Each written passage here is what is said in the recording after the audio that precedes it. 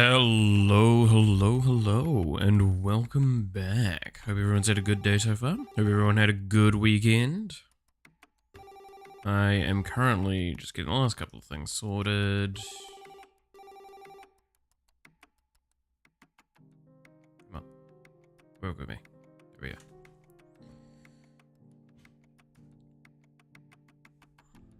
we go. Alright. You know what, I'm gonna have my hair down today, I think. Been having my hair up a lot recently, and it's feeling really shitty now. Need to actually wash it again, probably. Dude, what was the fucking Thor short from the other day where like someone asked if he was trans? That was fucking funny. As someone that also has really long hair, I just find that very funny. That's such a kid-like thought on the matter.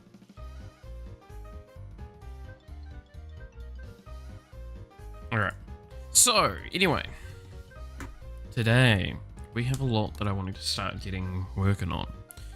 So, let's pull up paint. As per usual, is just a really good tool.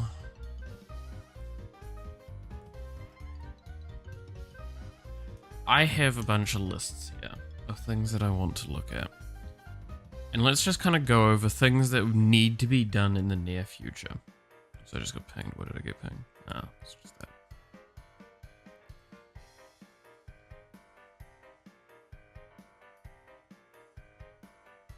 Right, so, the big one that is basically the entire purpose of this update is bosses. We've talked a lot about this. I do want to be working on more of them. Admittedly, the reason I'm hesitating on this is because I'm just not far enough along with the assets, and that is very demoralizing, and it's made it really hard to want to get engaged with the boss concept. That's why I'm trying to like whittle that away and just do a bunch of concepting now, so I have stuff there and I can work with it when I'm feeling a little bit more motivated towards it. That's how it goes. Alright, then,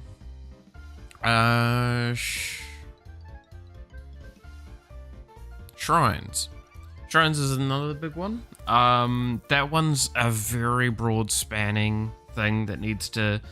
I've still not nailed down exactly how I want to approach it.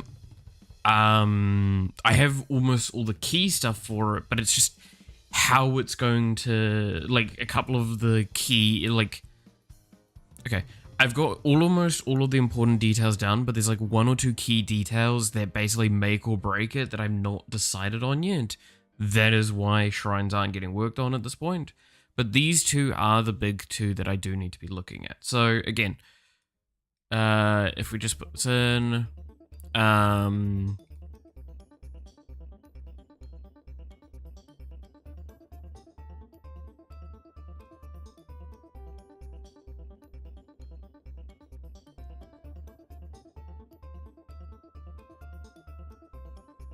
so need assets, need planning. Those are those two. Alright, so those are those big ones. I have... Let's see if I can find it all.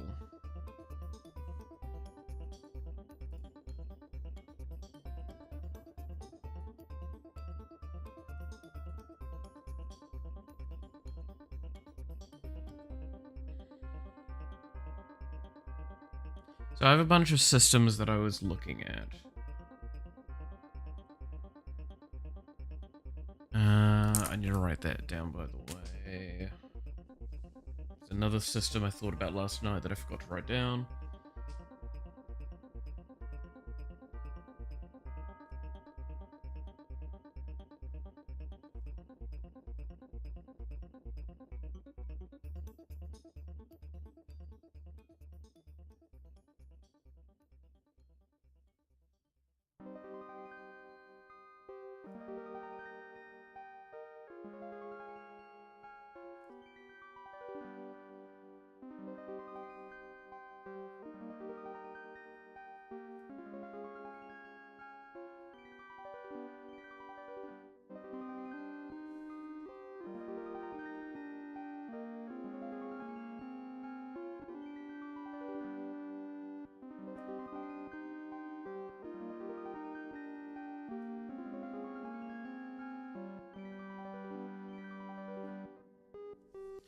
Alright.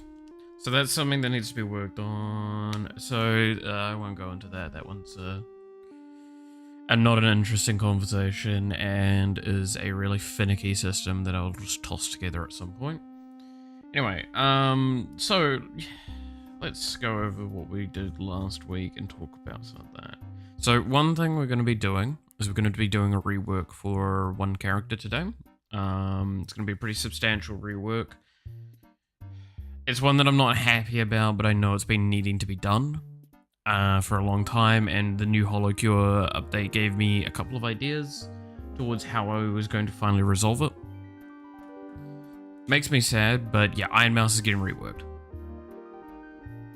She has been in a very problematic spot since her inception, and I just hadn't come up with a good creative way to resolve it.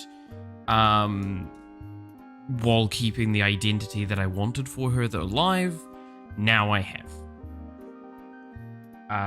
It also resolves one other issue that exists with the game.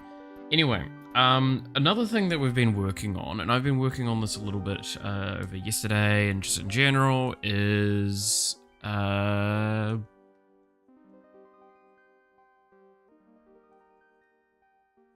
data. So this would be like saving unlocks,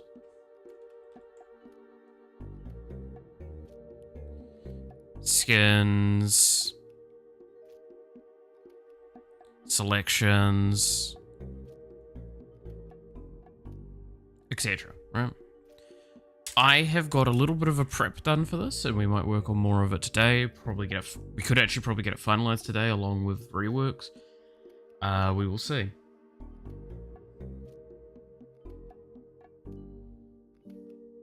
There's also a couple of other things, and we might do some art today.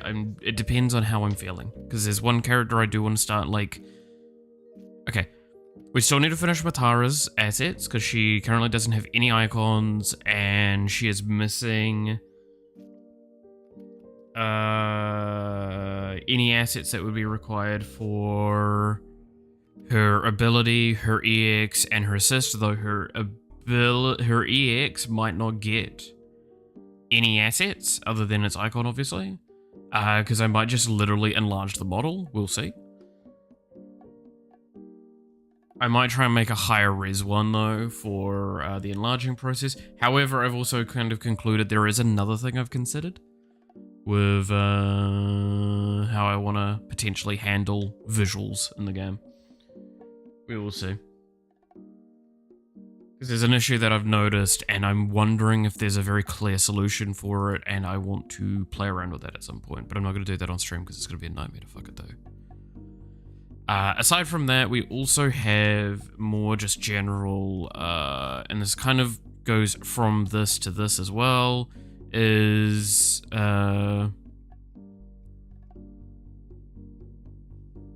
multiplayer setup. Now, again, we're not doing this because this isn't the update for it. However, it doesn't stop the fact that I need to prepare for it. The more I do now to allow for me to work on it, the faster that goes. And it means that that portion of time between the lobby update and the Steam update reduces, which is the important thing. We need to find a way to reduce that space as much as possible, because it's going to be one of the larger, more intense ones. And there's just no avoiding that being the case. So that's going to be an issue. Anyway, so with all that being the case, let us just get started on the rework, should we? So, what are we reworking with Iron Mouse? To keep the fantasy alive, but also make it so it feels just better.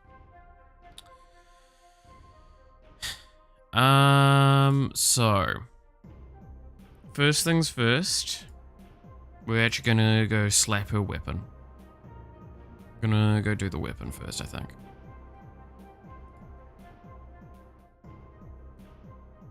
So what are we changing about the weapon? So to give a bit of a stress point, what is changing about Iron Mouse, right, is a big question. Her weapon, her passive, and her ability are all getting changed. For the most part, she's going to still function how she did. However, a lot of her power is going to be moved around, and a lot of things are going to change. What is one of the best examples of the power getting moved around? Well,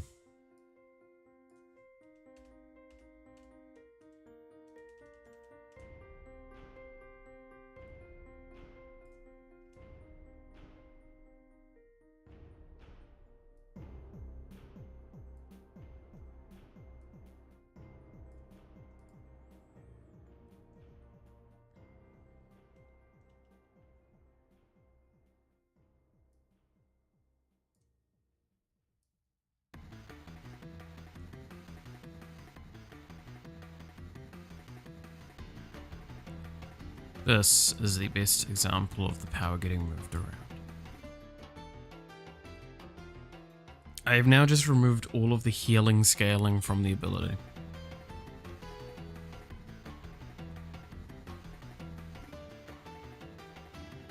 It is no longer functioning anything similar to kind of how it was before. It is now just basically garlic, which does mean I'm going to have to rebalance it. With that being the case, I'm actually going to go look up what some games that have made a garlic-like thing have got for its stats, because obviously I'm curious.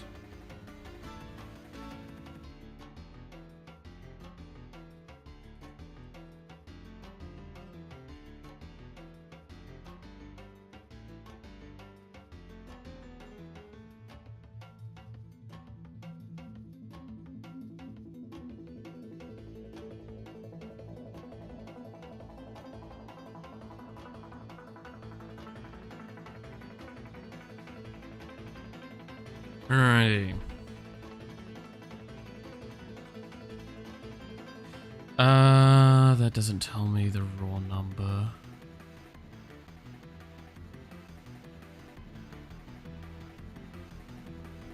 Alright.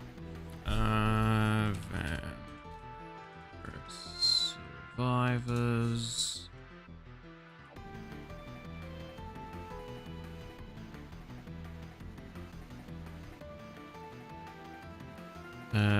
Garlic.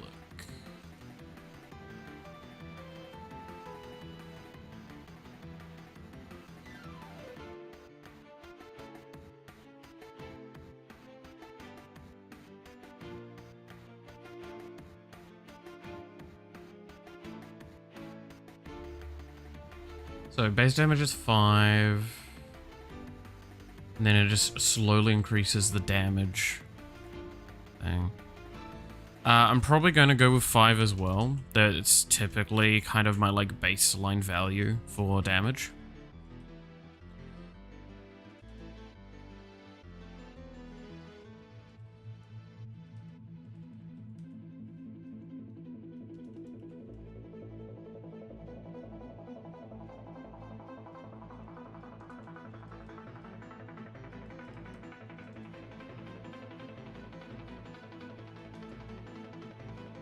So now we have to scale the weapon quite a lot more.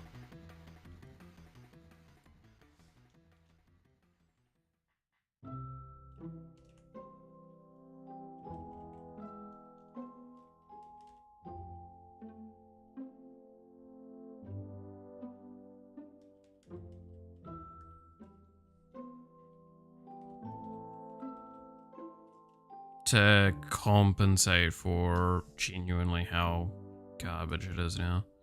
Also just going to remove these because we don't need to do this sort of shit anymore.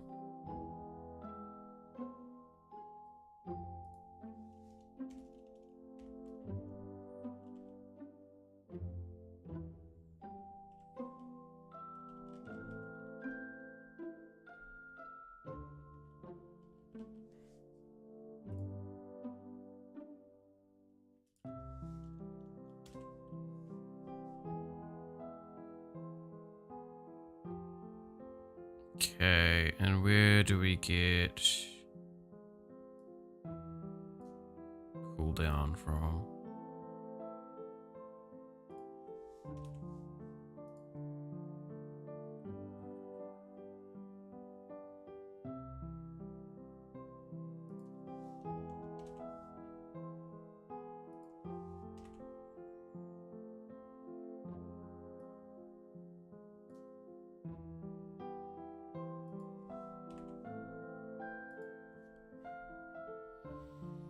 There we go.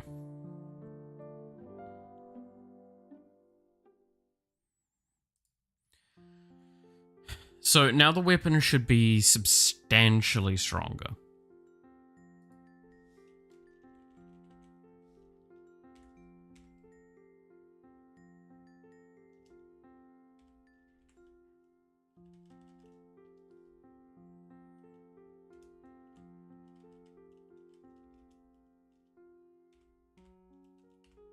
Let's move some of this around, shall we?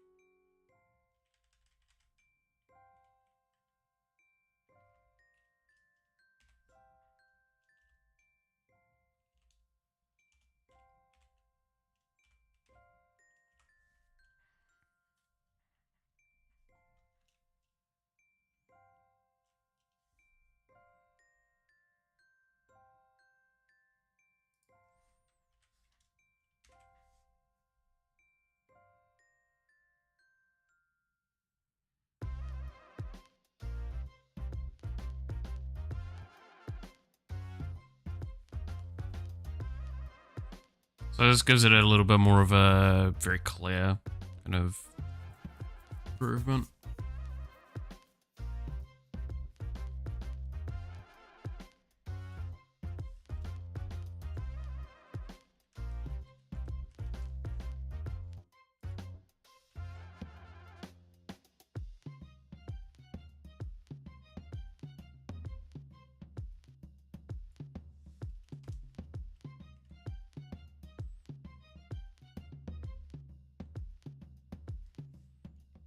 Cool, there we go.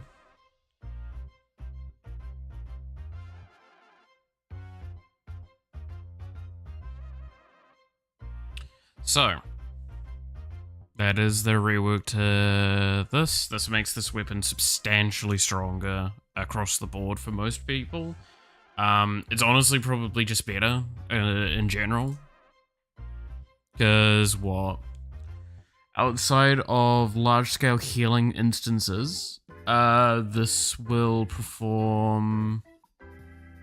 It'll go from what?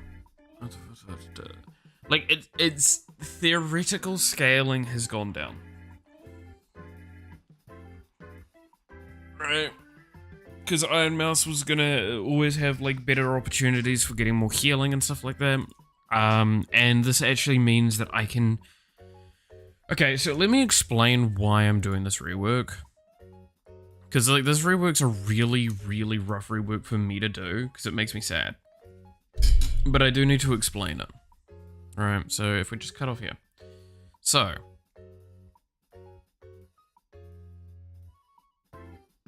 The idea of what Iron Mouse was always supposed to be was lots of healing and healing as damage.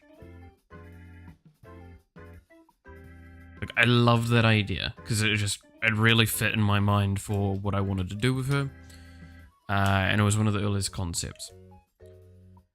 The problem is, by tying it to Iron Mike, that meant that it was a global effect. By having it as a global effect, it means that now Iron Mouse has to, like, not only does Iron Mouse have to be balanced a specific way, but every character in the game needs to be balanced with the fact that I need to consider if I give too much healing to any individual character, Iron Mike is just going to be best in slot for them, and in a very toxic way. This means that Iron Mike is now something that I would more universally pick on characters, and that's a good thing, because it makes it more rewarding to pick it up. I want you as the player to feel happy for picking this up. I don't want you to feel conflicted or anything like that. You should feel like you can pick up most weapons and items in the game without them being a detriment, in a sense. Because arguably speaking, unless you had any form of like healing in your kit, Iron Mike was objectively the incorrect thing to pick up.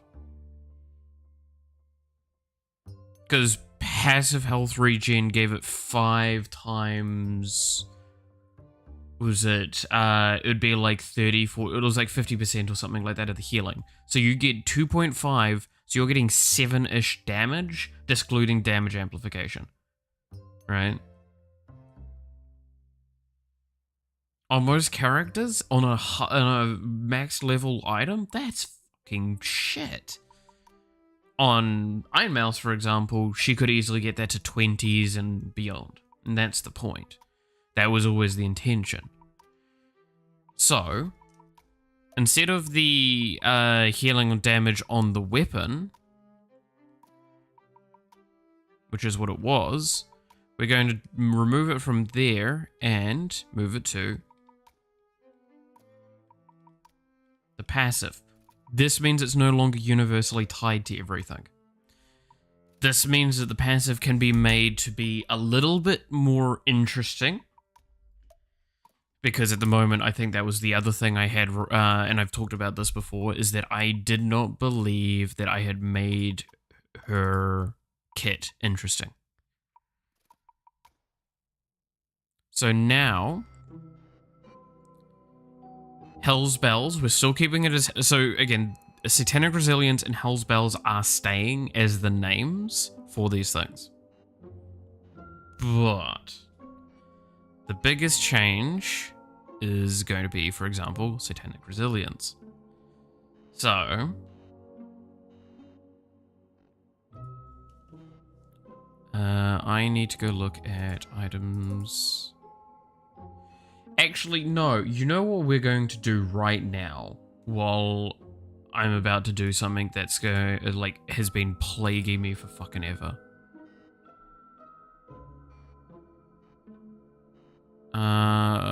We're going to have...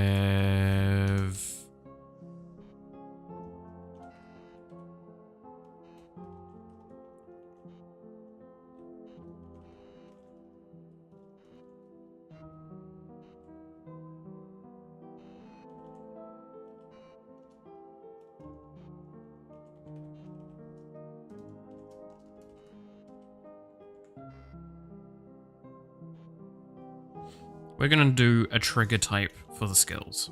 So we're going to go through all items and all weapons.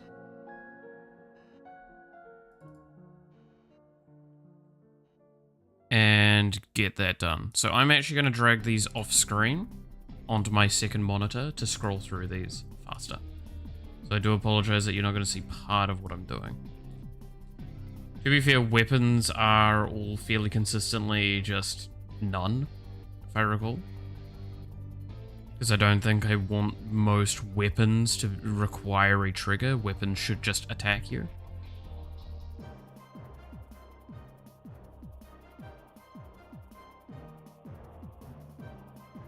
That's the room for items and passives and yeah, so they don't have anything.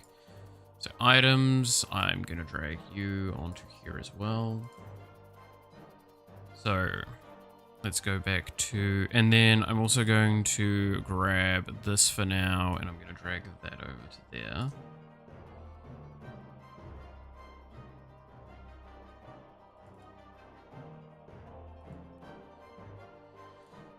So let's go through it for now. On deal.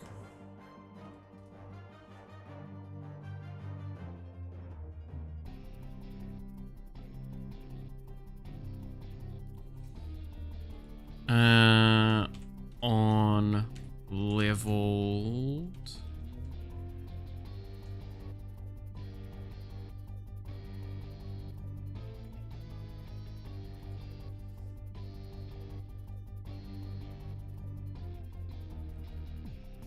on leveling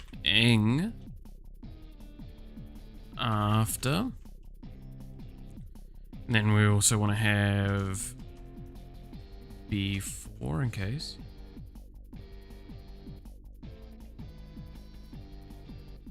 How many shifts the Theseus gonna make? Probably a few, honestly.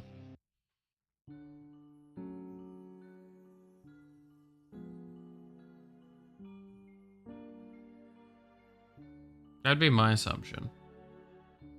Let's level up.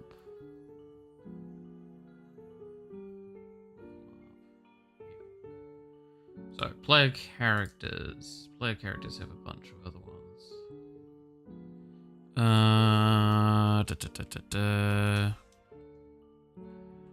One off. Initial. We also do have to have a none available to us.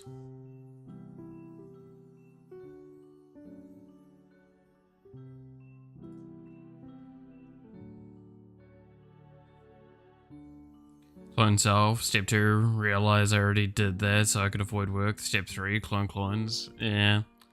I mean, that's where you get the Grenier from Warframe, though. Screen grafting, they look like shite.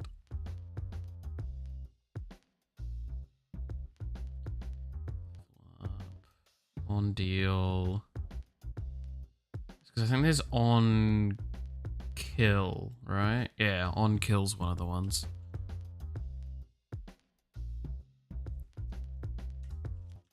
On kill. That one probably should be put at this one.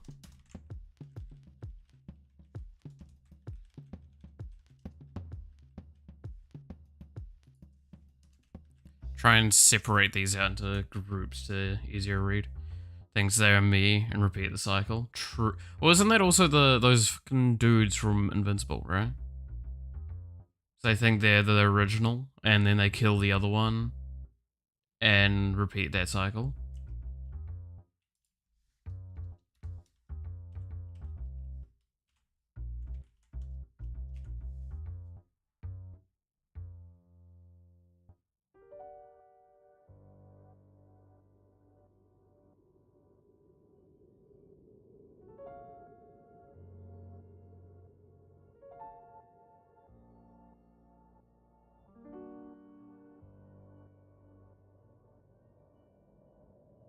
Which I do kind of think that's fun.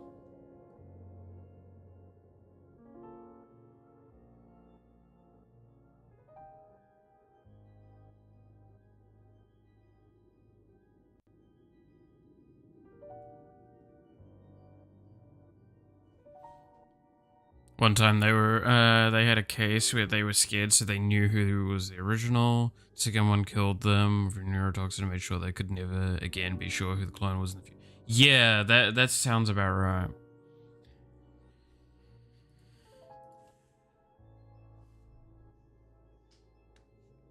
Like, that's that thing, is I believe there was one episode where it was like, whoever was the original, because of the way that the dynamic works, they kill off the one that they think's the original. More likely, just because that way they can ensure that there's not actually a problem. It was just that eternal cycle, right? I find that cool. That's an interesting storytelling point. Alright, I can close that now so I can actually work on these. Are we gonna ride or die? To be fair, if I ever cloned myself, it's gonna be one of those things of like, we would organize ourselves and orchestrate ourselves in a way that would just mean like we would cycle. I know that because I'm way too logical to not just find an efficiency thing. There is no way I would I would hate a clone of myself more than like, the fact is, it would, if anything, we would bond. It'd be like, yo, I hate myself, same. And it's like, I don't hate you, I hate myself. There's a big fucking difference.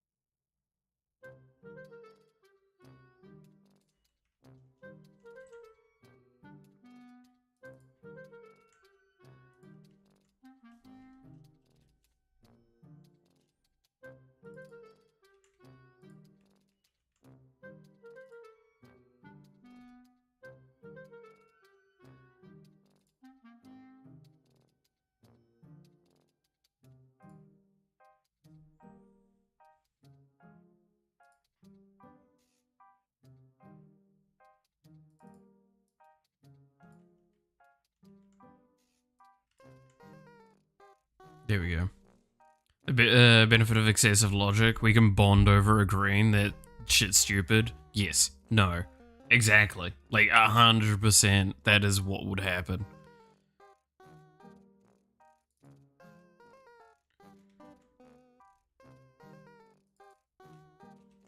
It's like all of us would just sit there and go, look, this just means that we have more of us to, like, sort out certain things.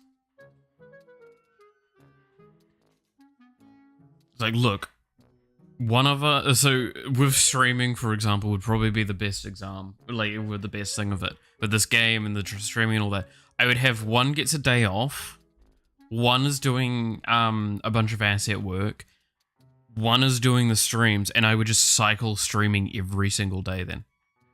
That is 100% how I would function if I had clones. Like, if I had 2 other clones, that's how we would do it, and we would just keep rotating around. Potentially, there would be, like, one of us would also, like, the one that's having a day off might actually be going to work, for example, or something like that. I mean, that's why it would be better to have 4, right? One has day off, one goes, does a job so we can feed all of us, one streams, and one does asset work. And it means that, like, theoretically, I'm getting a day off every 3 days, like, after 3 days, which is actually pretty solid.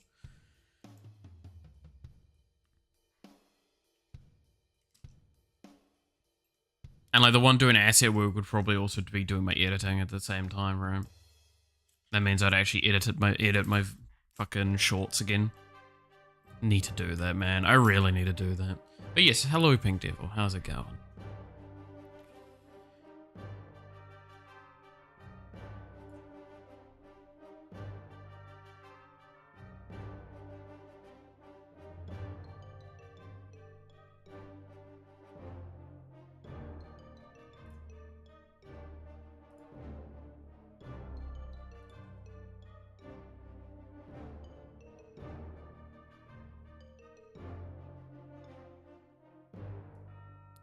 Ooh, bloody hell.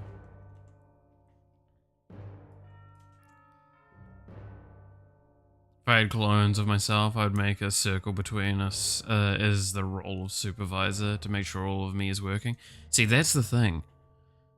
That will cause you problems. Because do you see yourself being happy with, like, do you see yourself as someone that would love to be bossed around like that? Because I know I wouldn't. But I also know that I'm a logical individual and know that I would work as a cohesive group with no one being in charge. Even if we knew who the original was, it wouldn't matter.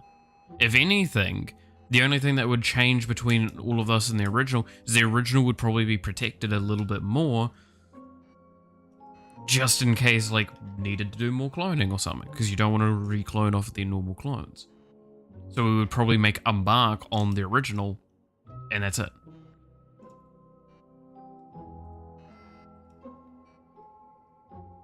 Be annoyed. But that's the thing, is like, if you know you'd be kind of annoyed, you have to realize that that's going to perpetuate and get accentuated further. This is why, like I say, most people don't actually, like... People think that they're way more placid than they are. That's why it's like, no, if I was to run it, I have to do it as everyone is equal. And I know that. Because any other way would be irritating.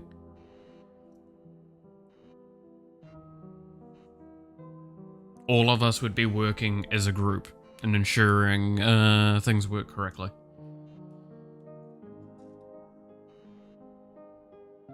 And that's why it's cycling through the roles. No supervisor. We're all our own supervisor. I'm more than capable.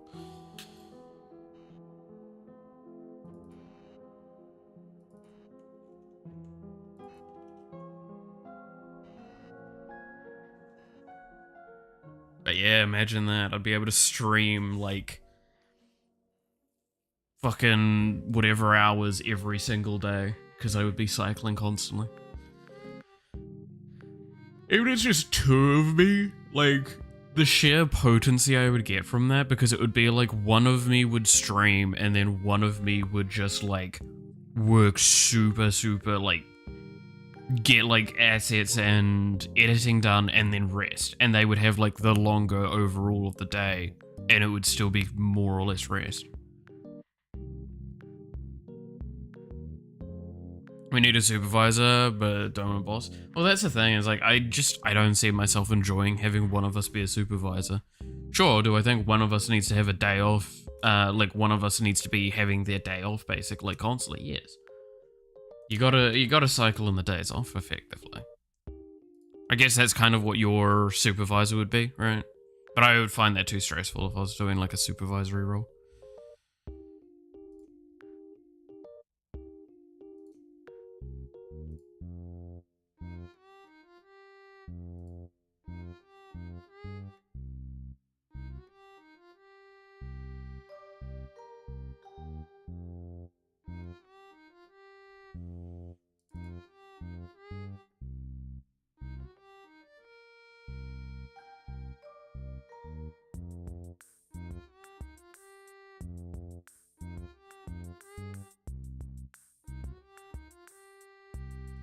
So this is I think, one of the last ones. Oh, on take as well.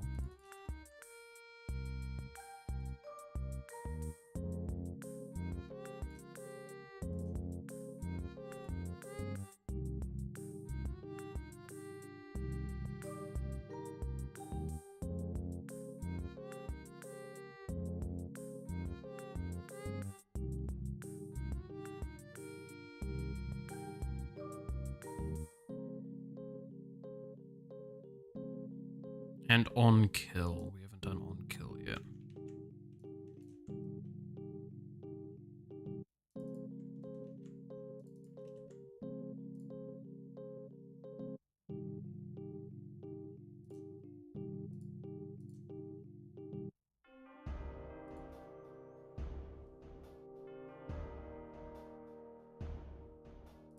There's on take.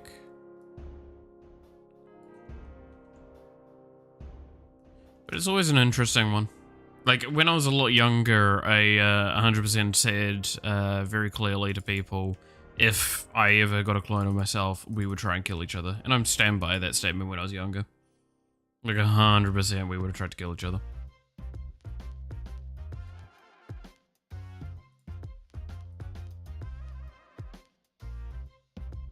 I don't even think that was, like, that's up for debate in my eyes.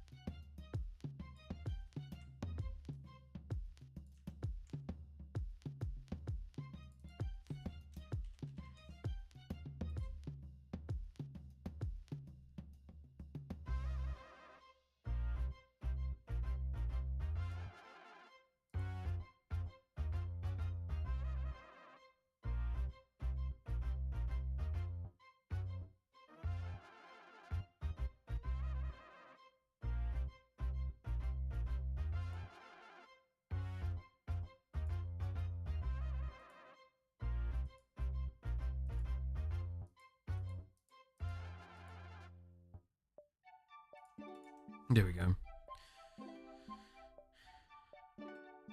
I'd be buds with my clone. Well, I mean, like, that's kind of the point, right? Is like, that's why I say, when I was younger, I would have definitely just, like, gone for the throat. Because I did not like who I was back then. By that much of a margin, that I think it would have just been toxic. Completely toxic. Alright. Back to the rework.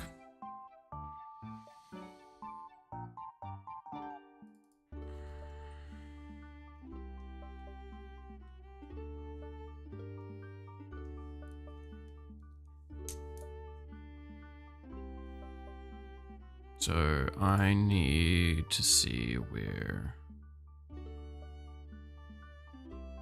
on leveling after.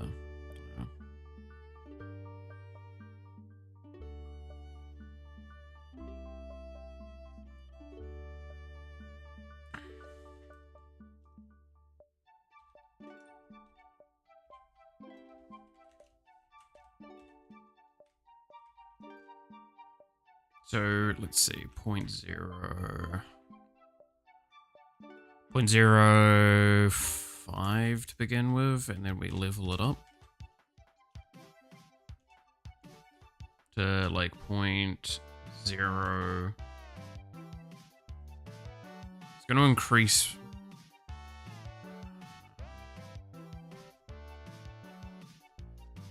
Honestly, I think it's that.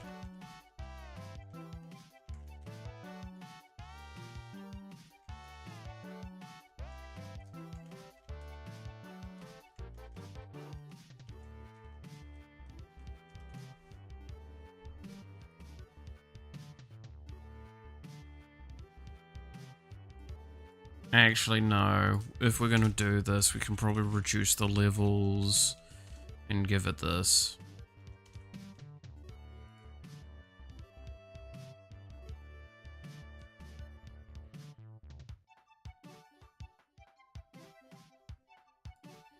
Then, we need to store some values. So we need to do this very similar to how we do this.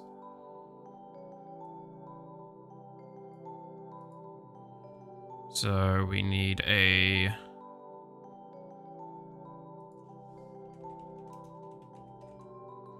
hold value. And yeah, I have a fucking initializer.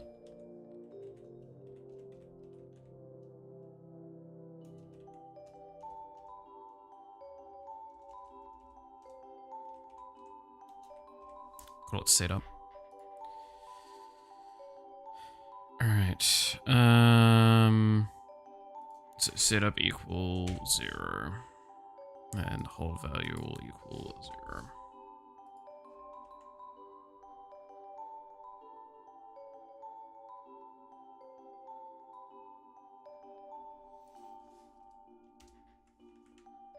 Okay, so let's run through the function. Actually, setup's not even going to be necessary. Yeah. Because hold value is going to be 0 anyway. So, what is the heal amp thing there?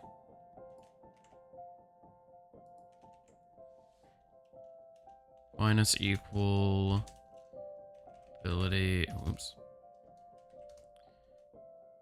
Ability dot value 2. No, value 1.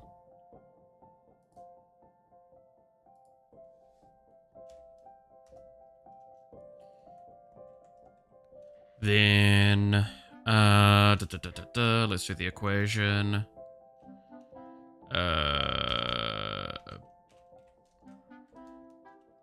Ability dot value 1 is going to equal.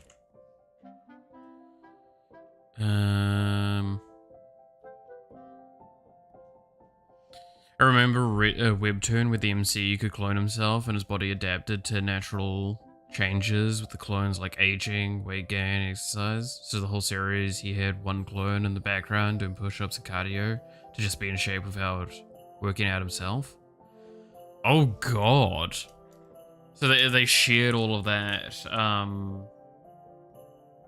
Like they shared the things. That seems really good. If again, like that's kind of that argument of like depends on what kind of clone, right? How much personality did the clones have? Were they mirrors of his personality, or were they just clones of his body with the ability to like command? Because that's a big difference. Because if I could Obviously, if I could create a clone that would just do what exactly I said, yeah, I would just not have a problem.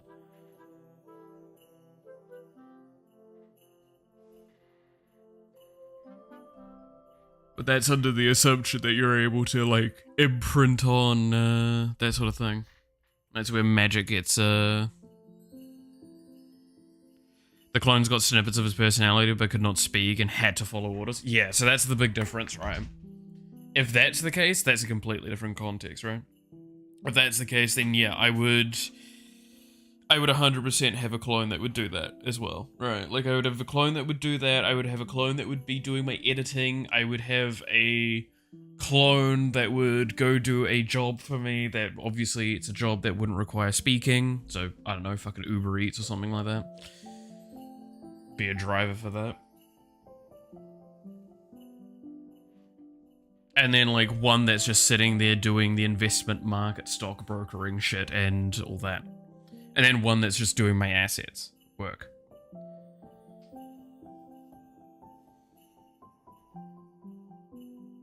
Like, yeah, no, if I could do that, holy shit, I would be sad. I'd be able to make my entire dev team for myself.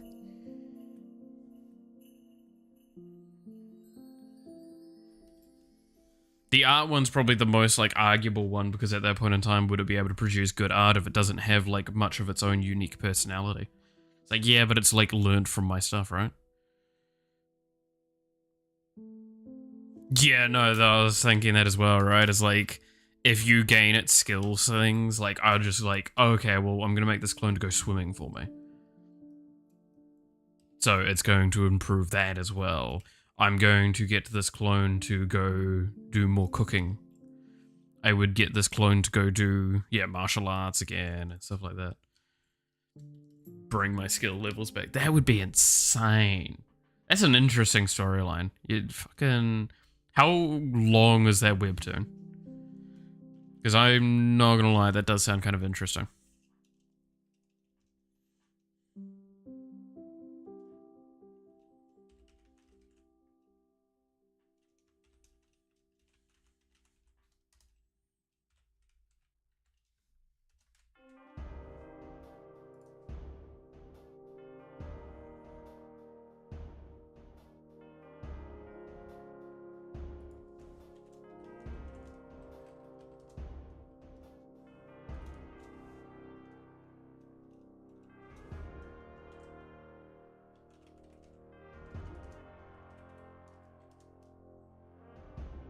Never finished it, gonna have to check it out again, because that sounds like a very Korean webtoon, right?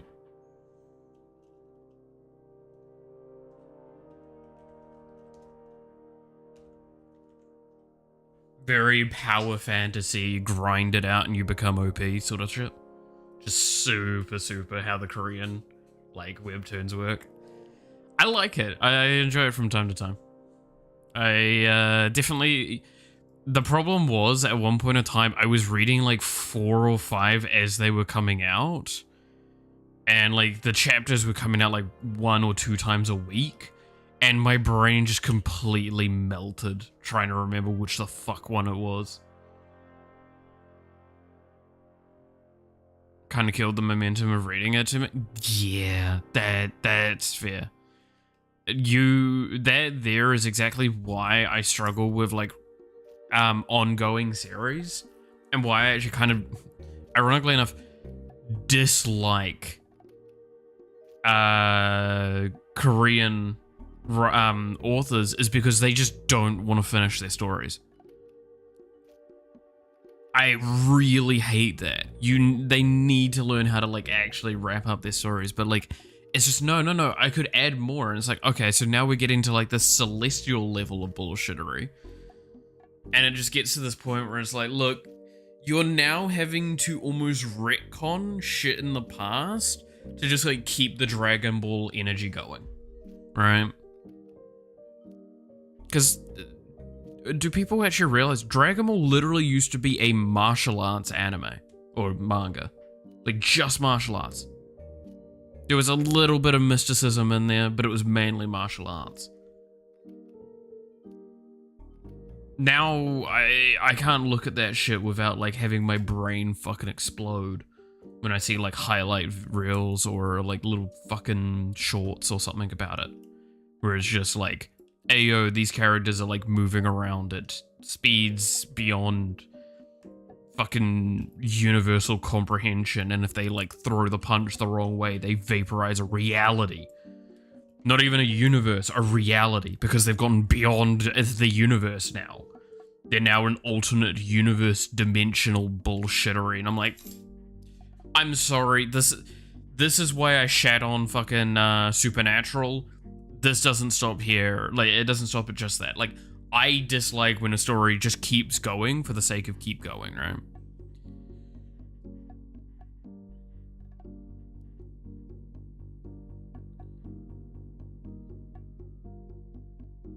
After injury, yeah, like that. There is kind of my point, right? Is like there is an acceptable level of like you can add in power levels and all that. The best series in my eyes go in with a very heavy rule of this is my power ceiling. I have a power ceiling. There may be things above this power ceiling. League of Legends. I hate that I'm going to use this. League of Legends is an example of this. Pretty much 90% of the characters are within a scope that we can comprehend in terms of their power, right?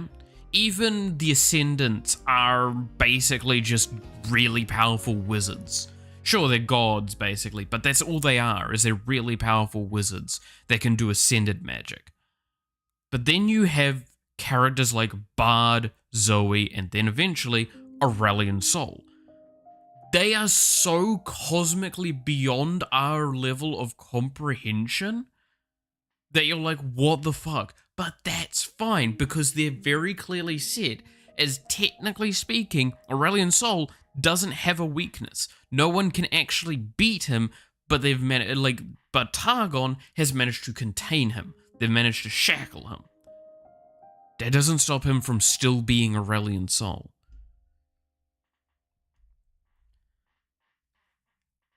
And that's fine. That's cool. I'm okay with that. That's like, going back to early Dragon Ball, it's the fact that you can use Shenron to do bullshittery stuff, right? Did you read The Warrior Returned, or alternate name, The Hero Has Returned? That's not...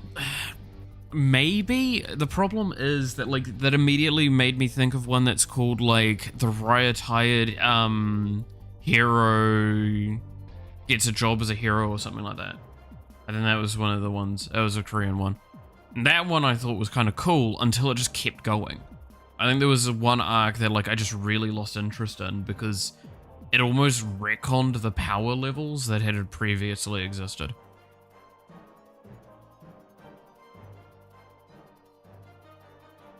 Like, the problem with Korean, like, stories a lot of the time is that they'll go, like, let's draw this up, right? So, Korean stories will do this thing where, like, okay, so we have our ranks of power.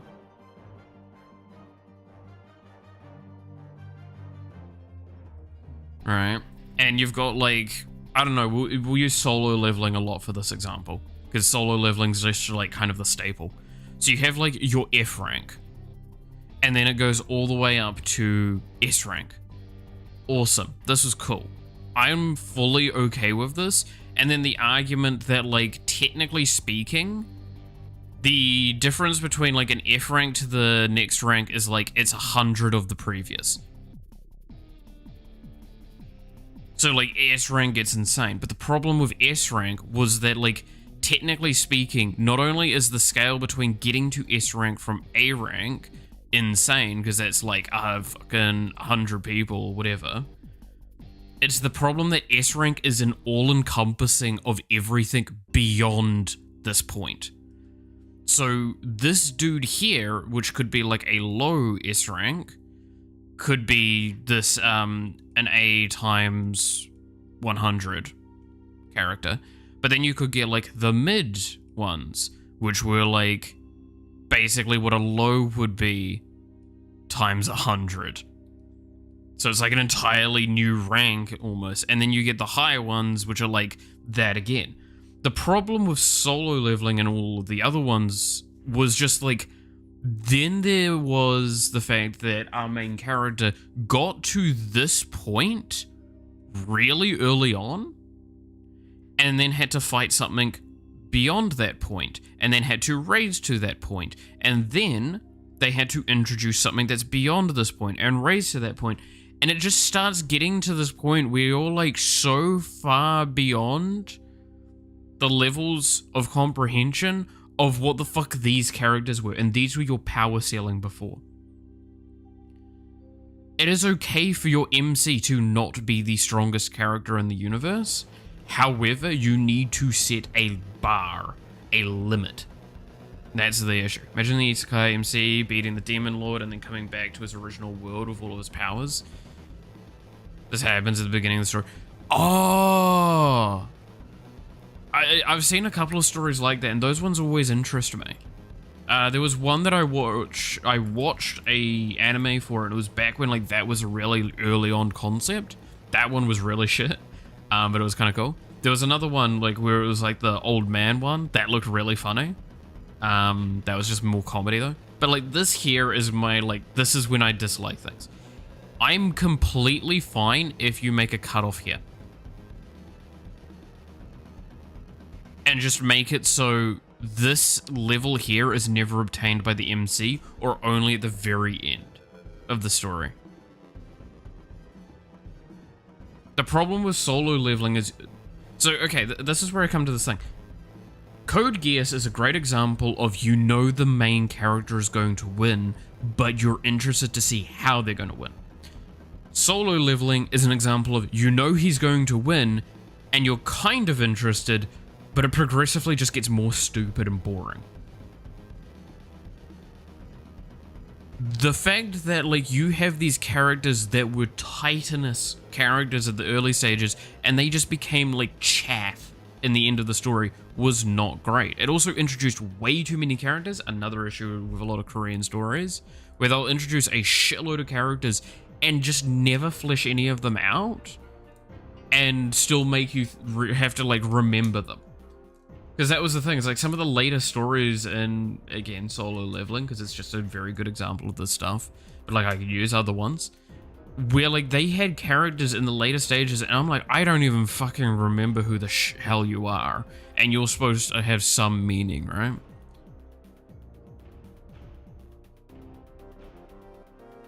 But I do believe you race too fast through those power levels. Yeah, that's kind of my point, right? Is that like, I think up until like slightly beyond the island arc, that was actually really fun.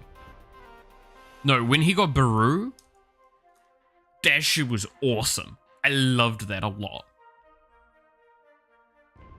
But like once it started getting into the like the Monarch stuff, did I think that story was interesting? Sure, but I didn't give much of a shit about the combat at that point. Because it was just, It was the exact same thing every time, except more obscene. Was the art still pretty and made me keep reading? Yes. And you can kind of get away with it. Was it trashy and stuff and I can enjoy it still? Yes. I'm not saying I didn't enjoy it, it's just too many do it and don't have a reason for me to keep going. Like, you can see it once or twice and you're happy, but like when you're seeing it as every fucking single one, it really grinds you down. I think that was kind of like the key thing with it for me.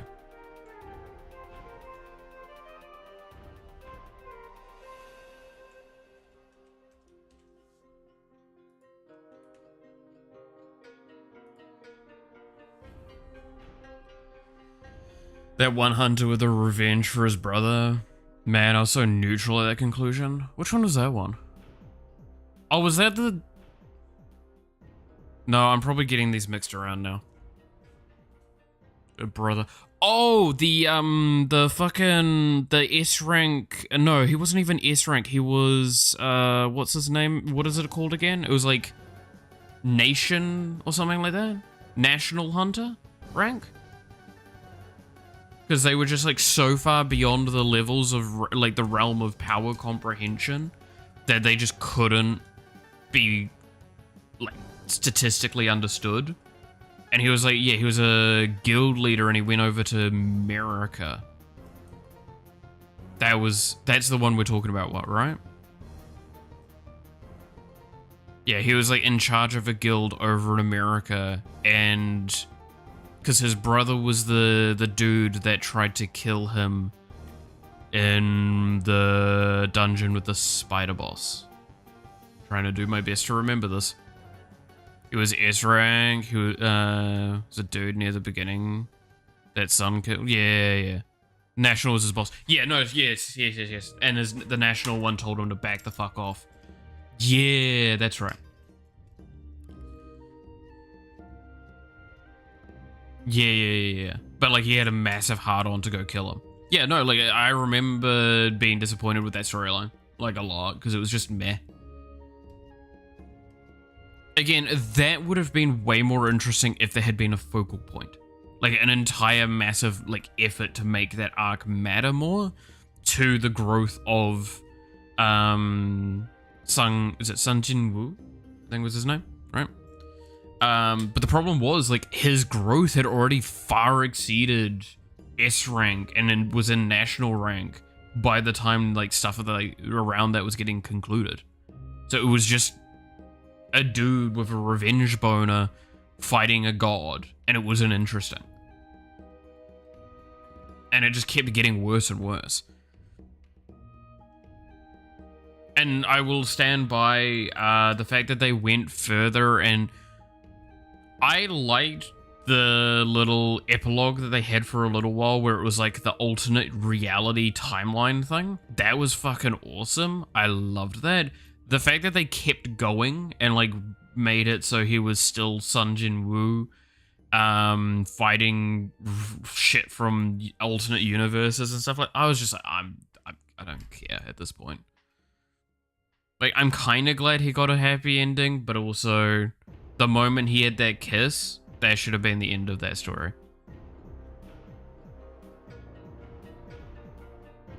The epilogue was good. And the fact that they tried to do that shit with his kid as well, I really didn't give a fuck at that point. I had no interest.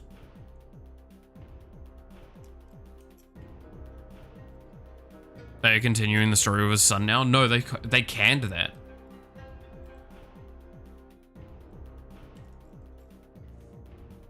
I don't think that's been continuing, has it? Solo leveling Ragnarok? I thought that got canned. Did it not get canned?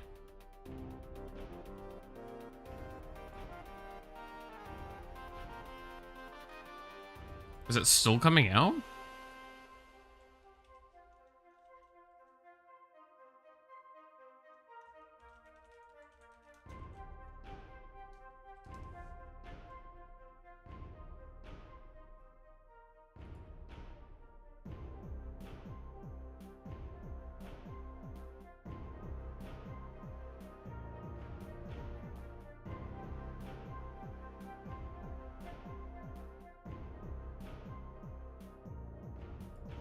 Oh no, apparently it hasn't been. Okay.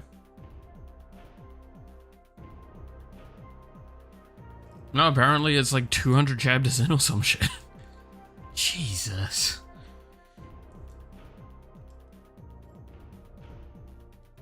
I swear it looked like it had finished. Okay, never mind. I'm not interested. I really could not give less of a shit about his fucking son. That story was... I just didn't engage with any of it.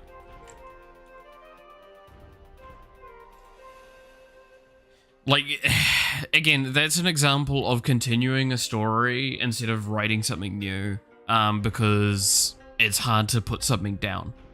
Either as the creator or because of the community pressure. One of those two things, right? Which I feel, this is why I do feel bad for creators, because like there's a level of I don't want to stop working with this universe, but it's like you kind of need to eventually. A story does need to have its concluding points. As like a story that just keeps going is not good. Do you want to write a sequel? Sure, I guess, but like, there's levels of being careful with that. And it becomes this, like, you get either toxicity from your community because it's like, oh, this isn't as good as it used to be, whatever. Or you just get to this point where, like, your ideas start fucking struggling. Learning new game dev skills today? Oh, hell yeah. So, but yeah, like, that's even, I've talked about this with this game, right? Is, the... Oh. Sorry, stretch. Like, the fact that... Oh, bloody hell. Sorry. I fully intend to keep working on it if it's got popularity, but, like, if I do eventually want to stop, I will stop. I just don't want to give up on it if there's people playing it. But I will probably slow down eventually. If I wanted to work on other things. I mean, the biggest thing is if this ends up getting super popular and I find a way of making an avenue of income, yeah, I'll probably commit a team to it. I'll probably hire a couple of people to work on this project with me. But the likelihood of that happening over, like, going and working on another game is pretty low.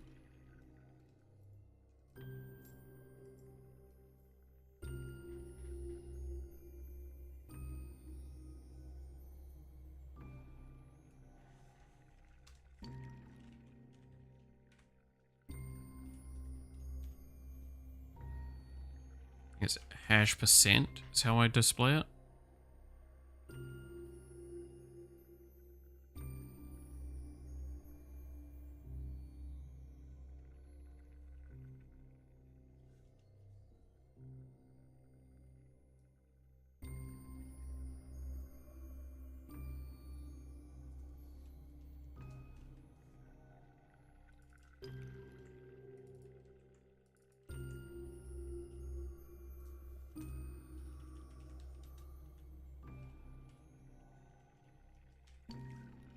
Now I know how to repo your entire ass using all the servers with this one. Goddamn. And the heroes returned. Isekai MC. Sword Hero. Oh, yeah, no, I remember the one. That he came back, gets depressed. Has gone to another world, bomb perish, car crash. Yeah. Oh, that's interesting. Okay. Okay. That's interesting. Because I've said, especially with, like, Frerin, right? We've now shown that we're actually interested in seeing what happens after, like, the generic events have been accomplished in a storyline. Like, show us what are the ramifications of defeating the Demon Lord.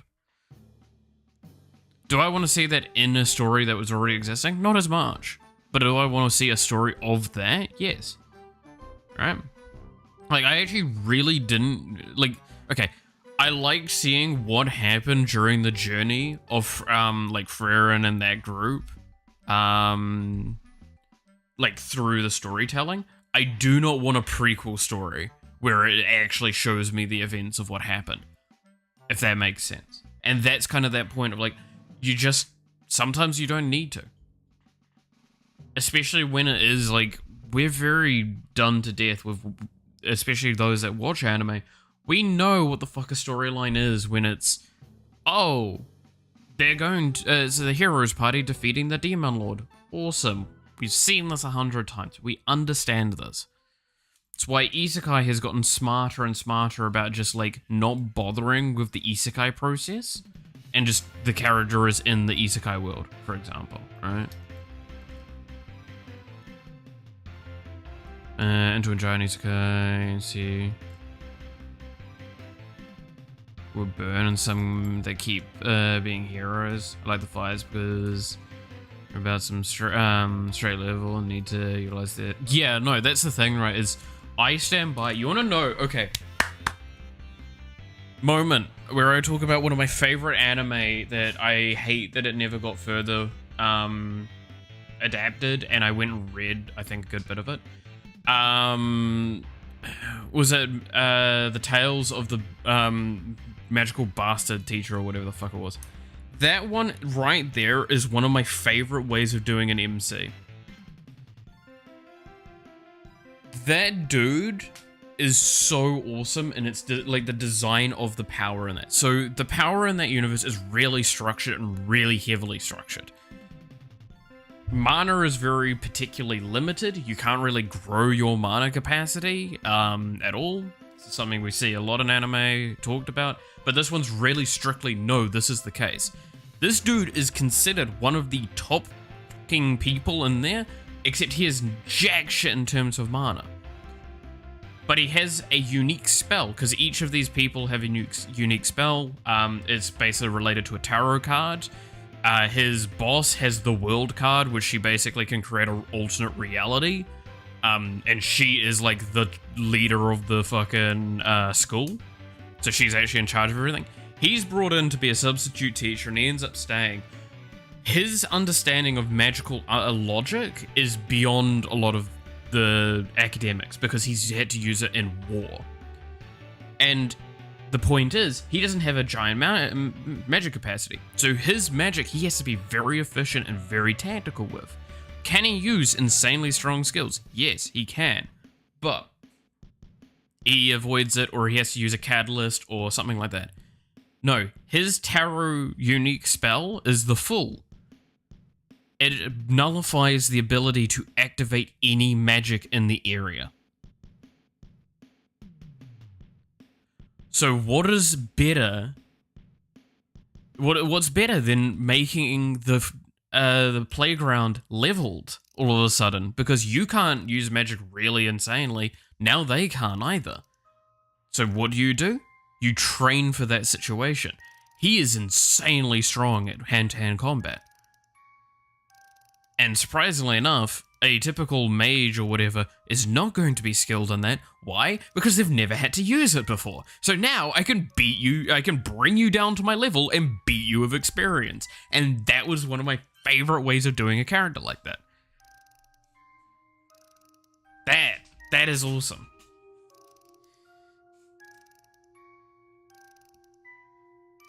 Oh, hey Yanya, how's it going? But yes, so that there is why I actually really love those sorts of stories. I like a story that thinks about that.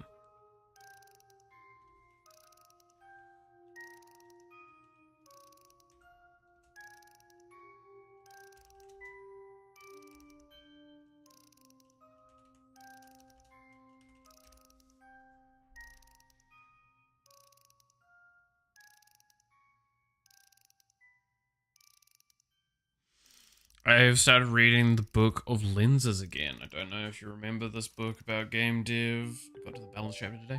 I don't think I remember it. I don't know if I've read it myself. Okay. Doing a break and finishing up the game. Nice. Oh yeah, how'd the submission for that go? I hope that went all well.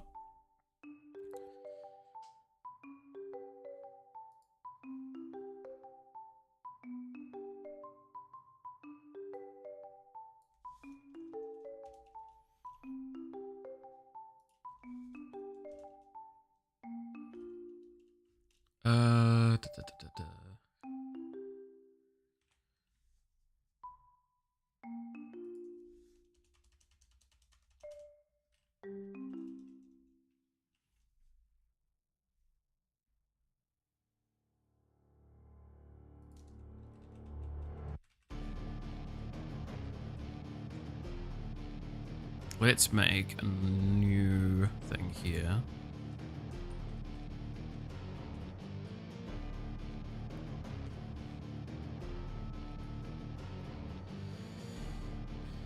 Due in a bit more than 2 hours right now, cooking some dinner and lunch for tomorrow. Not submitted yet. Oh, okay.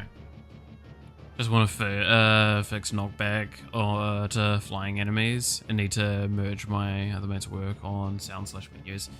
Always fun. Always fun.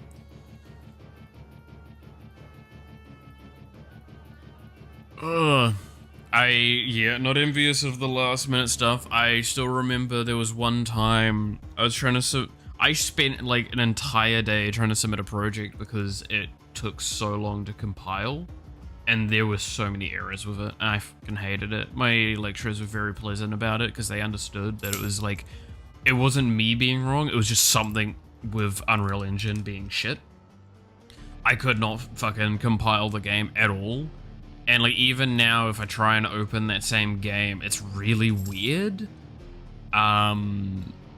Which was not the case when I made the project. I made the project, it was fine. I launched it as a individual exe, and it would just not function correctly.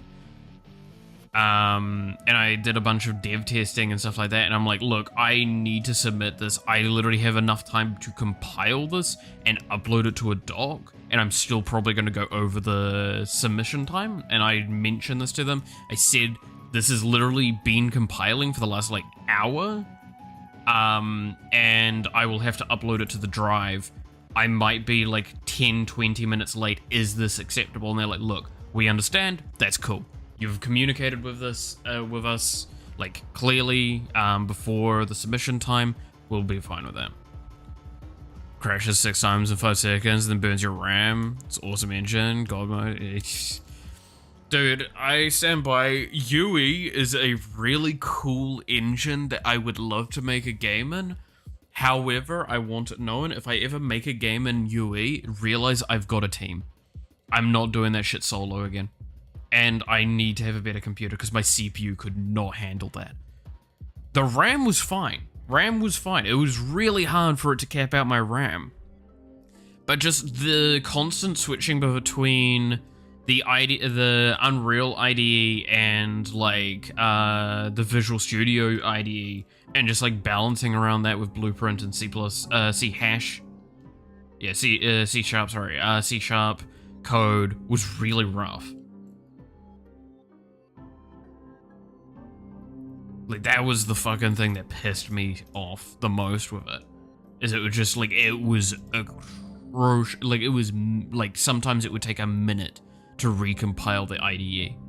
When I'm trying to do, like, something that requires, like, I would test in 5 seconds, stop it, close stuff, change it, and then spend another minute waiting for the thing to open up again. It was so painful.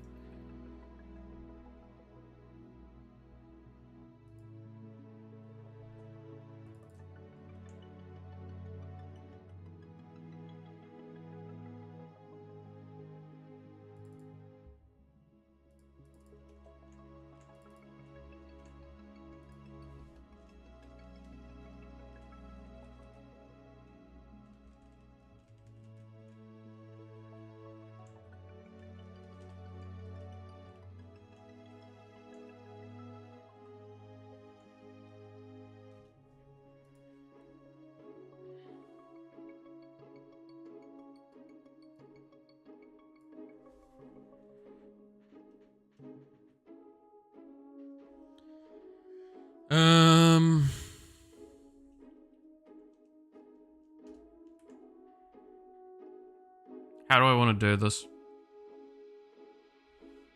Can I steal a bit of the script?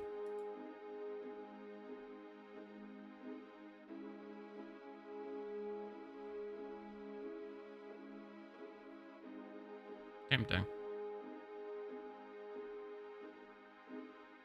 But I have it tied to an object. That's the problem.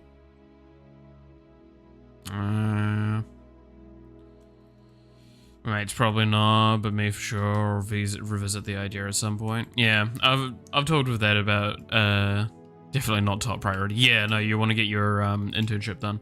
But no, I've said before, yeah, and I'll say it again. Ping me if you do want to work on it, or have something else that you're going to want to work on. Always willing to help out where I can.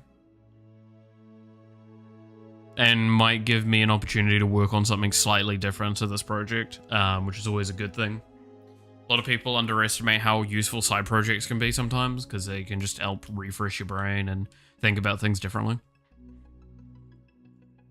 why I try and I keep trying to maintain me playing games, because me playing games actually gives me ideas for my game, right?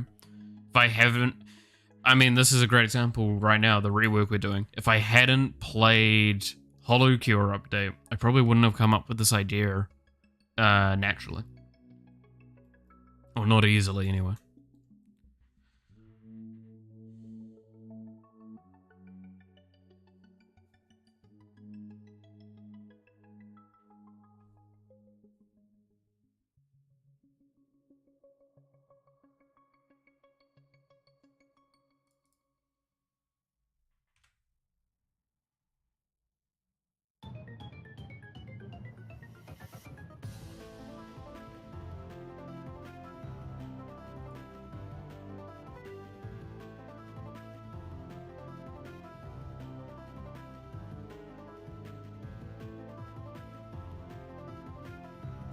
Yeah, that is what I thought it was.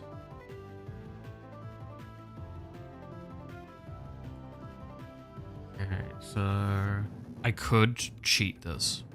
Should we cheat this?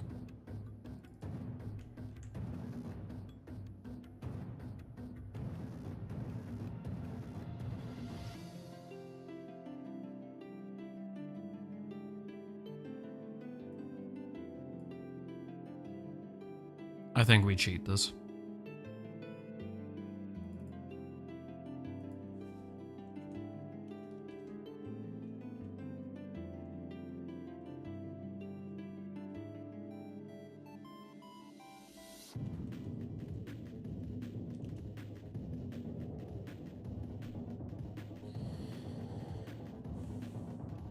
My project is finding internship, get money, survive. Yeah. Or apprenticeship rather than internship. Yeah. Tell you what, yeah, if I manage to make money, I'll give you an apprenticeship. If I had money.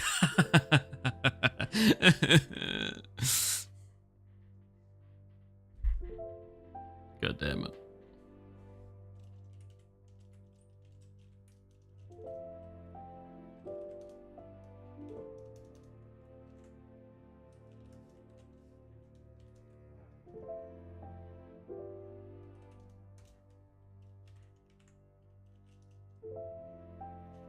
Where do I donate? Yumum. Yeah.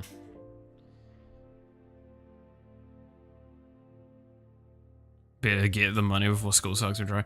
To be fair, okay, give me a minute. I'm gonna have to do some finesse to get this.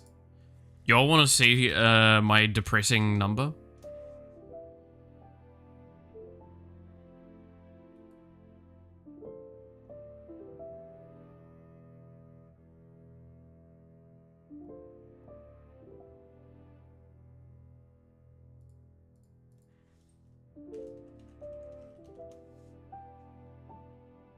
I'm gonna have to get this like as a screenshot, so just give me a moment because I can't show this page because this is my it's governmentary.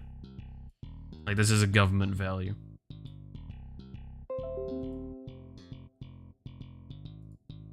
A government website.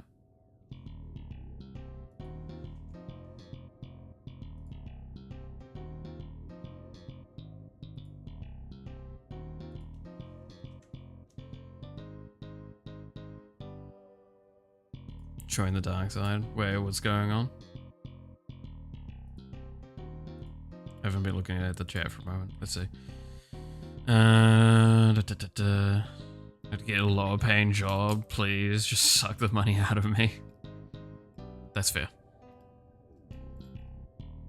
I mean, at the moment, I have someone that's sponsoring me getting a goddamn PC. So, you know, I don't know what I can say. That is just... It's someone I trust very, very much. Now you know who it is, right?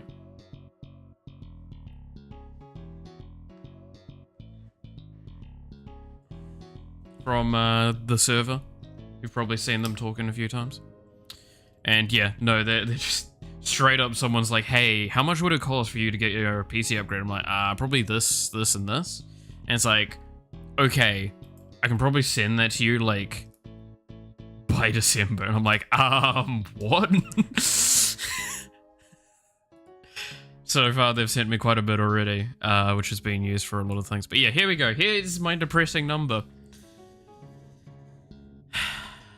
Do you see this number? This is the number of why I don't want to go back to uni.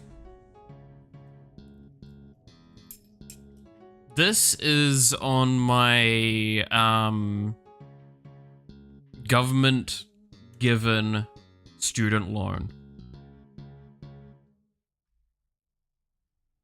This is my current loan value that I need to pay.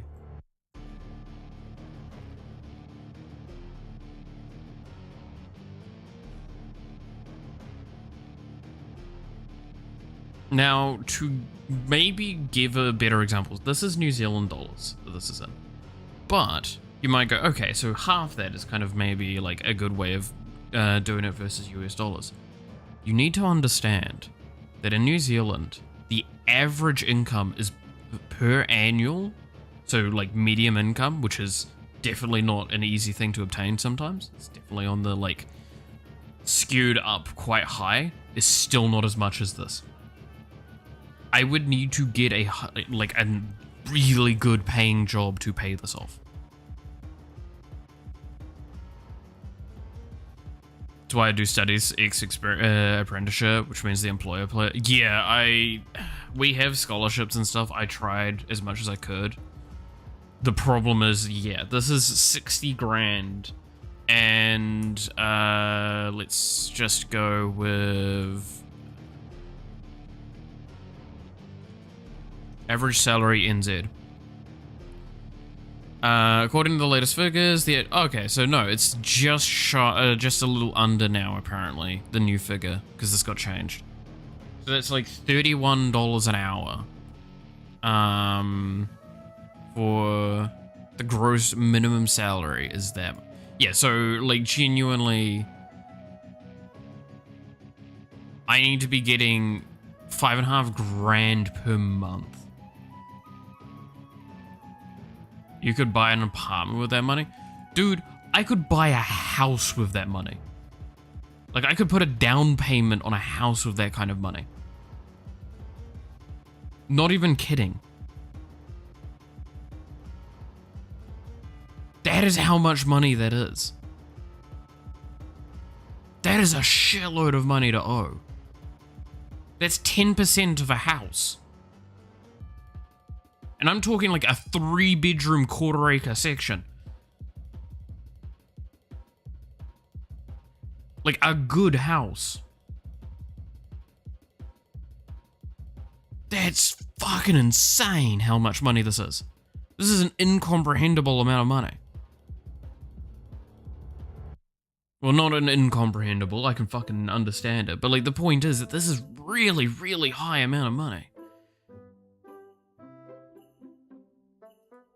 So it's really, really rough. And it does make me very depressed. I don't like looking at it for that exact reason.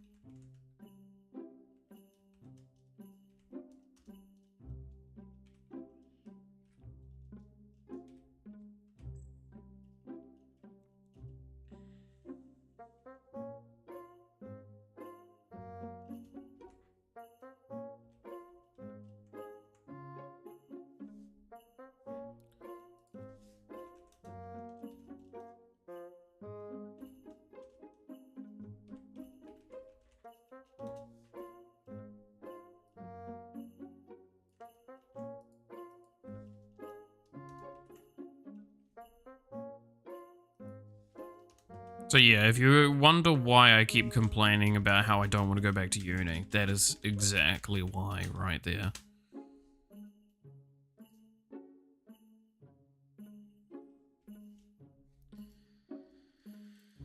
Situation, fake your own death, honestly, tempting at this point. Wouldn't be hard. My fucking heart will give out easily. That's why I don't go to studies yet. I don't know what I want to do. And I don't want to be in the problem in terms of education costs of my parents. Yeah, like that's the thing, right? Is I've said this in, was it that one YouTube short where I talk about like, are you dumb? Whatever.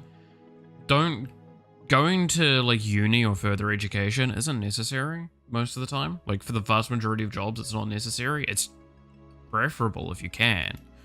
But especially if you don't know what you want to do, honestly, do what Nyao's doing. Go try and find a job or something like that and then let them pay for it. Right? That's the idea, is that you get them to upskill you. You don't upskill yourself. Be so valuable, they want to upskill you. That's the important thing. Doesn't always happen, mind you.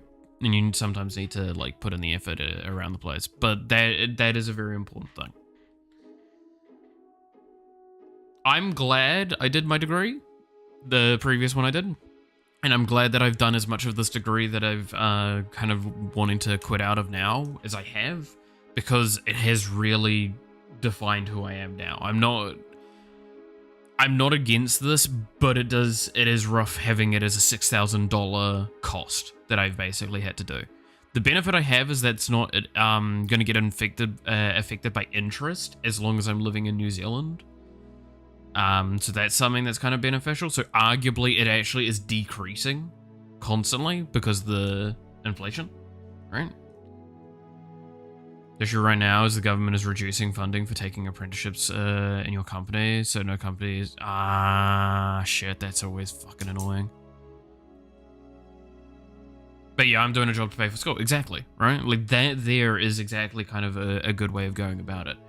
I had a friend, one of my close friends, actually, both of my close friends have kind of had similar things with this. Two of my closest friends, they both didn't finish their degrees for different reasons, but they were left with the debt and they've paid it off. Both of them have paid it off. They went, they worked, and they paid it off.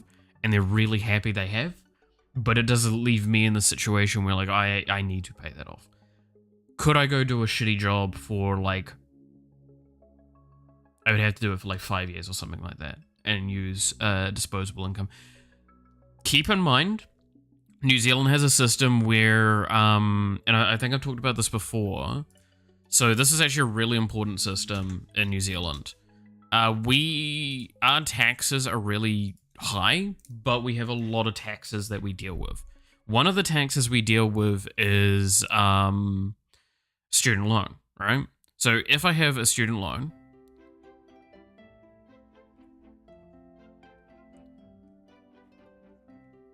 I get a student loan tax. And what that will be is that I just take a portion of my income before taxation out of my stuff, and that just goes straight in. That's actually really good. You can set this percentage yourself. A lot of people, I believe, go from 3 to 5 to 7% on this one, depending on your job, obviously. This is a really solid tax. This is cool.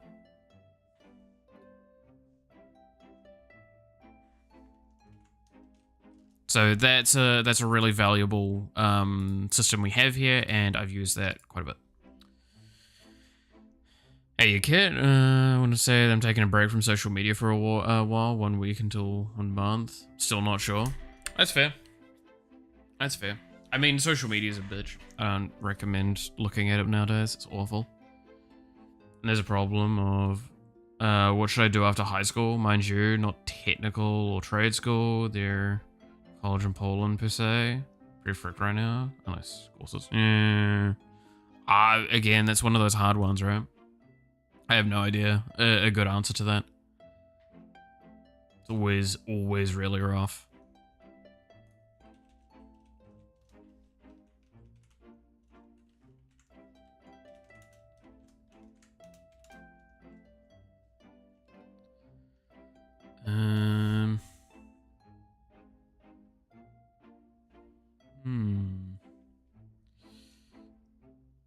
Alright. where were we? Did you know that in Bavaria, part of Germany, there is a tax on beer separate from tax on alcohol? Just beer because it's beer. Fuck, that's awful. Exams are hard. Good night. Catch you later, kid. But yeah, no, exams are hard. They're a rough time. They're a very rough time. When you got a lot of them as well, it's just... That's the worst part about like uni and shit, is that it stacks up so fucking much. So much.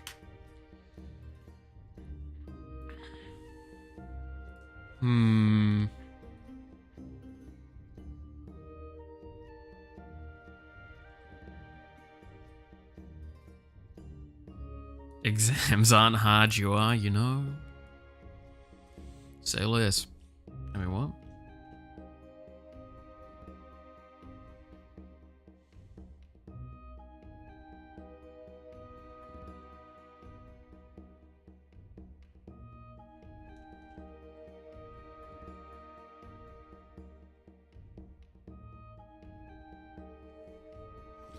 You're on hard.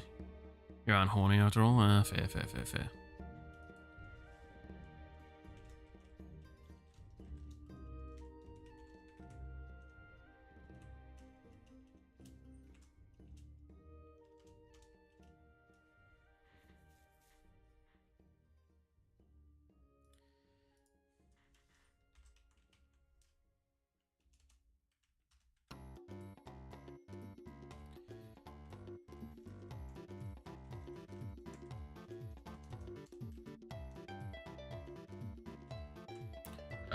Left is also minus, but it's X this time.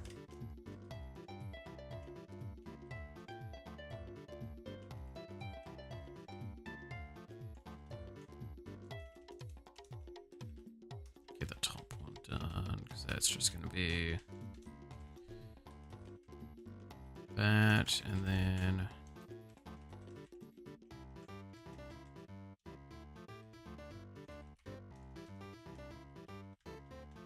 There we go. And then there was another value I needed to write into here. What was the value again? It's draw self.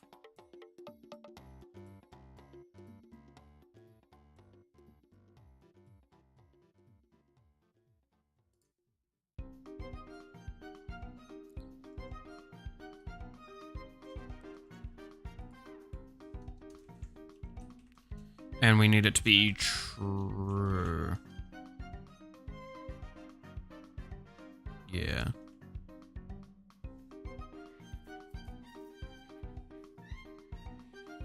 By the way, we still have those floating stat numbers. Do you mean the damage numbers and healing numbers? Yeah, we do still have that. I haven't touched them much since last time. It's been pretty low priority in my eyes.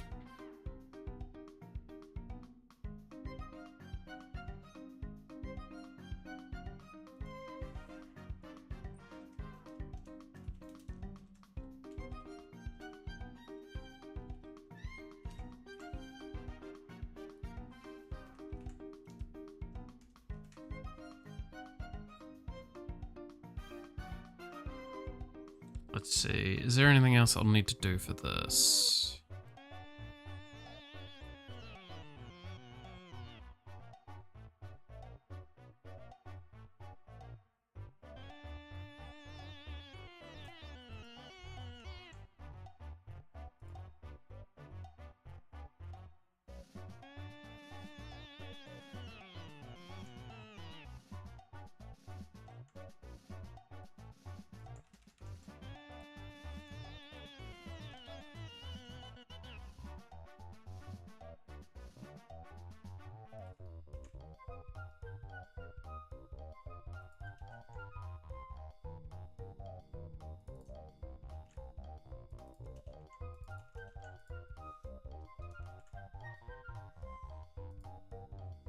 I'm gonna have to make this like better eventually.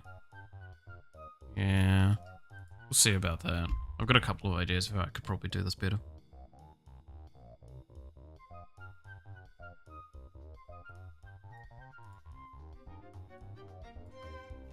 So I'm basically just rewriting the weapon script stuff right now.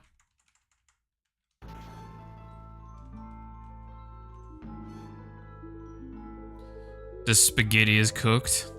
Yeah, so am I, and so is this code.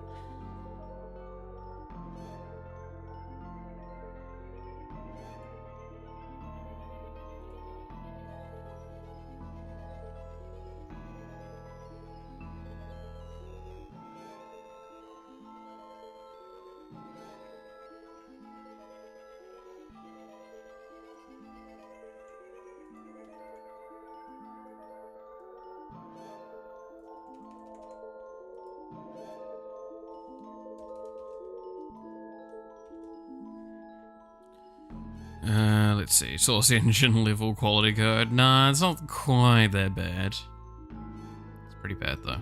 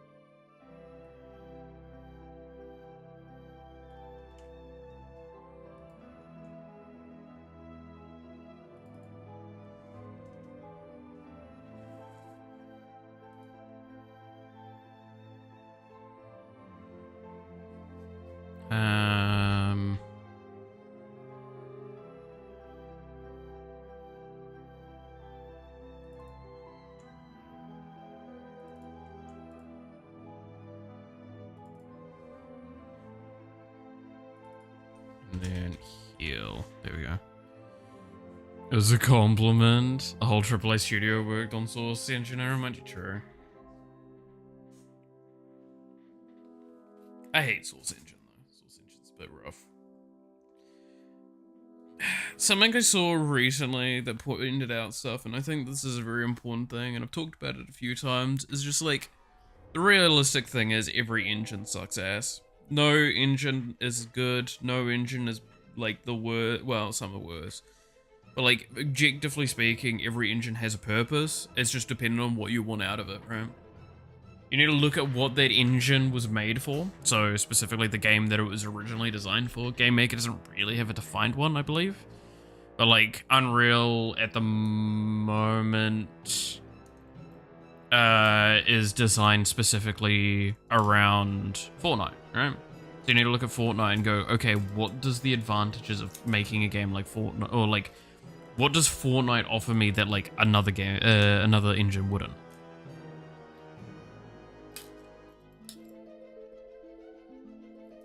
They wouldn't shoot you? Yeah, it's because I believe they're targeting. So there's a few ways to do targeting. Warframe's actually talked about this recently. So say if here is the player, and then here is the enemy. There is a few ways of doing it. One of the key ways that you'll see, so this is their heads, right? Is so there's three different ways. We're going to use different colors for this. The first way is just as simple as line of sight direct. The other one is a conal, which that's still thing. Raycast, yeah, you're getting close to it.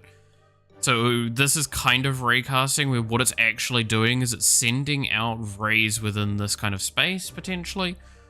And then there's the multi-leveled one, which this is for like when you're dealing damage, is a really good one. If you like cast an ability and there's a dude halfway behind a crate, or whatever. Like, what if there's, okay, stupid example though, but this is true. say there is a body in the air of the previous dude here. This actually blocks both of these vision types. So if I was actually targeting this dude with an ability per se, this might actually block an ability effect.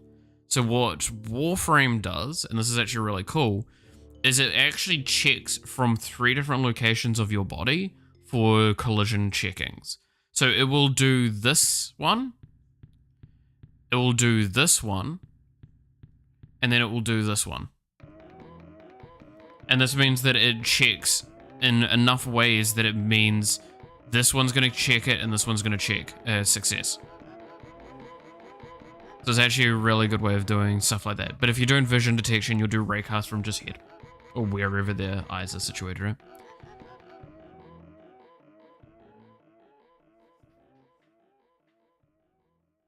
Have you heard that there's a recent game to be... some US senator sent Valve a letter because of Steam community stuff? Oh, okay. I haven't looked into that. So I will refrain from making too much comment on it.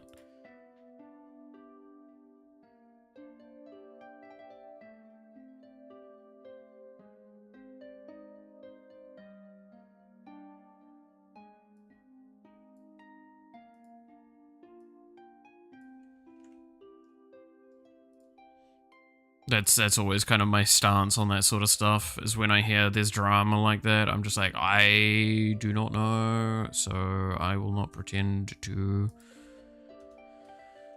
be able to make a comment.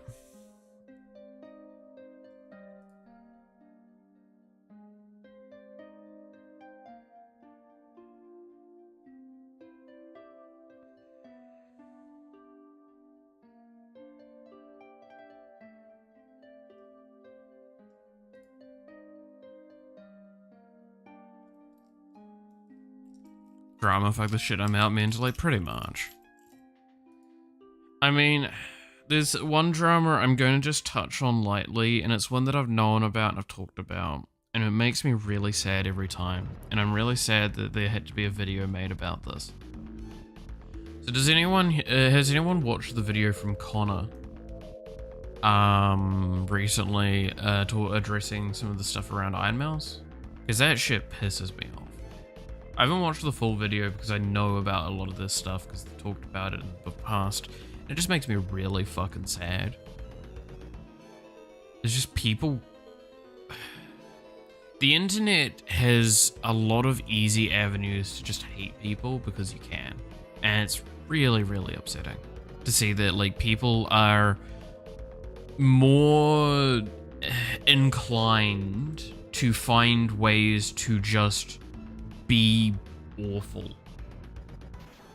than to actually be kind. People said, so the senators are in full case, yeah, drama. I just want to hear Gabby's reaction. Yeah, that sounds very stupid. I'm not gonna comment more than just like what you've said so far sounds very idiotic. If that's the case, but I will go research it myself at some point. So I'll refrain from any other comment other than that, and I won't go any further. But yeah, no, the Iron Mouse situation, just VTubers in general. There's always been a lot of like terrible, terrible people out there that hate on them for no discernible or valid or good reason, and it just makes me really sad.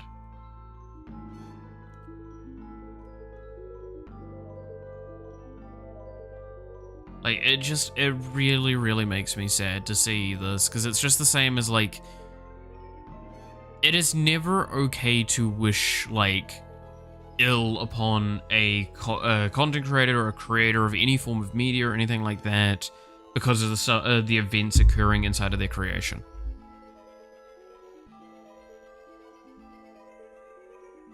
Right?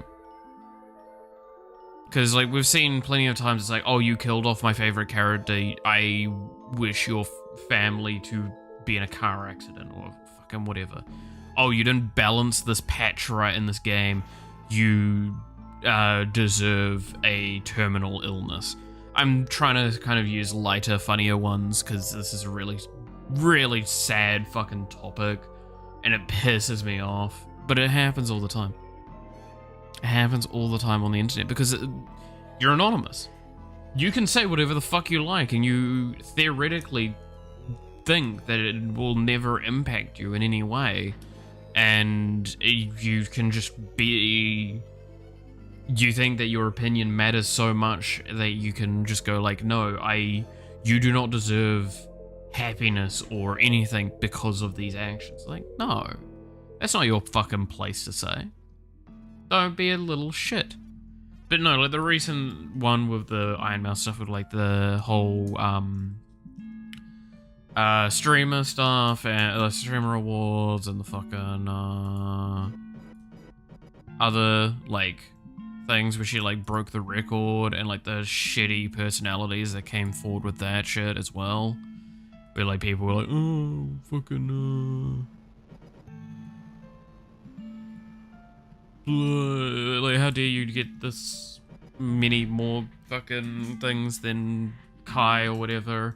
And it's like, look, these people are all pretty chill with each other. Even Kai went out and said like, congrats. I think the only person I saw that was like in the topish area be a complete dickbag was that one dude that like proceeded to have like a 3-minute rant about how shit it was. How like, oh, it's a dude in a basement with a voice changer, or it's an AI and all that shit. And then heard it was for charity, and he's like, oh, well, I rescind everything. It's like, no, you can't just fucking rescind that, you absolute ass. So yeah. I started to watch your channel as I was following that situation. Yeah, like that was just... It was not a pleasant thing, and it's not cool. It's never cool. Like, on both ways, by the way, to, like, be the people shitting on these people, and then the people that are, like, return being awful. Don't spread hate. Spread niceness on the internet. Try and be the change that you want to see. That's why I don't, like, care too much. I mean, I fucking giggled the other day, and I talked about this a little on stream. It got fucking worse. There was a little comment war on one of the tweets I posted, making a joke at like Genshin getting kind of fucked over at the moment again, where it was just like, oh, we're back in the Genshin could never era, and just people got really upset. I didn't touch that any further. I put out something that I put as humorous. I'm not here to debate you in the comments about the validity of what you said, right?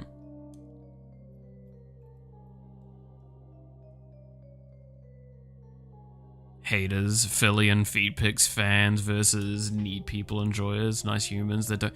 Yeah, like, God damn it. But it's just like, that's the thing, right? Is we're in a stage where it's just like, let's just not be toxic. Is this so hard for you to just not be an ass for like 5 minutes? People on the internet? I'm kind of glad that for the most part, the people here that like, especially those that actually like turn up more than once, have almost always been quite pleasant. I've never had really anyone that I'm like concerned with. Please debate me, I need attention. Yeah, it's pretty much it, right? It's like, no, I need to stroke my ego, so I need to tell you how you're wrong.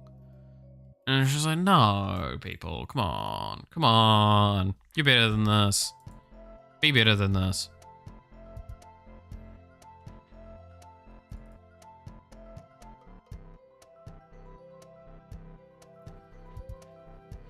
It's just sad, man. It's just sad.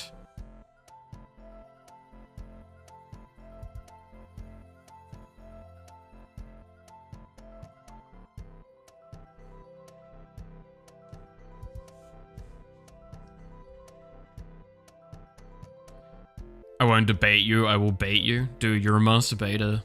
And yeah, I don't know if I can get into a good bait with you.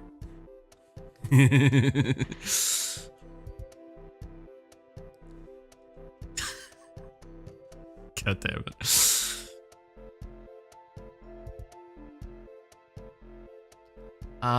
Fuck, what was it again that I needed? It's on...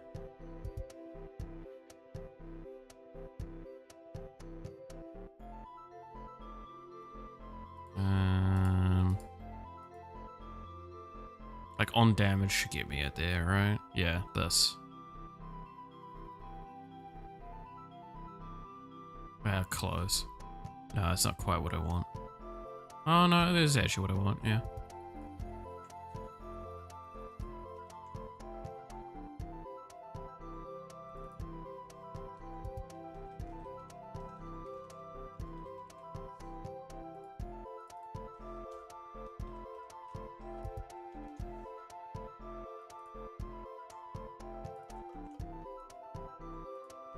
There we go.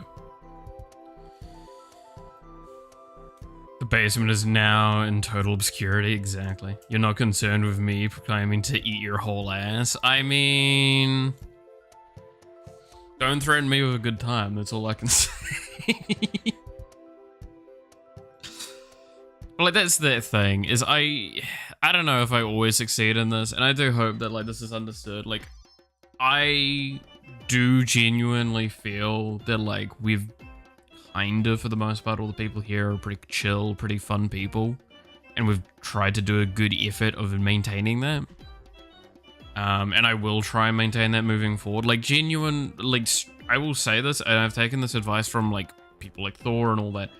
If there are toxic people turning up in your community, even if you're small, just get rid of them. They're just not worth it, because they will turn away people that are thing. We are the community, yeah. But like, that's that thing, right? It's like, if there are people that turn up and they're just not pleasant, they're not good, they make it a worse atmosphere for others, just cut them loose. Don't try and pander to them. I mean, there's a few times where I've had like people come in and just be very rude or very awful, and I make that stance of like, very rarely do I just want to ban people, but like, if you're just gonna come in here and the first thing you say is, you're awful, blah, like, you're awful, this, that. Again, if you're not gonna be interesting or funny with it, you can get the fuck out. If you come in with a creative insult to me, I accept it. Bong them to horny jail, exactly. Why am I not banned then? Because you're at least funny, King Devil. Well, sometimes, I'll give you that. Like, I want to know, and by the way, if I ever get like really, really big on the like scale of Thor, King Devil, you're gonna be an example of one of the people I will call out if you stick around very easily. Because, oh look, it's the dude that made me get rid of like 2 weeks worth of work. Fuck you. I mean that with love. You suck. And not being at the loveliest handsome man. Aww. I am good at sucking though. I mean, what? On our way to become society. Dude, I still can't wait for us to be the Isekai cult. That's still one of the stupidest fucking jokes. But like, that's why Roger can turn up and I always chat with him and have fun. Roger's a fun fella.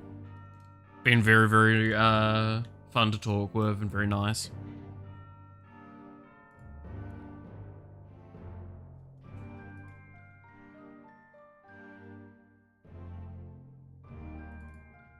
And now, I need to remember, so we just wrote this a second ago, is that now we actually can pass through the heal amount on the trigger. Now we actually need to change the wording on this.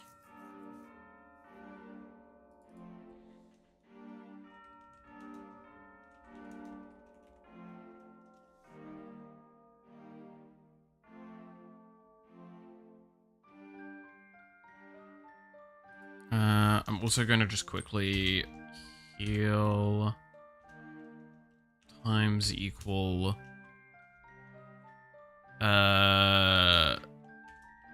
ability dot value 0. We might need to lower this. We'll see. When you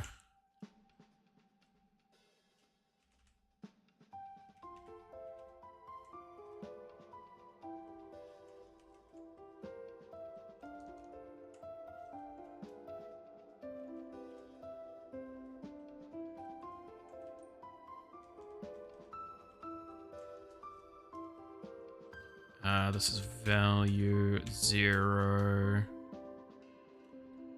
times hash %.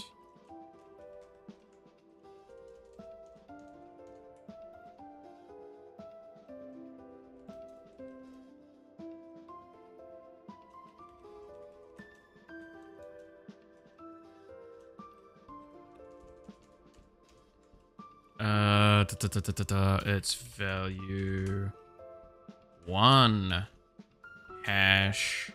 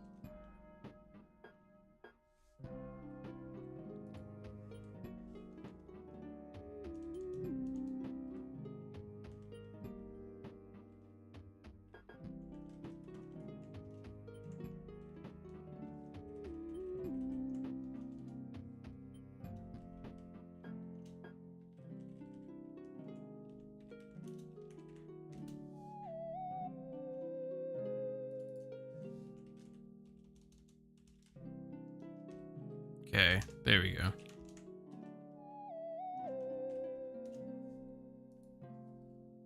Trade offer, you receive a string, I receive a work code piece. Malith probably to his computers. Yeah, that's about right. So, hopefully now Hell's Bells works with the completely new idea and system. We can test this out in a little bit. What I do probably want to draw, though, is I probably want to... Can I draw a circle for it?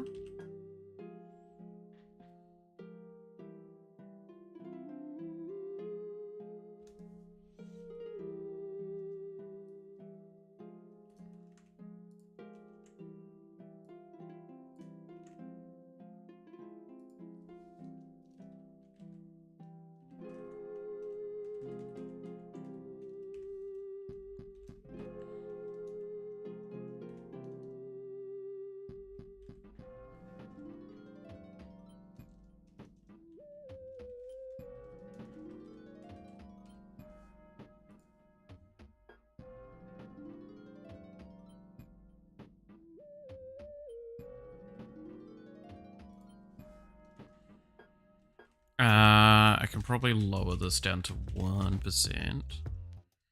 And then we can put this as 1%, and this is 1%. So it goes up to 3% of your healing delta's damage in an area around you, which is a lot. It is a lot. So. Okay, now Iron Mouse should have her reworking. Which, I stress, this should make her character feel a lot better and a lot more interesting. Whether it is good or not is up for debate.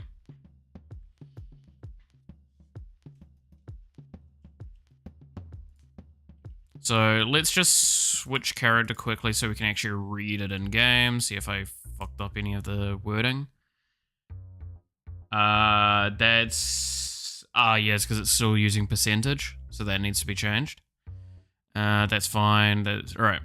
When you receive healing, deal 10% of the amount 100 pixel around you. That's clearly the thing. Gain 5% healing amp per level. Yeah, so that needs to change. Because that's probably... Like, the value's fine. I just probably need to color that.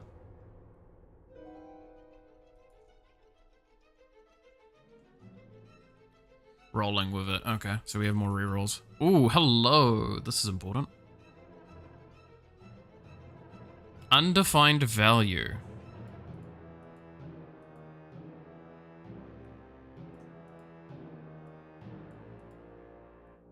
Ah, I see what's happened. So I just need to have a...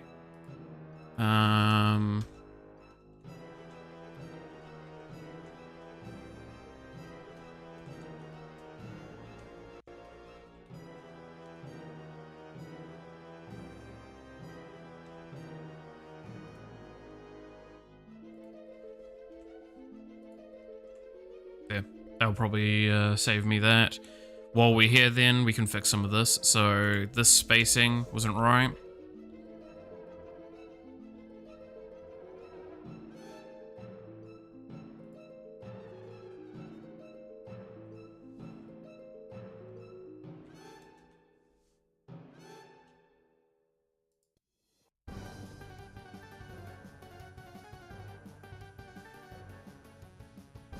I don't like this. How do we change this wording? When you receive healing...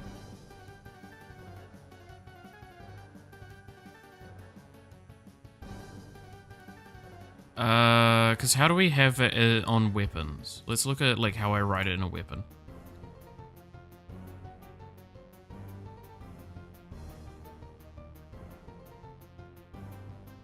So, deals in a...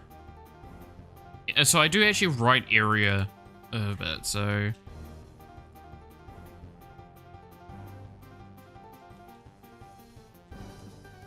That was the concern I had, is I couldn't remember if I write area like this.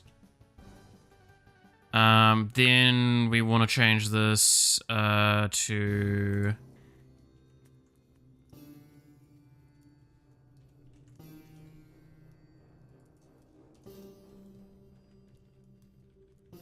Health region. Health region.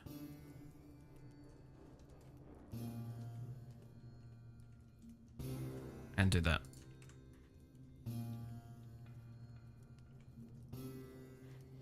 Okay, cool. Also, while I remember, I should probably go smack that.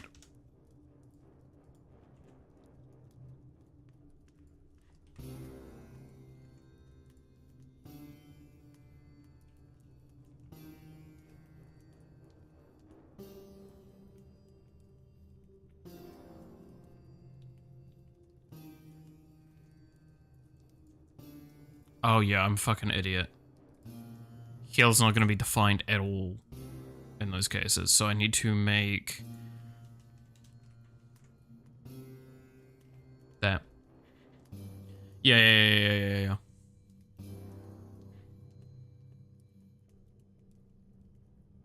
I can probably get rid of that then. That's error check.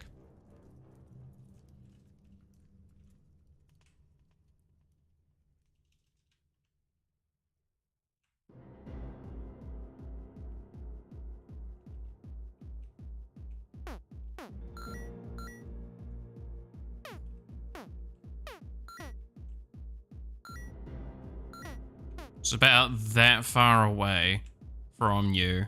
So it's like double the range of Iron Mike right now.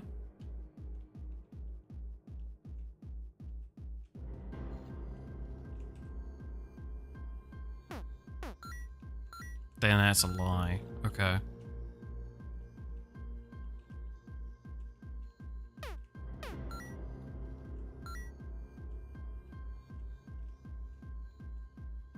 Like, it's bugger all damage it's dealing right now, and that's fine.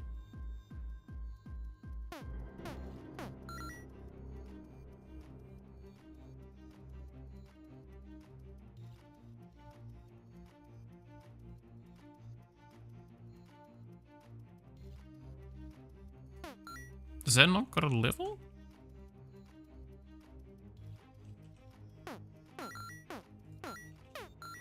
Didn't seem to grab the code correctly.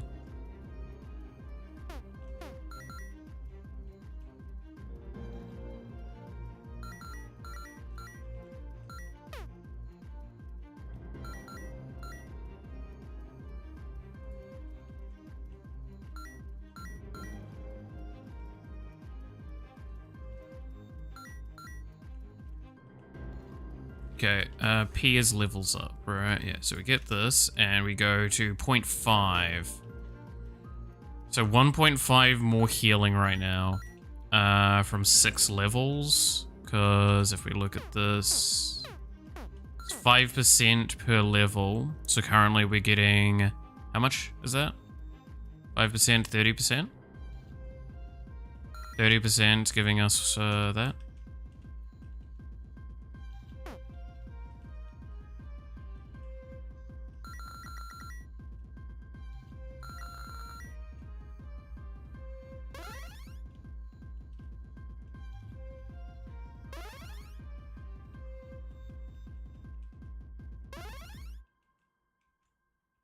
It's still only dealing like 1 damage and it's maxed out, right?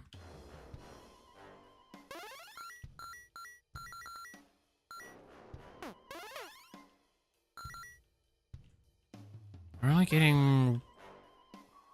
So, what's 1.5 from 5?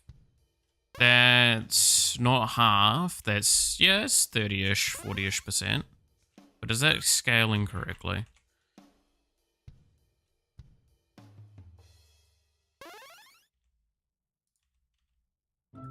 I'm just gonna grab some levels of anything but that one just to ensure. Healing amp doesn't seem to be changing.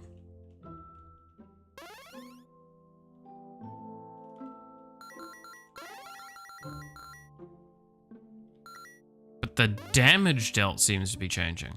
Hang on. No.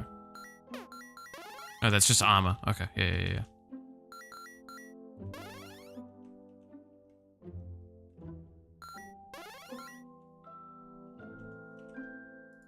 Interesting.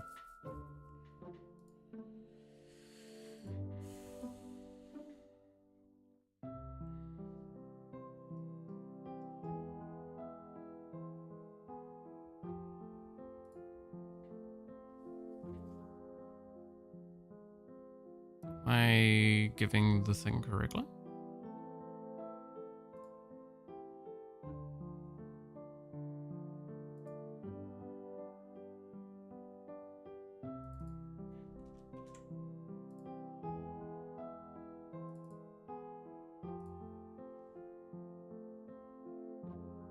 I'm not checking for thing. That's why.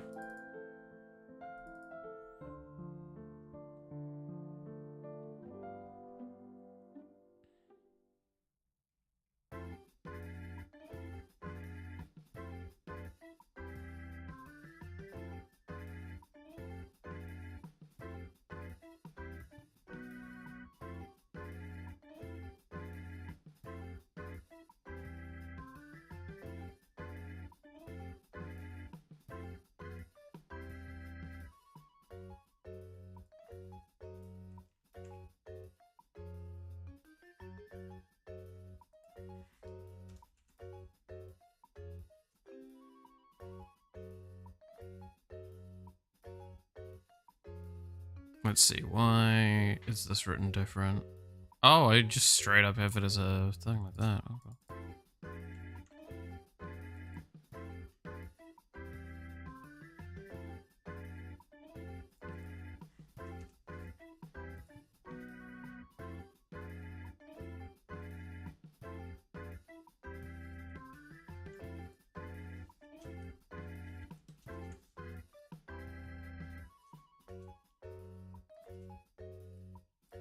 There we go.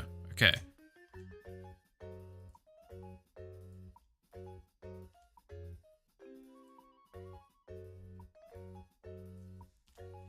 Now we should be getting the thing correctly. So I don't think the healing amp was getting done correctly because I wasn't triggering abilities on the level up stuff for the on leveling after. So now we should actually be getting more healing when we get the thing. So let's grab this up now. So we get 5.5, which is not probably correct. Oh no, 5%, it's 10%. No, that actually sounds correct. Okay, let's do this. We should get 0.5. Yeah, we get 2.5. Yeah. Okay, that's working now.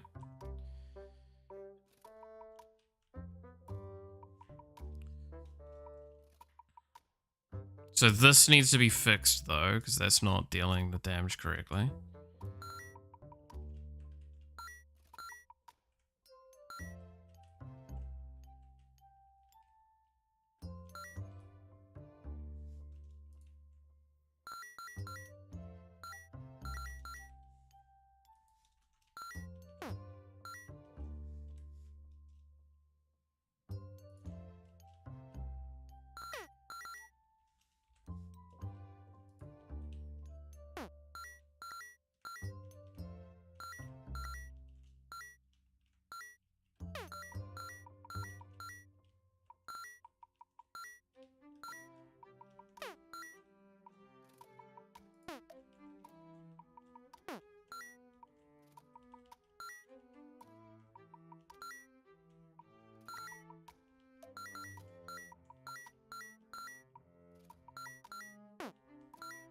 Okay.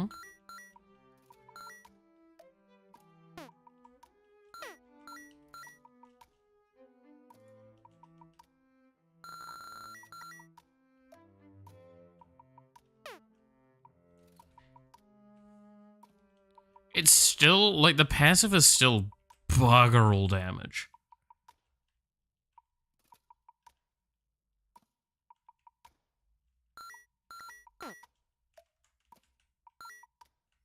Like, it's absolutely fuck all damage that this is giving.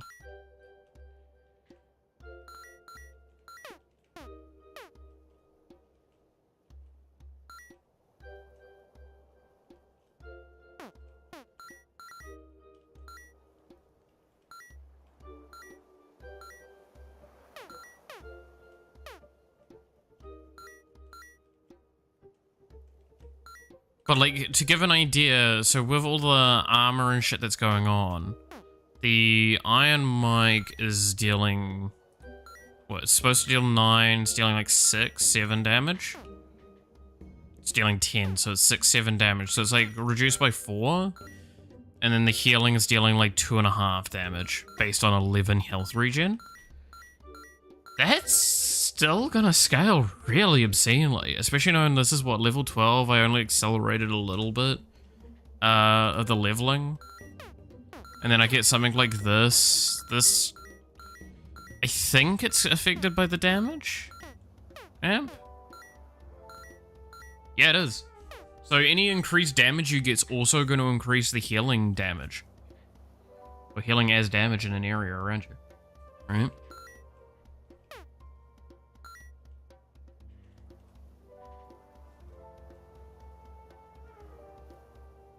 Is it just me, or is the level up things not, like, displaying out correctly?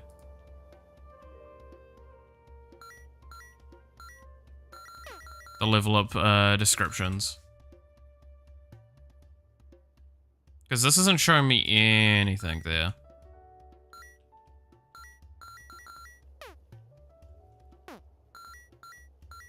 Oh, I fucking bet I know what it is. I think I changed the value somewhere. I think I know what value I changed as well.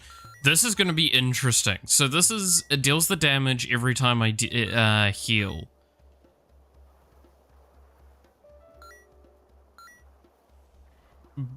Right? But that's going to trigger on damage effects. And I believe that should trigger this.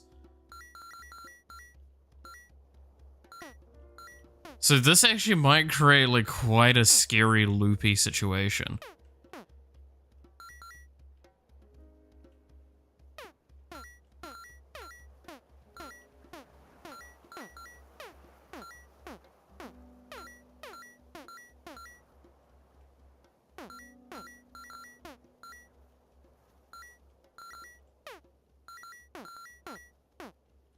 Dude, I need to get Kumicho. Kumicho, sorry.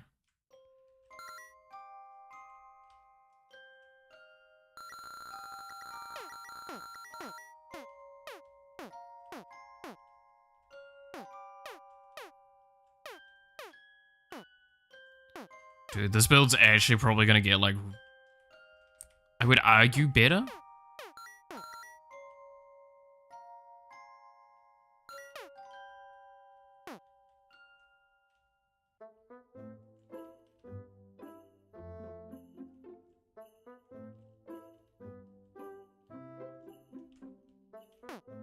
Yeah, I think this build has just objectively become better, but it's become like less. The power is spread out better, I think.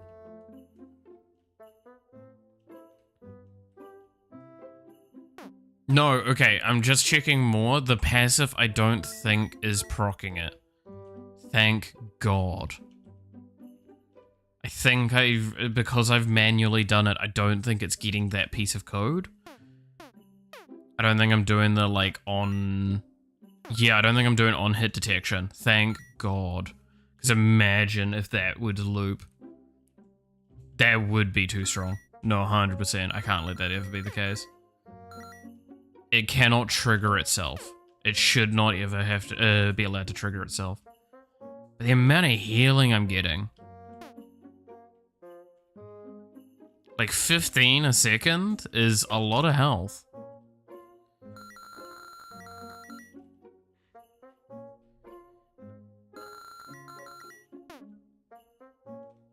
It doesn't scale with area. The passive doesn't scale with area. That's intentional.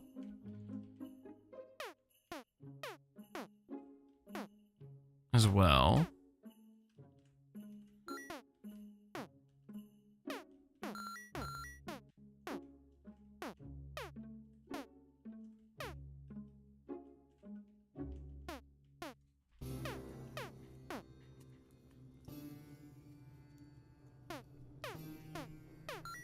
Dude, if I get Kumichao, I genuinely think this build just gets even more stupid than it was before, but like more manageable as a developer and like more understandable as a player.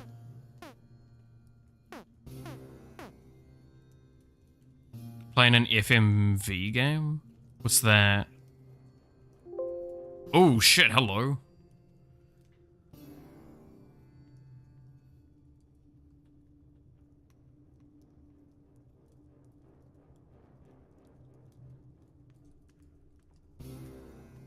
Some Korean dating sim? Full motion. Oh no.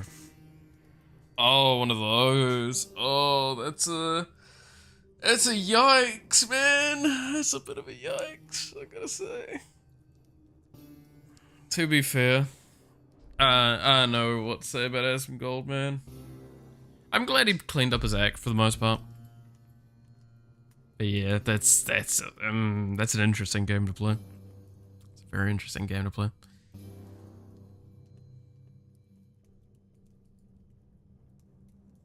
Unable to find instance for object index.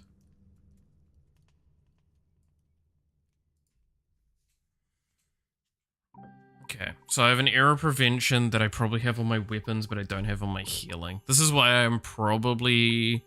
The correct thing to do would be to make a version of the weapon script that is, like, safer.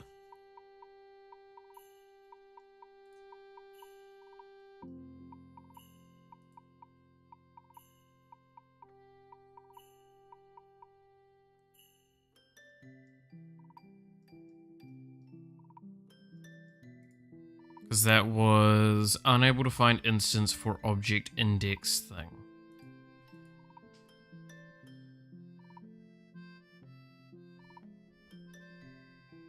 Opening it made the error notification folder just fill to the point of taking up more than a gigabyte, then the actual... Oh, Jesus. What did you do? That engine's really lightweight. How do you create an error like that?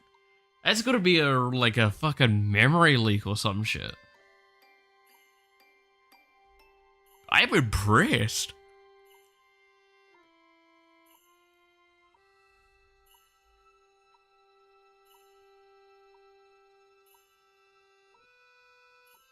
Like, genuinely, I'm impressed.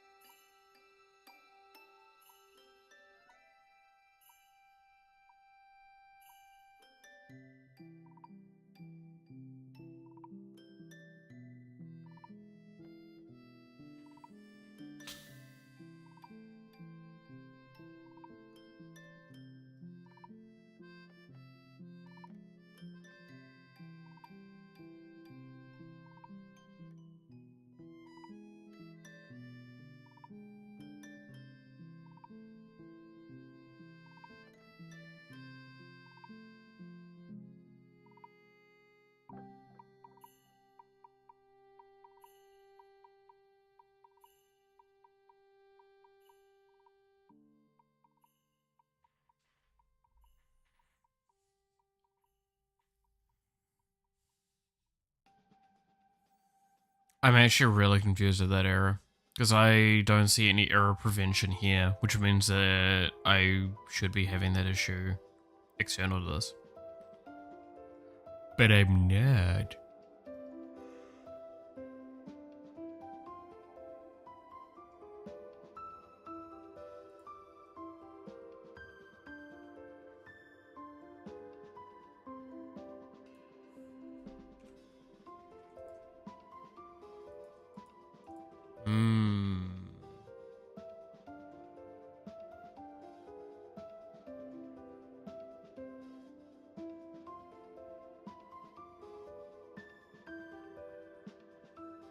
Yeah, that's a confusing one.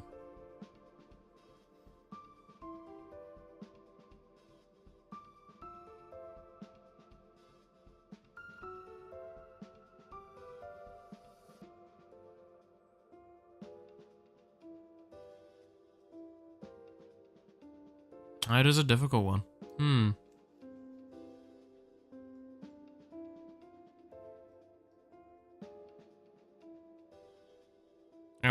Anyone see what I possibly have gotten incorrect there that would cause that error, kind of error? Or any ideas to share on it?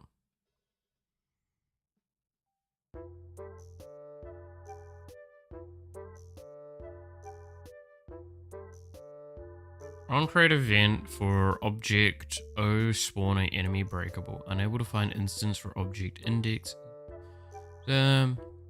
At O breakable parent.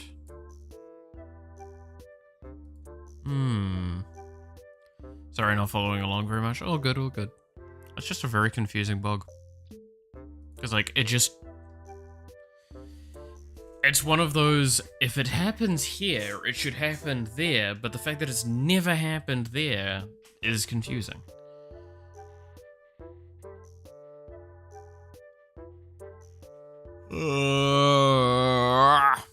Fine. Alright.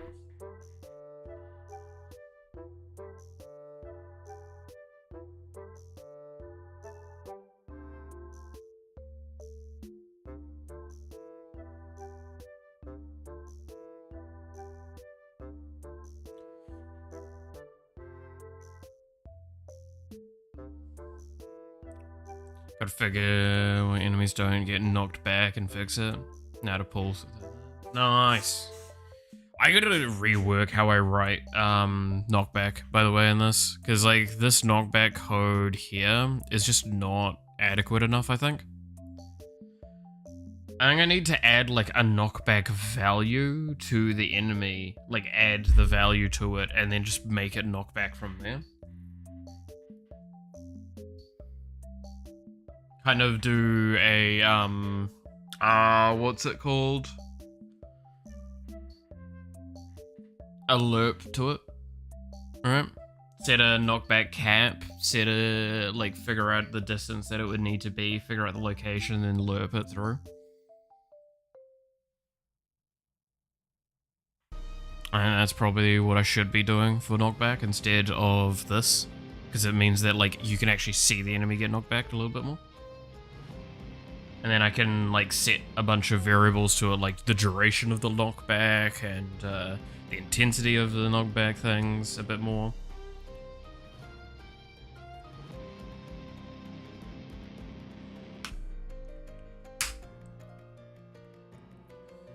We'll have to, if I'm gonna do that though, I'm gonna have to probably do like a name for the knockback again. Kind of like how I do stats effects in general. So it wouldn't double knock back off the same thing. So it's like, if the enemy's in the zone for 2 ticks, it won't get double the knockback. It'll just get knocked back until it's no longer knocked back.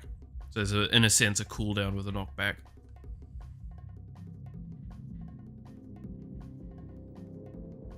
In fact, they could actually make it so it counts to a slight negative with the knockback.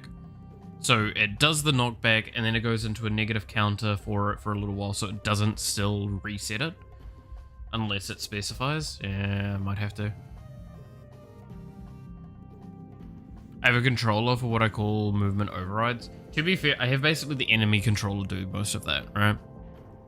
Which is why I do want to rework it though, because I have a couple of things that I would like to introduce to how the enemies move to better handle a lot of things. Because there's... with that knockback, there is the fact that like enemies still can like accidentally get pushed or move around into unpathable terrain, and I have a bunch of safety nets for that. But I have thought of a better system to implement to accommodate that, so I might do all of that at once. We will see.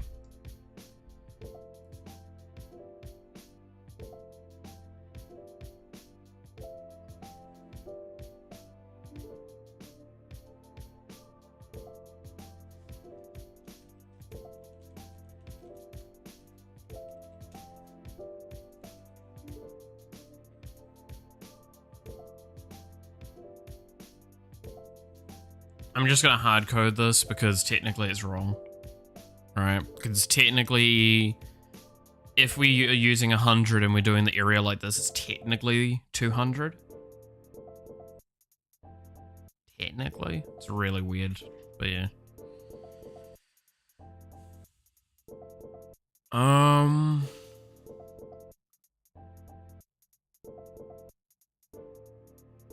Unable to find instance. So it's like, it is clearly an instance issue. So we need to probably write a thing here of if,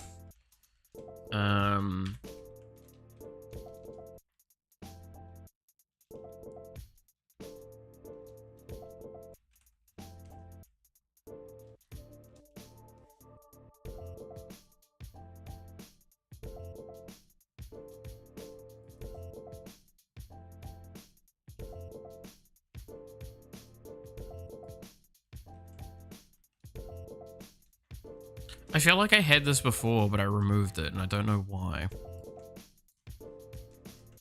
But that should save us the issue of, like, this saying find instance, unable to find instance.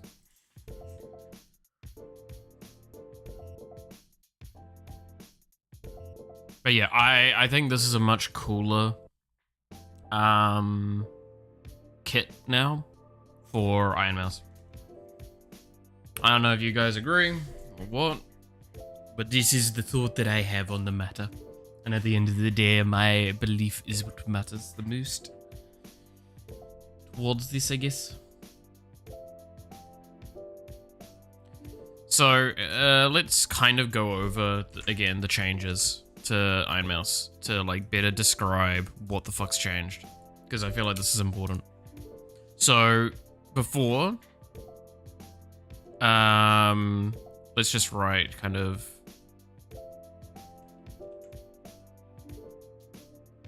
So there's weapon, well, let's write it a little bit further over, yeah.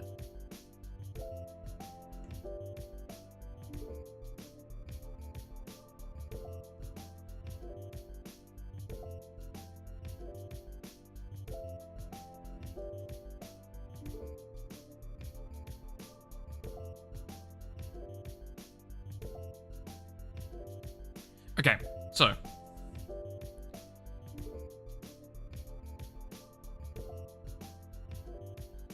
version 1, so V1, had weapon,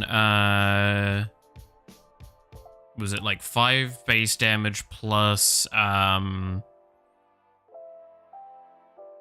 healing percentage. The item is area. We're just gonna have this written down quick. Area from HP regen armor. Passive was assist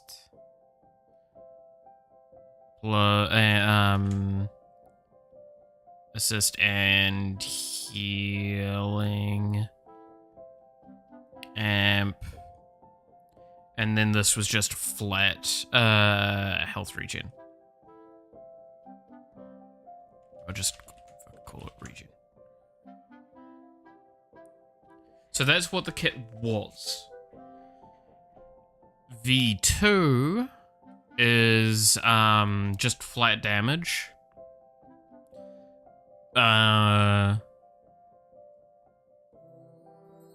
So, but has higher damage scaling, so...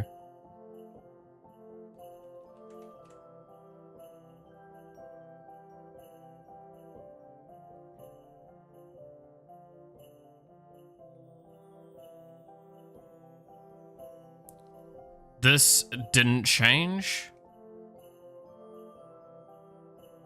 So we'll just put an X there for now to show nothing changed. Actually, no, let's put an X here so it just indicates no change. The passive now has the healing. Was it when? Healing.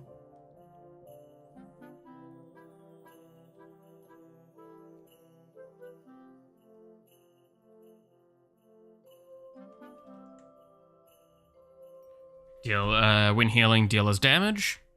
So that's where that is now. And then the ability is healing amp based on level. You can't see most of that because it goes off screen. But that is the changes to how she functions. So what we've done is we've moved the, let's use a fucking color to kind of indicate this. So we've moved the healing down effect down to the passive, and we've moved just healing amp down to the assist, or the ability. And then we've gotten rid of the assist amp and the native regen. So overall, I would consider this like a early game nerf. Yeah, this is an early game nerf, but a late game spike. Like, this is way more powerful long term. I think we can agree on that. Because this, so again, the big important thing with this is this was 40% for its max. Let's do a different color to try to... Okay, so this was 40% at max. This is uncapped, technically. How many levels do you need to get to 40% when you get to 10%, isn't it? Max?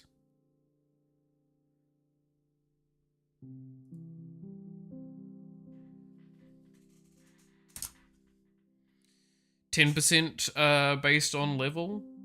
No, it can't be that fast.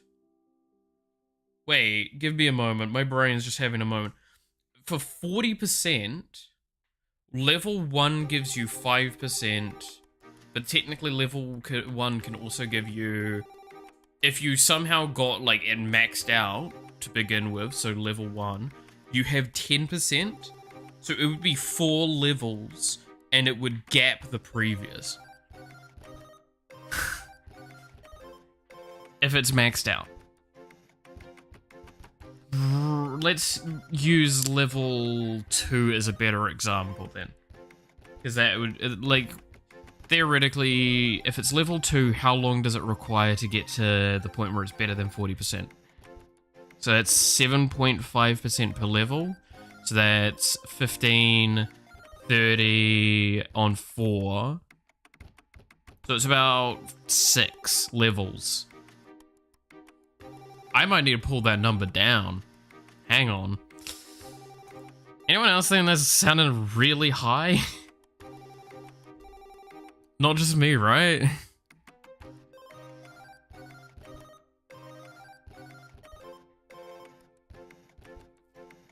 I guess maybe that's an argument to say, like, maybe it's fine being that high, and maybe this was why this just felt so shit, as it was locked at 40% for like 3 levels, I think it was, right? Especially with assist amp not really doing anything at this point, and I don't think I'm gonna re-add the assist amp at this stage, but I do think that this is better. I think this is just feels a lot better. And because another thing I kind of maybe should mention, my intention with a lot of these is that the not optimal way, but the clearer way to play every character that's safe, like in a good, and you can feel okay doing this, is you level their main weapon, their main item, their ability, and their passive is their like priority. Because that should be intuitive. I shouldn't feel like I shouldn't level those.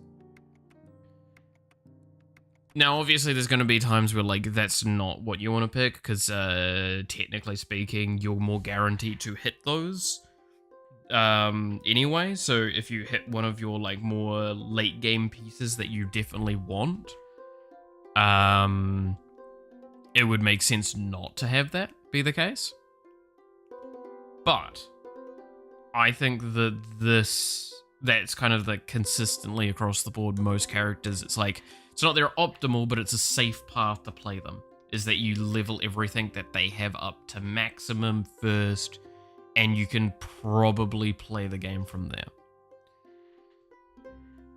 With Iron Mouse, that's going to feel especially the case. I do think maybe the healing amp per level comes down a little bit.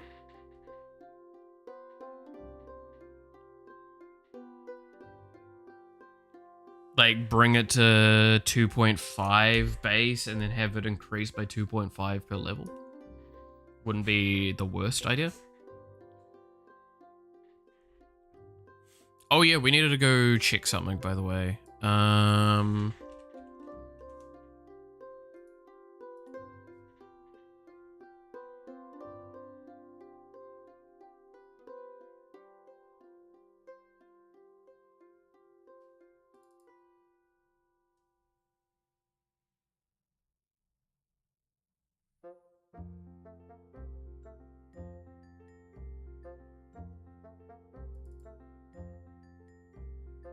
That's fine.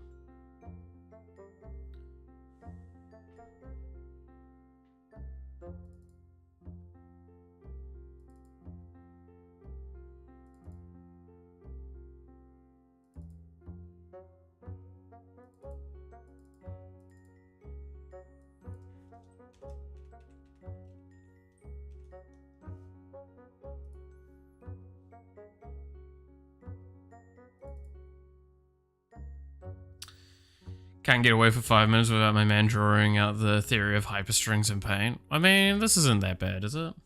I feel like that's kind of on the easier side.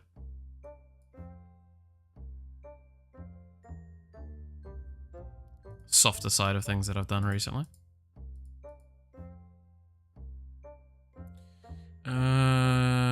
Testing new UI stuff.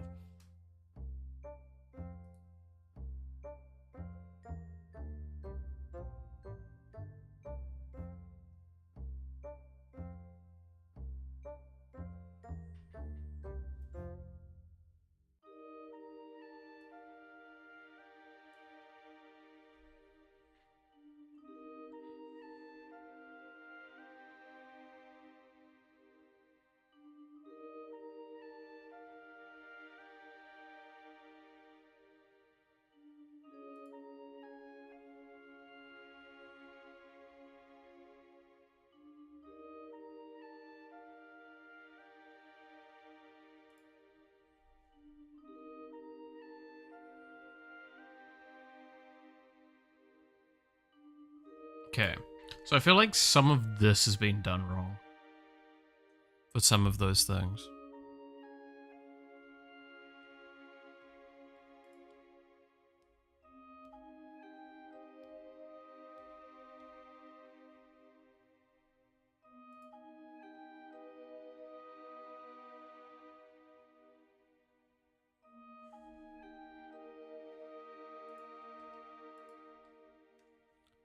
Let me pull up the thing so I can see what this was before.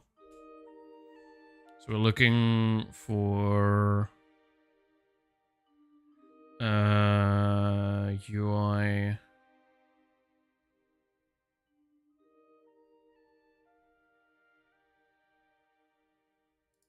This.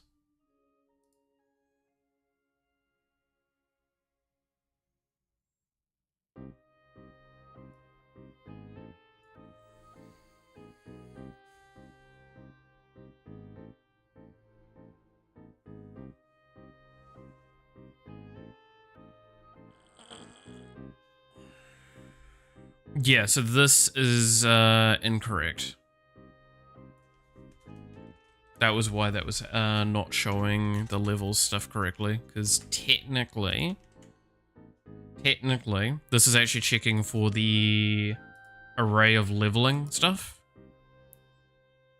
not actually the level up.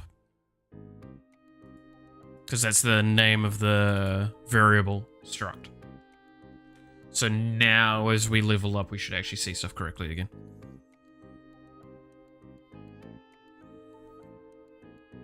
That was just something that got caught in the crossfire. I figured it was probably something as simple as that. So if we just go in here quickly. No,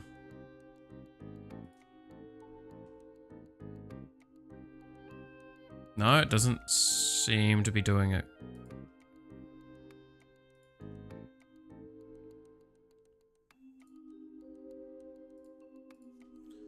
Okay, that's bad.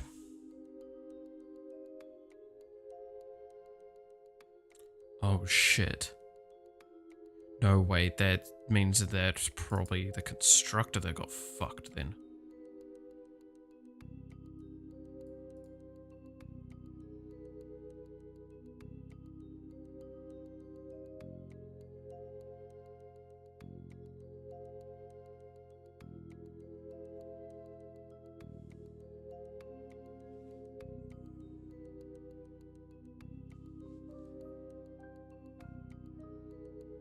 No?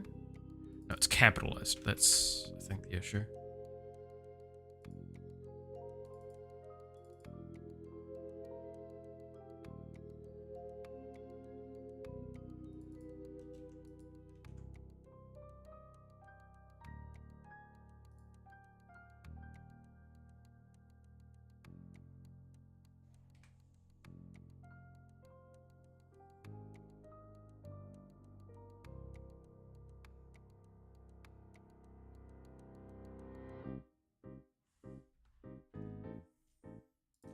Why didn't that come up in my document then?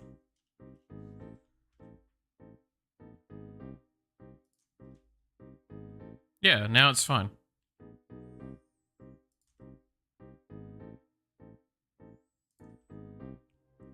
It came up as a non-capitalized in my doc, right? No, it did. But I fucking misread it then. Okay, that's me. That's me being stupid.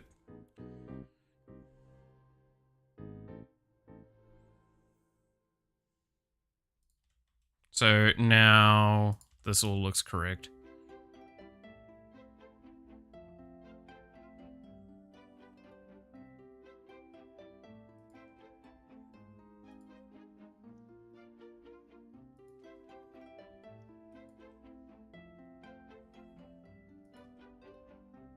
Cool, so the other benefit as well of this rework is that now she's going to scale even better with Crown of Hell, which is a soft reason of why I kind of wanted to go with this kind of rework, because now she feels better with Booby, which is the idea, right? She was always supposed to kind of be played with Booby. That was one of the most charming assist options in my eyes for her.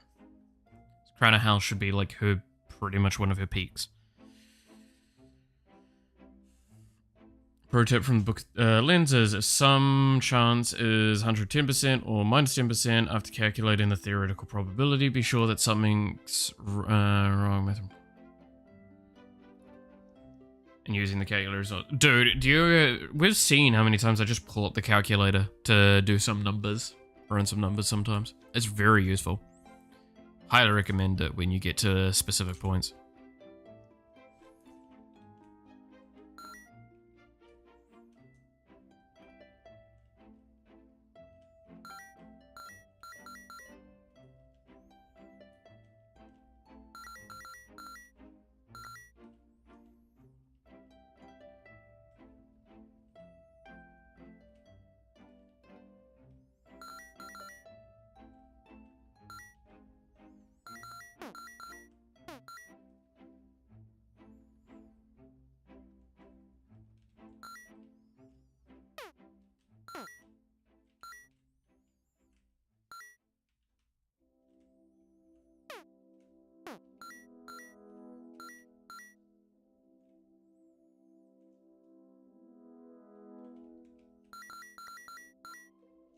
How much area have I got right now? Only 6%? Damn. How much armor do I have? 15 with 5 regen. That's a good point. Now that you don't get regen from her her assist, should we like maybe buff Speak of the Devil a little bit?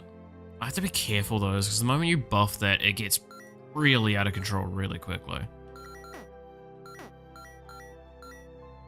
It just doesn't feel like it's doing much.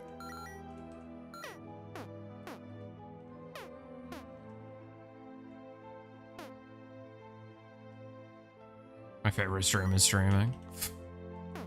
I mean, if you want to learn game dev, we do talk about a lot of that. Yeah, you can always ask me questions as well. Like, genuinely speaking, I'm always down to answer questions about game dev, or just general, that sort of stuff. It's fun. I love it. And I want more people to be able to do it. Okay, let's spam out some, like, levels to just see if, specifically levels that give me, like, these kind of things.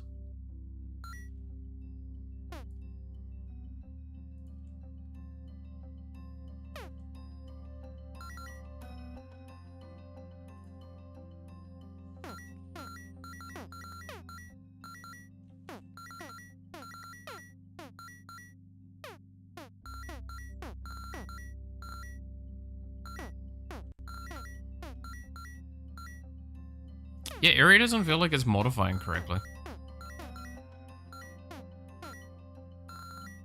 Is it too low?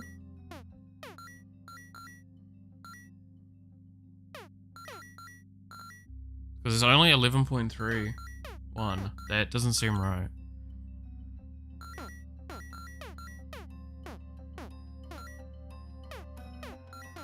Yeah, no, that's not working. That's snapshotting.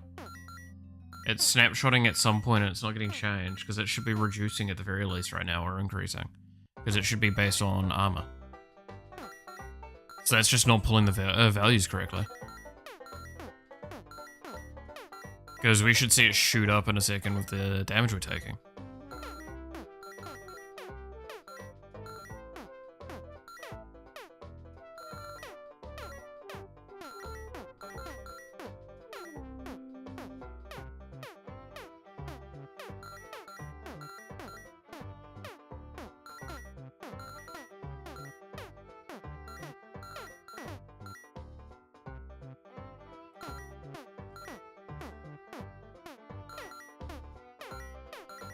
Oh yeah, no, something's definitely wrong with Speak of the Devil. Okay, let's go fix that.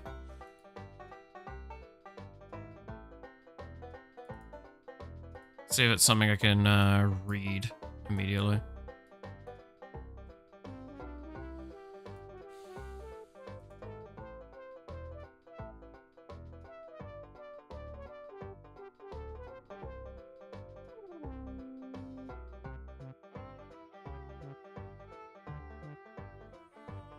I'm gonna rewrite some of it.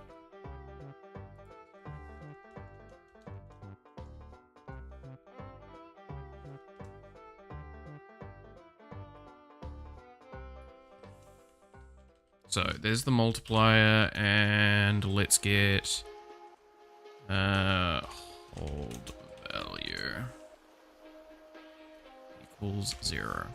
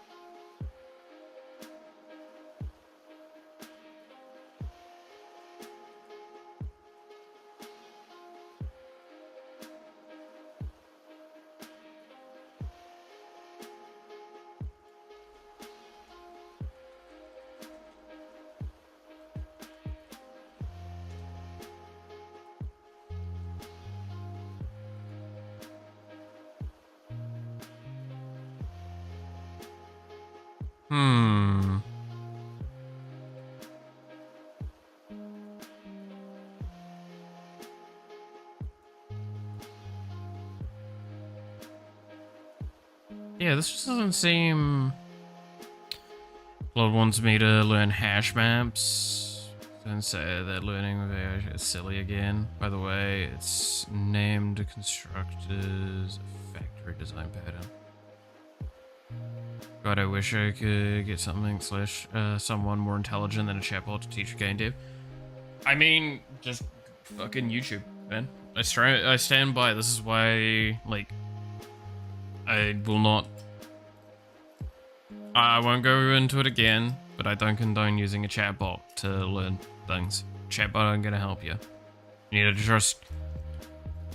With game dev, my suggestion of learning, and this is up to interpretation how you want to do it, is you need to come up with a... So let's go with the steps. Step 1.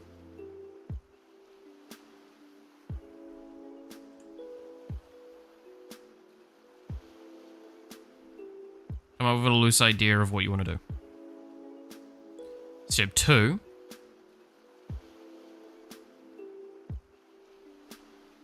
Find an engine you want to do it in.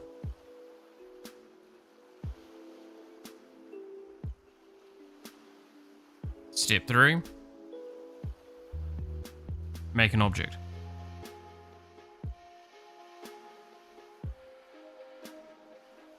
Step 4.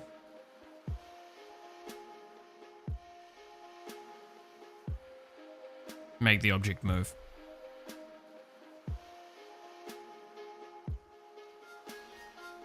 That is the core things you need to do. Then, what you'll do for step 5 is figure out what you want next.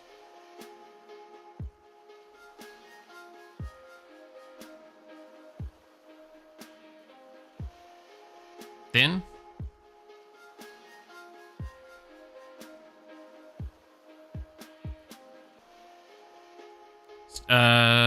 look it up. And then you just repeat these processes. How do I do step 2? Find engine.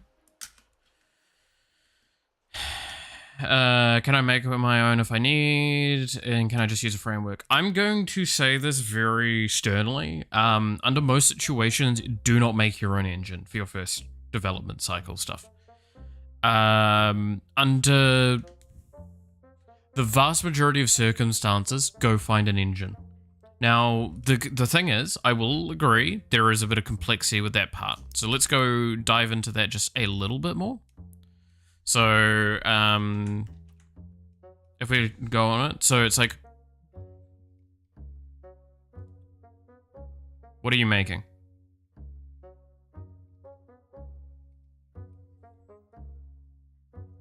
Are you making a 2D game? You making a 3D game? Do you care about shadows? Like intense shadow lighting for 3D space? These are the questions you need to kind of ask yourself when you're thinking about the engine. If you just want 2D, Godot or Game Maker.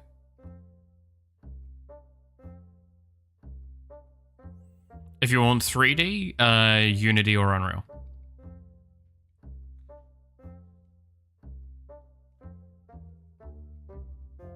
If you want ultra realistic shadows, then with 3D space, you go Unreal. My recommendation is to aim for a 2D game. So go for Godot or Game Maker. Those are one of your two options. Well, there's more options than that, but those are your better options. Unity also can fill into that spot. But obviously, like, a lot of people have jumped ship from Unity since the events of last year. It's kind of hard to want to justify working with a thing that has, while they've done their best to try and fix their image, it's hard to justify working with them. I want to make simulators, let's say, so I need good physics, also like 3D, but I want optimization, so Unity's probably Unity or Unreal. Make a decision between those. Both of those are really valid options for that. You can always, and this is actually when I would say maybe ask the chatbot from this. Like, I don't need much good graphics. Yeah, that's fair. But it's like, ask, maybe, or,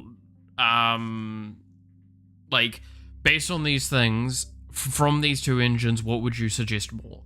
In my case, I would probably suggest Unity most of the time, because Unity is more multi-purposed. You can use it in a lot more cases.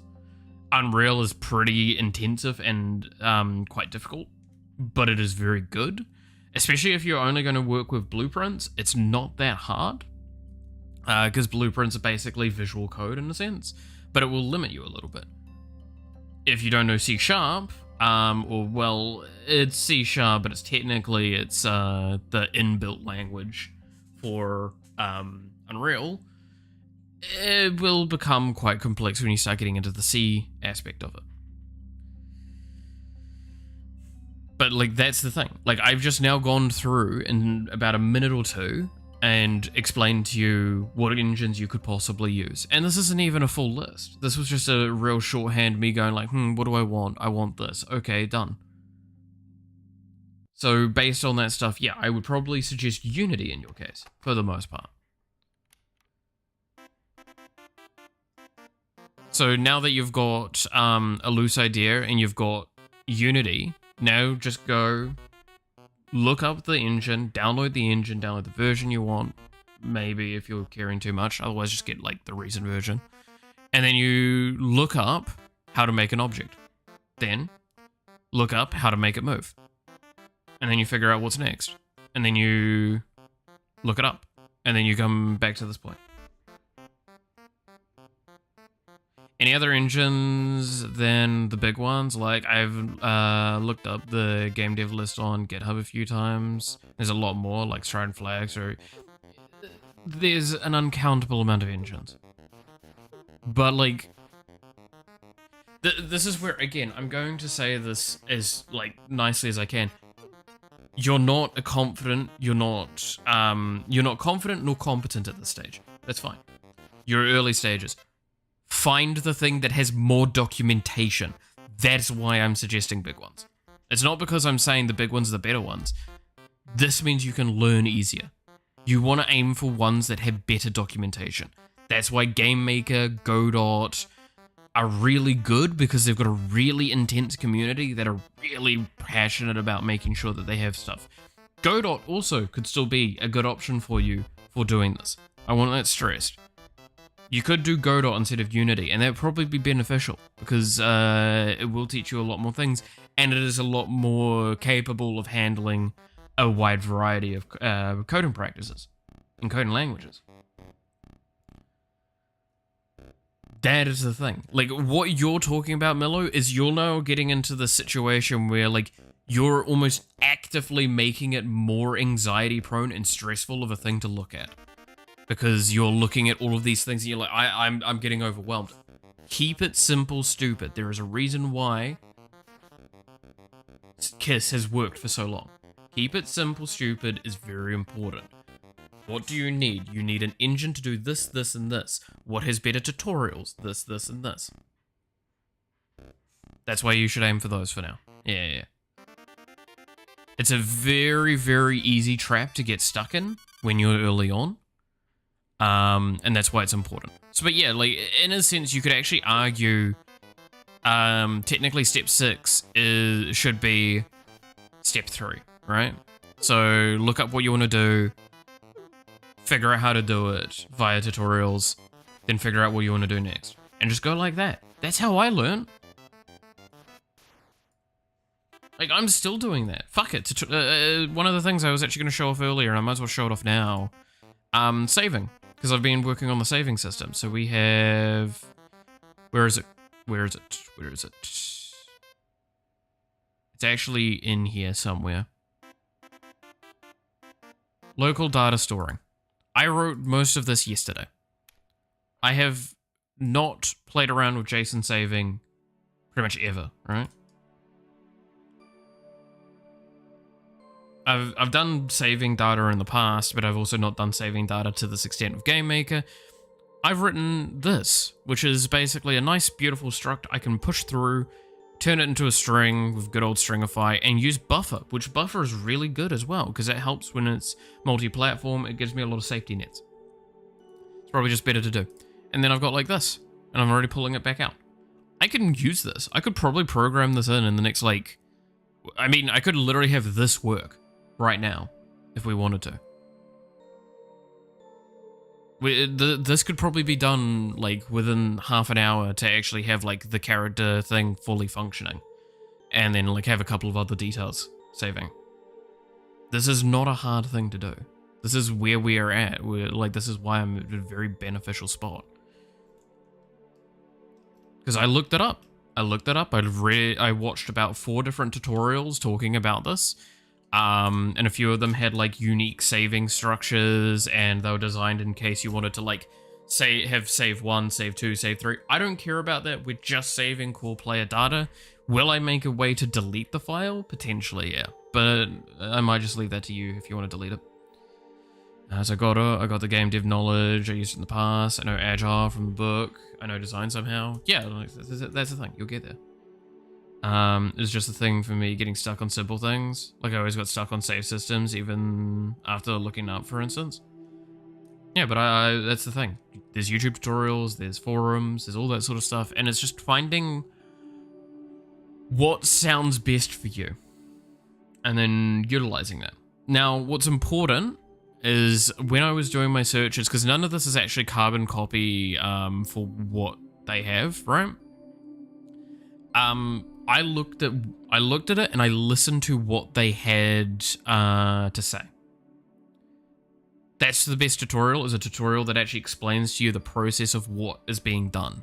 So like JSON stringify, this is turning this root, or so this struct I've got here, into specifically how a JSON string is written, which JSON strings are normally quite foul to look at.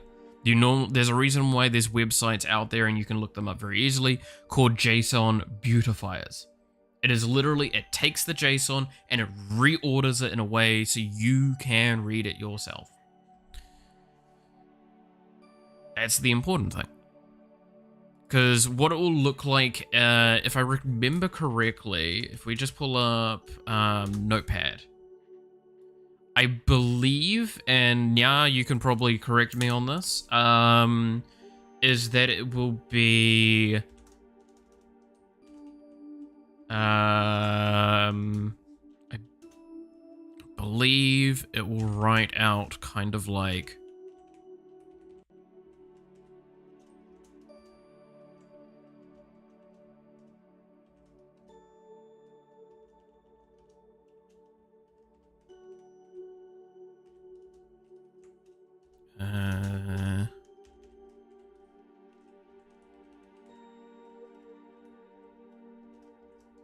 if you use a beautifier. I want to stress we're arguing this as a beautifier.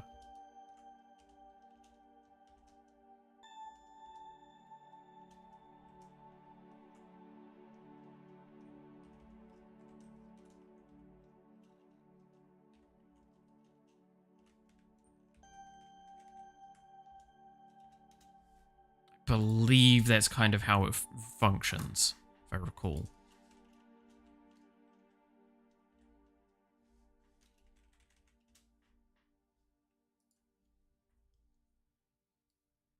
Yeah, it looks like small JSON on my phone. Yeah, like I think, can I, here we go. I can zoom in. That is a beautified JSON file. That's what it would look like. We'll just put in a value there to make things easier. I believe that is how it will look from memory.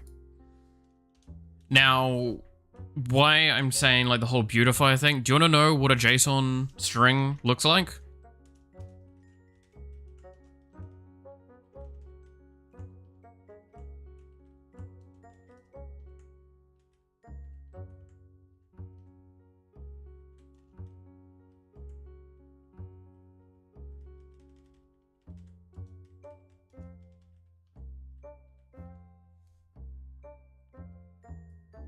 That's what JSON strings look like. They're just the whole fucking thing just going across. That's why I made a very pointed statement about that whole beautify thing.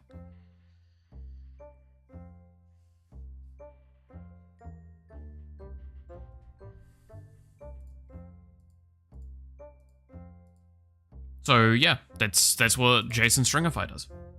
I also looked it up because the best part of Game Maker is that I can press F1 on something and it will bring up the manual to here. Yeah, here you go. It talks about exactly what I was saying just there. This is the importance of these things. This is why having a way to get those tutorials and information fast and easy is important. So from that I can learn the buffer stuff. So I learned about buffer create, which is a good system for creating, saving data safely and effectively. It's not going to waste a lot of space. But you've got here like buffer of a fixed size, a buffer that will grow dynamically as data is added, a buffer that where the data will ramp when the data being added reaches the limit of the buffer size. The override will be placed back at the start of the buffer, and further writing will continue from that point. So we'll reset it. Cool. I've learned this here. Of these, we used buffer fixed. Why do we use buffer fixed? Because I'm allocating very particularly the length of it, the size of it. And I'm allocating that every time I save, so it will save over the file. And then the beauty of having buffer save is that this actually is going to save a file without a tag. So it's not got a .txt or anything like that. Now, again, the problem with a lot of this is that because it's only a JSON file and because it's going to be like that, it's actually going to be modifiable, which is not what I want, but I'm not going to be able to change that. So this does mean that potentially you can go in and modify your unlocks. I'm not happy about that, but I'm also acknowledging this is a mostly single player game. Oh no, right? Like if you're gonna cheat, I can't really stop you. Because that's the beauty, is the only things getting saved are your unlocks. So your skins, your characters that you have available to you, that's it. And since there's no actual money being checked on, I don't really care past that, right? I won't condone it. I won't suggest it to people. This is probably the only time I'm going to really talk about it outside of a thing or a thing. Time to do encryption. Yeah, I've considered. I have actually considered doing encryption for this. I just think that it's like, at what level is this potentially getting like too much, right? Like, is it worth me fighting to encrypt a file like this? Which could potentially actually turn some people away. I don't know. Realistically, there's already going to probably be a way to, like, code certain things, right? So you're going to be able to check, like, you're going to be able to get someone to, like, play the game, they'll finish the, like, get all the unlocks and all that, and then they'll probably just post their player data up. And it's like, oh, cool.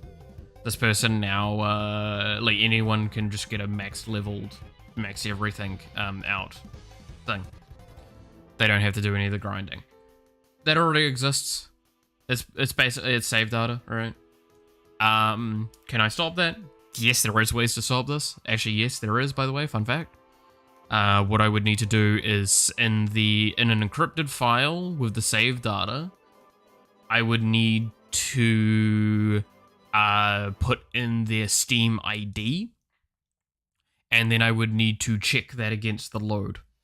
So it would basically, while loading it, it would check, hey, does this Steam ID and this Steam ID match? It doesn't. Okay, don't load this. Use defaults.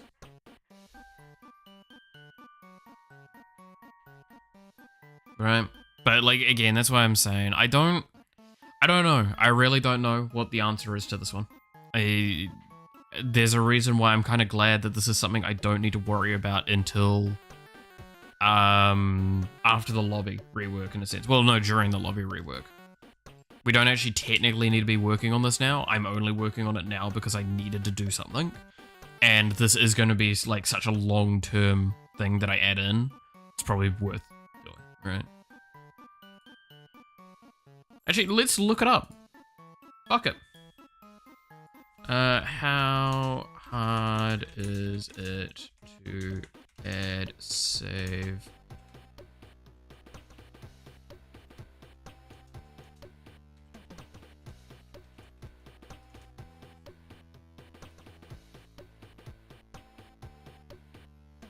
There's a video there about save encryption, encrypt save files. Let's have a little look at this.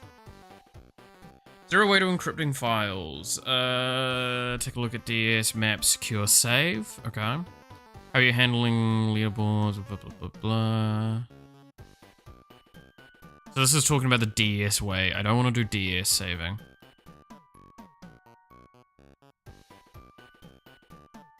Substitute ciphers are especially easy to decode, even given a relatively small snippet of encoded text. Is more reliable. Separately storing a salted hash of the same verifier matches upon load is another good option. That's a good idea. Well, the encrypted file is base64 encoded string consisting of out of a binary hash, and the actual plan plain text, JSON contents of the map stuck together. Blah, blah, blah, blah, blah, blah, blah. A lot of this seems to be talking about the DS architecture, which I don't want to use DS architecture. Alright, JSON save file encryption.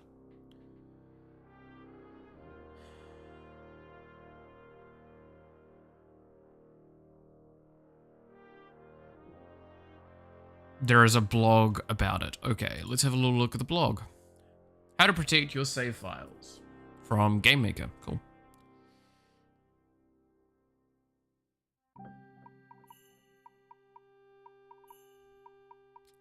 And what you're seeing right now is exactly what I was talking about. It's like, I'm just going around and finding out the information, looking into it.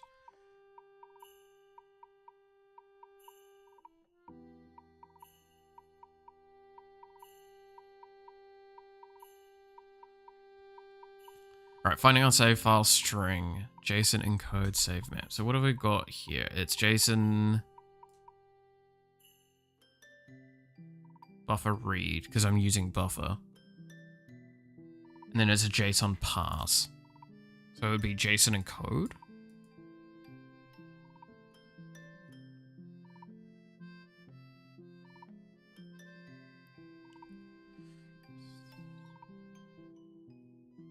Trim off the hash. The hash is always exactly 42 characters, two for the two hash symbols, and 40 for the string. Save file integrity check failed. Okay, so it's JSON. So yeah, there is a hash encode system.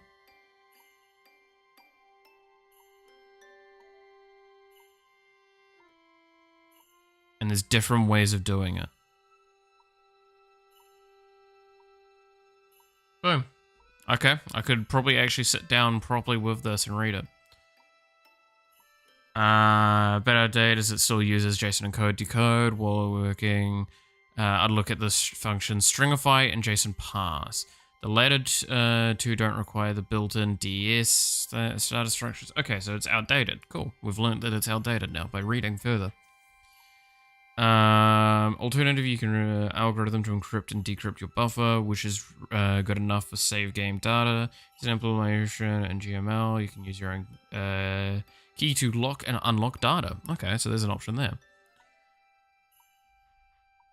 So I can hard set a key thing. So JSON stringify, blah, blah, blah. This is the same save system we have here as normal. At what position would I add the RC for cryptograph, and how do I get the buffer? So, and then the load would be buffer seek start, JSON stringify, buffer read, load buffer. Just okay.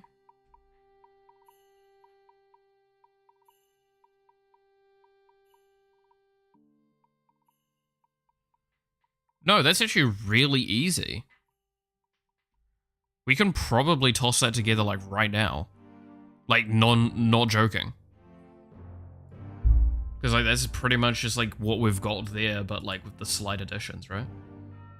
So instead we go into, so this is the JSON string, this is the buffer, create buffer. We don't need to, let's see. I know translating from and to binary is a good save encryption option, at least in Godot. Should not be working with binary if you can avoid it. I'll say that very seriously. Okay, so what I'm going to want to do though is I'm going to have to separate the buffer from the buffer length. So we're going to have buffer, and that's just this, right? String byte length +1.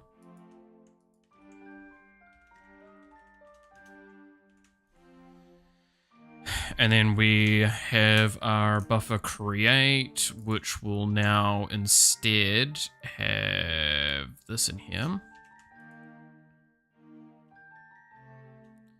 And then we're going to have the buffer write, and instead of buffer save, we're now going to add in a var temp key equals 1, 2, 3, 1, 2, 3, 4, 5, just as a thing. And then RC4. It's not a thing anymore.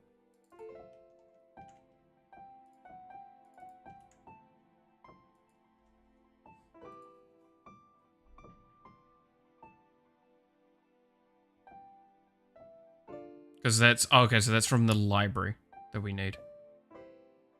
Yeah, so let's...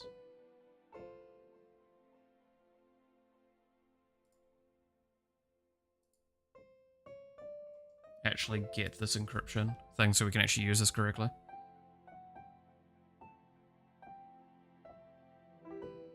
Oh, wow, they just straight up have it here. Cool. All right, I'm just gonna quickly write some...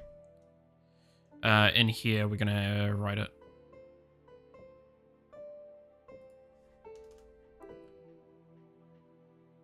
So I'm actually going to straight up yoink this code.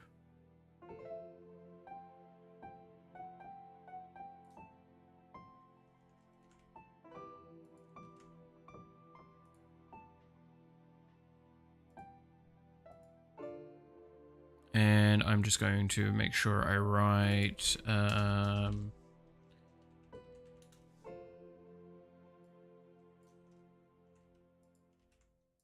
that.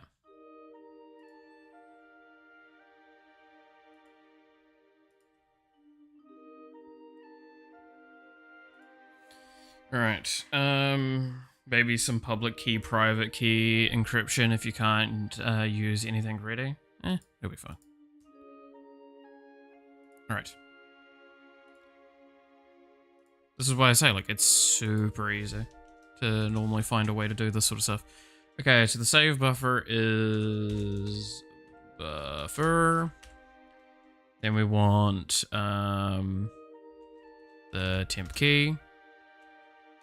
0 buffer length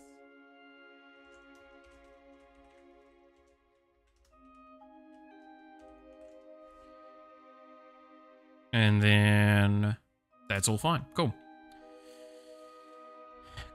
So what is this actually fully doing? So we've got the key here. So we've got all the variables thing. So S create, array create, key link, string byte thing. So for this, yeah, so it's a randomized key architecture. That's actually pretty fucking cool. I'm gonna be honest.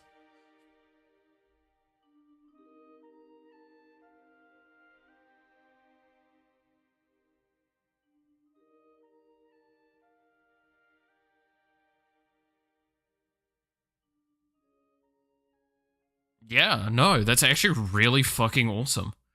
Holy shit. I'm not going to go too far into explaining this, by the way, because this is actually going to get really complex. Just understand that basically what this is doing is it's using kind of like a seed with this key as a way of randomizing out the variable architecture based on these kind of values, doing an offset architecture sort of thing. It's actually really fucking cool. Holy shit. That's really, really cool. No, I'm genuinely impressed with that. Whoever wrote that, they did that really cleanly as well. Cypher? Yeah. I mean, it's cryptography, so. Like, yo, Nya, you still here? Look at this. This is fucking clean. Look at how clean this is, man.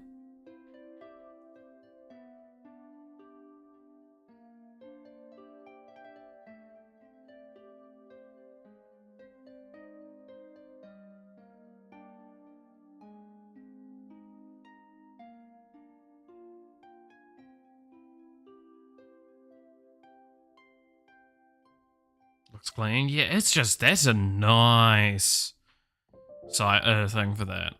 That is fucking nice.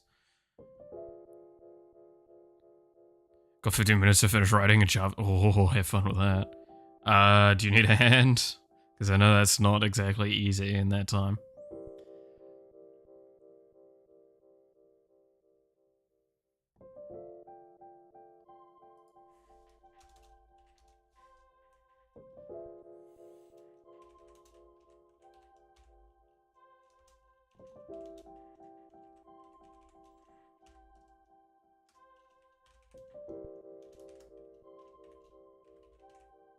Copilot is a lifesaver? Fear. Fear.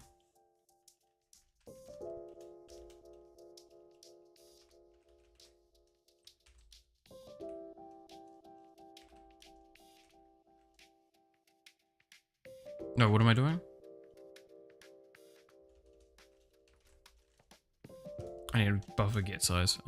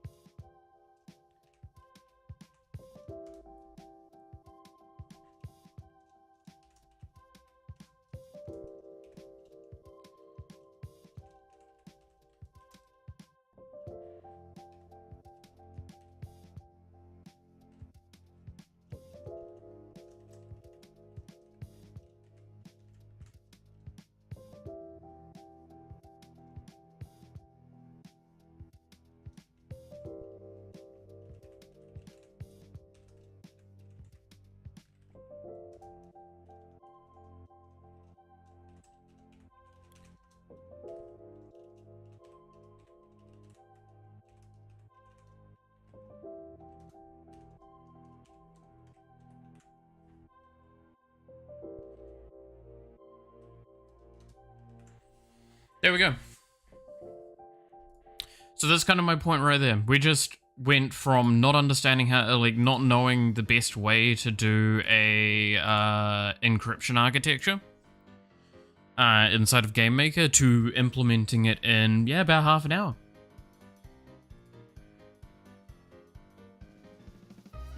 And we also spent the time in extra to make sure we read it correctly.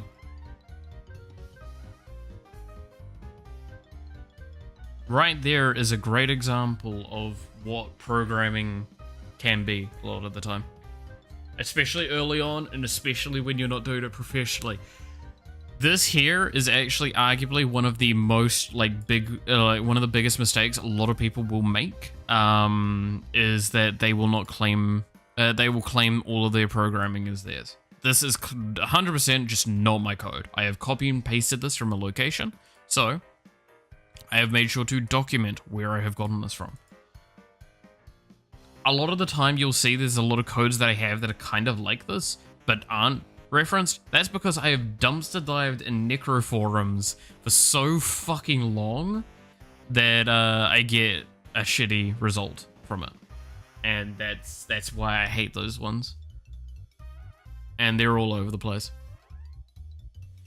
I do need to actually collate my scripting a little bit better, because at the moment, like, it's kind of hard to see, but like I have a lot of just scripts there that a lot of them could be put into like categories and lists, which would help understand things a bit easier and probably, maybe, arguably makes it slightly smaller of a document overall, because it would be less like separate files and more singular files.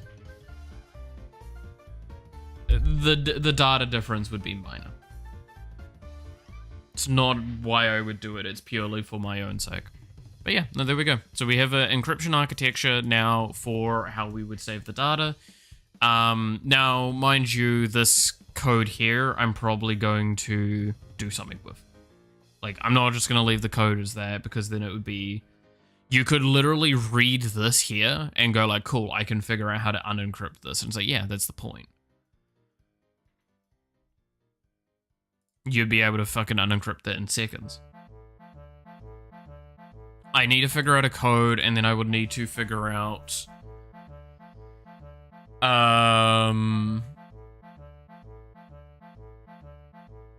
like something around that, right?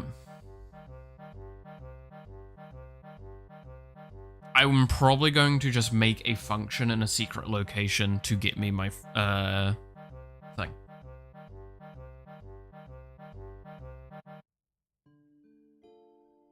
And it will probably be like a... I don't know. I'll figure it out.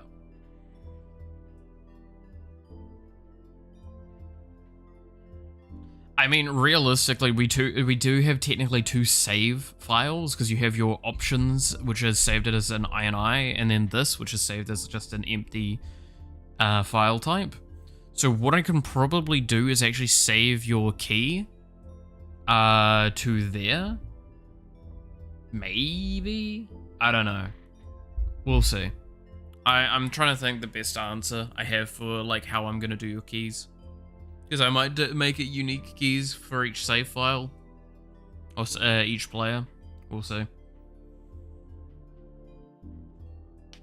Actually, that's an interesting idea. Oh. I'll look into that. I have an idea, but I'm not going to talk about it here because it would jeopardize the idea if I was to do it.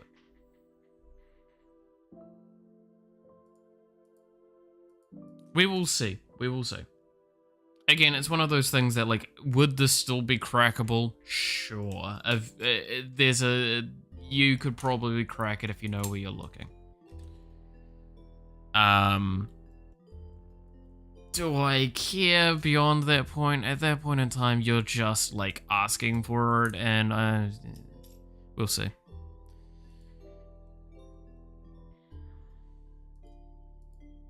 To be fair, again, this is probably going to be left like this until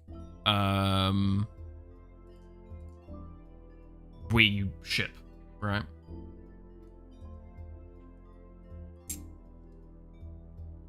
Because you're going to see this area anyway.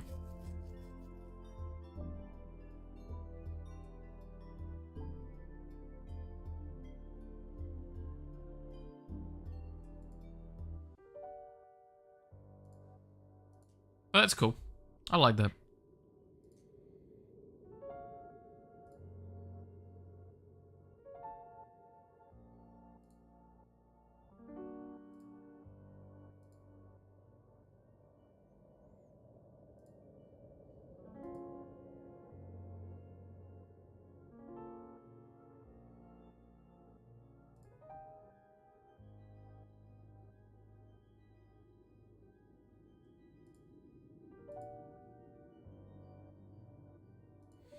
Okay.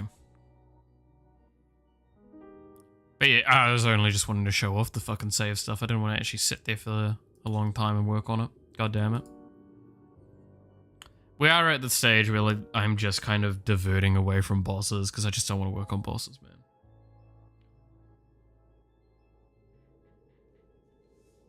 Okay, do I have anything else on my list of like kind of pseudo-urgent?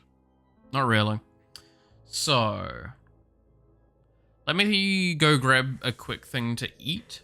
I will be back in like literally a couple minutes because I'm just going to grab something that I can grab out of the fridge and nibble on the way back, and it will be gone before I sit down.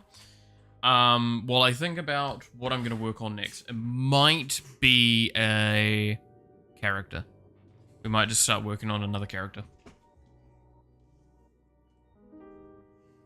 I want to make games. Make games.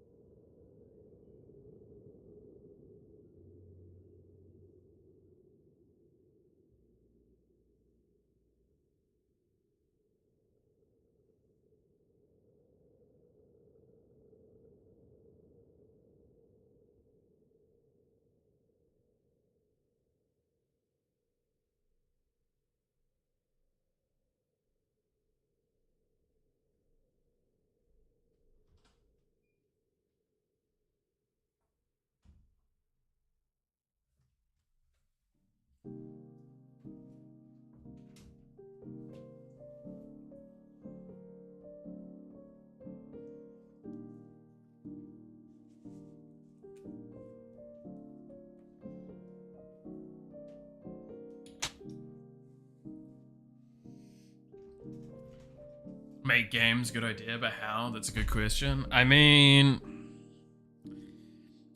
I will say this. It is, you're probably thinking it's more complex than it actually is. Games are hard to make. I'm not going to say that they're not. Everything's hard to do. But, at that same time, that's probably not as bad as you think it is to get started. Like I said, just start with making an object that moves. Don't think about like making a shooter that can do this. Think about making an object that moves in world space, based on input.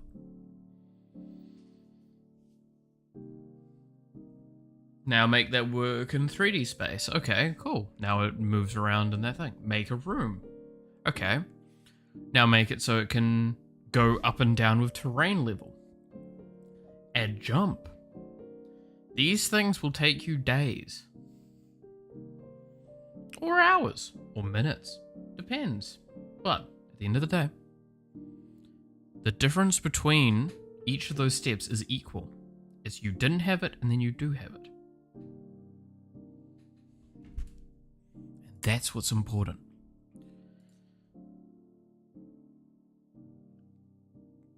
That is what is very important with that stuff. Last time I made a boxcar that actually drive. Yeah.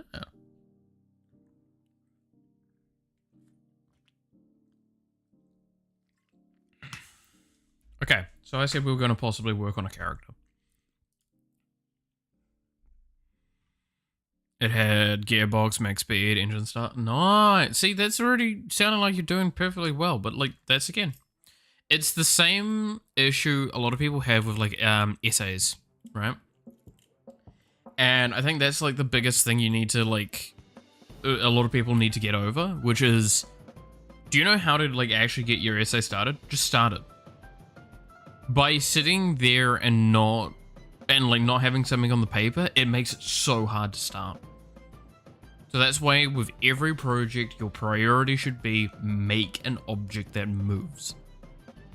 Like make the most basic thing of what you require, and you're already a massive the way there. With an essay, how I always approach it is I'll fucking like regurgitate all of the key stuff I know I need to put into it on my document. And then I will start arranging that. I will start figuring out how to frame it, how to context it, all that. And I've immediately now got a framework of what I want to do. So now I can do better research, further research, and target the ideas that I need. Then I can start writing my introduction, or like the baseline of the introduction, figure out my thesis statement. Cool, now I've figured out my thesis statement. Now I have a better idea of what exactly I'm looking for each of the body statements. And then I go into those body statements, I find the research, I write down the bare minimum as like maybe bullet points or maybe as like small paragraphs, and then I go from there. And I've just explained something I can do in a day very easily, and I've already got about 1,000 words on the paper.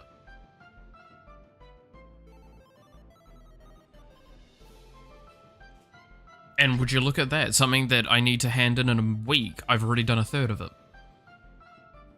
Arguably, I've done more because I've already got all of the foundation done for it. So I just need to fill out all of the details, find my counter arguments and my arguments, and I'm done.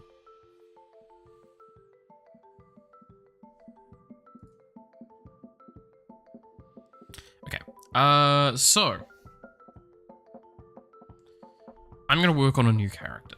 And to start work on a new character, I'm going to make their assets. So we're going to open up Sprite in a sec and start drawing.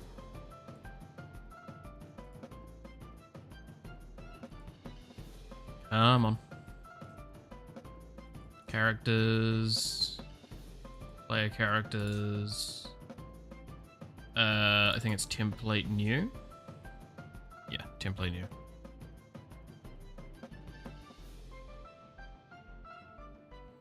Now, we have 3 characters to work with. I have my preference on who I want to work with. However, I'm going to leave the decision up to interpretation for everyone. It's mainly you here at the moment, Milo, because I think Nya's still quite busy getting his last few things done.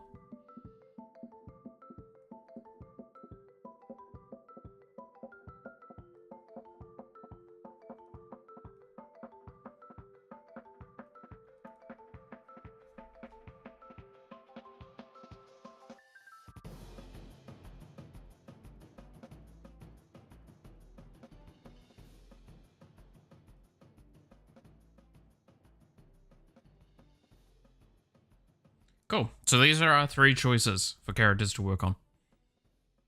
Now, I'm going to say now, my preference would be not to do this one. Because this one is just genuinely going to take forever. Because we have to do... just even the initial stuff, we're going to have to do so much sprite work. The dog girls? Yeah. Wow, mokoko.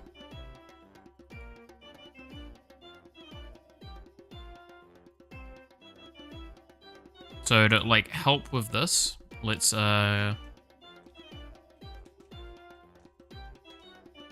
up the VTubers themselves.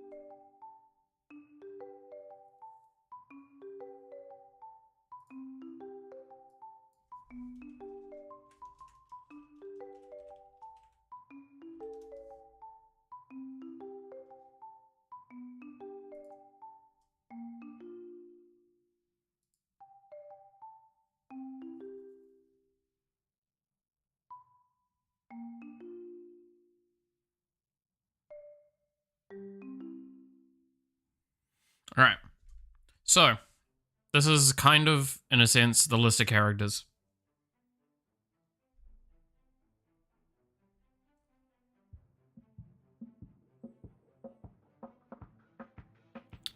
So, Of these, who do I want to do?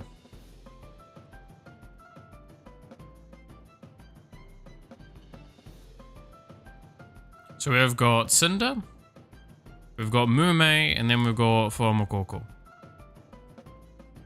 Now, obviously, this isn't Fuamokoko, this is just Fuawa at the moment, but hey. Dog girls, don't hesitate. So, okay, I wanted to stress, it's not that I'm hesitant, it's that I'm acknowledging that the work that needs to be done, there's a lot of fucking tech that needs to be done for the dog girls. That tech is not wise to put in yet. That tech is stuff that I want to have sorted out a lot of other things to do, and it's just not a wise idea. So it's not hesitation, it's planning, in a sense. That's why I said I would prefer not to do that. Imagine the freedom of doing 2 characters at once. Well, to be fair, their kit's already done.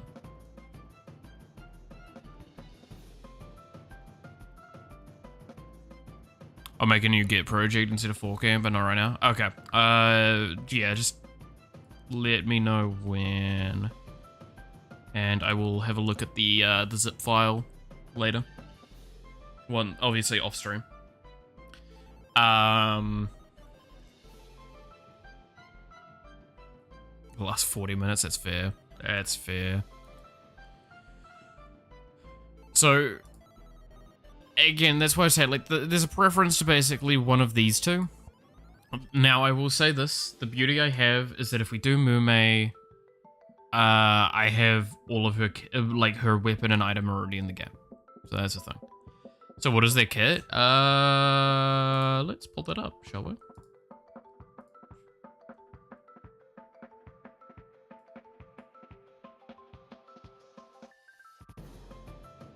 So, for while more Coco, Fluff and Fuzz. So their weapon is swapped between dealing damage in a cone in front with a bite that triggers a bleed on hit, or swipe a tower around you and knock back enemies. So again, already you can hear knockback, so that's part of the knockback rework that needs to be done. If playing Fuawa, just swipe in front of you, but with increased area, and if you're playing Mokoko, just bite with increased crit damage. That might change, we'll see. Item, Hellborn Collar, reduce damage taken by 5%, 5, 10, 15%, all that, increased damage.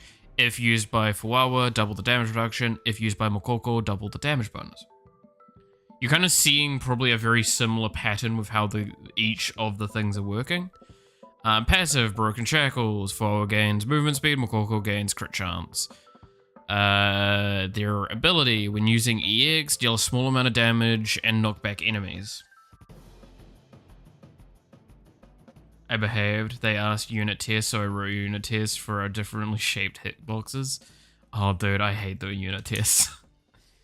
Look, unit tests are one of those like moments where it's like, are they good to do? Yes. Does anyone like doing them? Pretty much no. And I appreciate the meme that was done at one point, which is, don't do unit tests because that's you not believing in your own code. And how do you want to do them? Like, you play 2 at once, or are they separated? Maybe you could make the player play them as a pair of characters, or just swap mid-battle between them. Read the EX here. EX, Bao. Swaps between Fuawa and Mokoko. Their EX is them swapping. Their EX is going to be on a very, very, very short cooldown. So you can swap between them on a fairly regular basis. Yeah, it's Bao.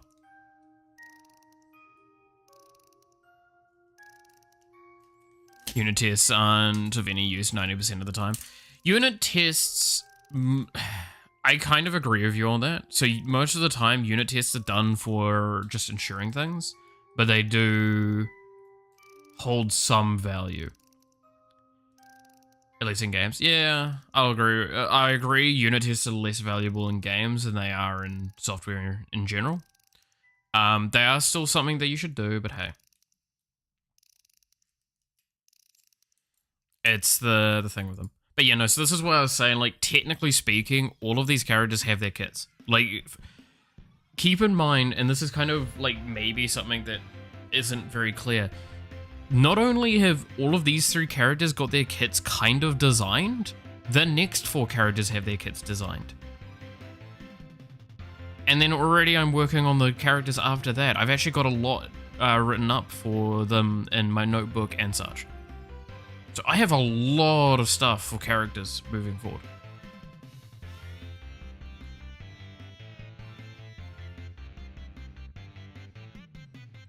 So I do tend to have a lot of the characters like very planned in advance. So if I'm saying I'm designing a character, it's more often than not I'm designing, like if I'm about to implement a character, that's because their kit's ready. And the idea of how I want to do them is ready. So that's why I'm kind of sitting with... Mume's super easy, because if I want to actually implement her again, her weapon and item is already in. Her passive is going to be an interesting one, because I'm going to have to do a bunch of shit with that. Because I'm going to have to probably create a new architecture for checking on pickups and stuff like that.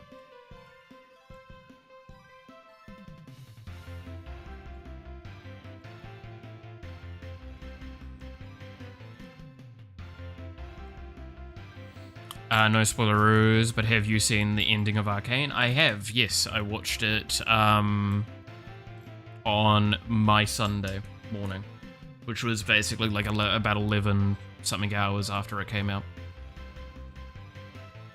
Yeah, it was good. I will leave it at that, and I will agree, yeah, soundtrack was good. We're not going to say anything more than it was a glorious show, and we'll leave it at that, eh? Glorious show. Glorious. I'm going to make a blanket rule of like about 2 weeks of not actually saying things, but hey. You remember that Dota 2 got that one character that you play in 2 persons? Imagine doing a game mode. You play them as 2-player, each dog girl, different abilities.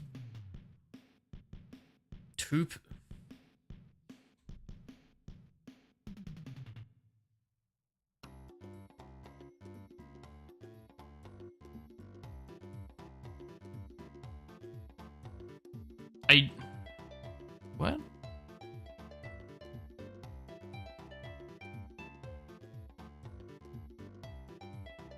Dota 2, yeah. 2 persons, 1 character. Are you meaning Heroes of the Storm with Chagall?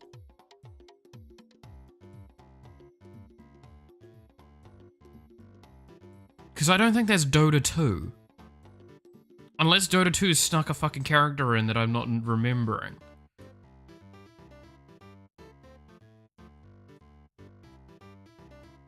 Because yeah, there's Chagall in Heroes of the Storm, which is 1 character, 1 body, 1 gets to pilot, 1 gets to cast special abilities. And the one that gets movement gets mainly movement-based abilities. The other one gets like really potent spells that are heavy on positioning. That's the idea. Yeah, Hot's a thing. Yeah, no, it's you're thinking of Chagall. Yes, I do know about Chagall because I fucking played. I played a lot of Hots. But no, I do kind of agree with you on that. Yeah, I've got mixed feelings on how Dota works. I think there's a lot of good things and a lot of good bad things about it, and it's the same with League, right? It's good and bad. But yeah, no, Chagall. Yes, so okay. Now I'm getting where you're going with this. I mean, I could do something like that.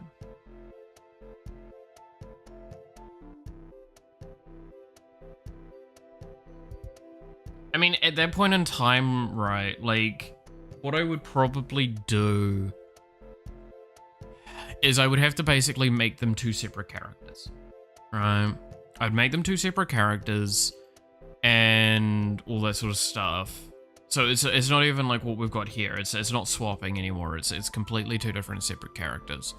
And at that point in time, I could add a thing where, like, if you are playing one, you get a massive bonus if you're playing the other one.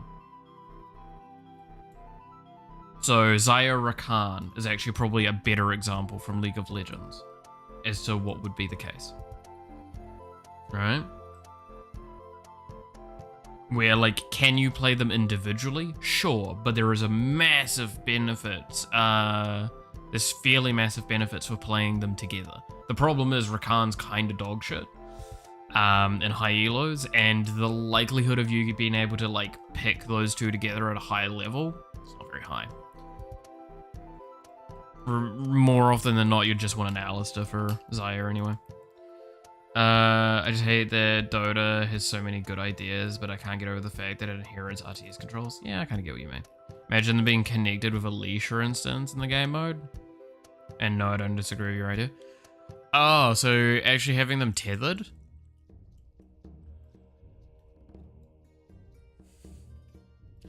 You've given me a really stupid idea. What, his ult's broken? Yeah, his ult's great, and his engage is potent as fuck, but like...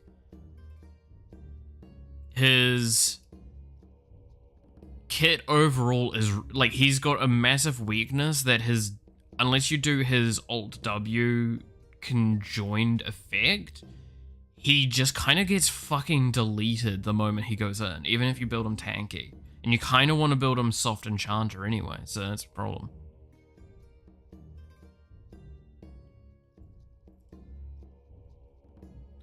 That one hot's character feel, you know? Yeah.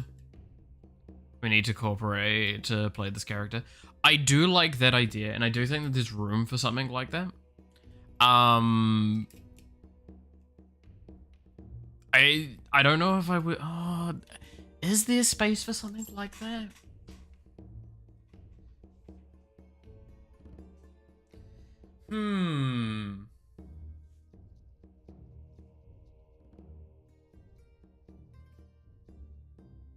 Because the problem is with that is that by having a system like that, I basically lock a character for not being playable.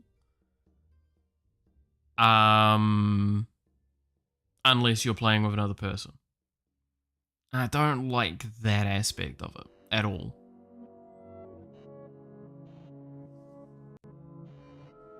Like, I don't want to lock a character behind basically a friend wall. Right? Can I get my idea into the notes, please? Special game mode for that? See, now, that's where I say you did give me an idea for something completely different, but related to that. And I won't go into that now, but I will say that there is something that I'm going to write down in a second in my notebook. Like, again, don't be too concerned with, like, getting something in the notes, right? But that's why I say, just, like, that idea, there's some merits to it. I'm not going to say that there's not. And, like, having special game mode makes sense for that. And that's probably, like, if I was to do it, that's probably the correct answer. But... yeah, it's... I don't think Fuwawa Mokoko would be how I would do Chagall. If I was to do a Chagall character, I would probably use something different. The problem is, there's not really great ideas that come to mind immediately for what,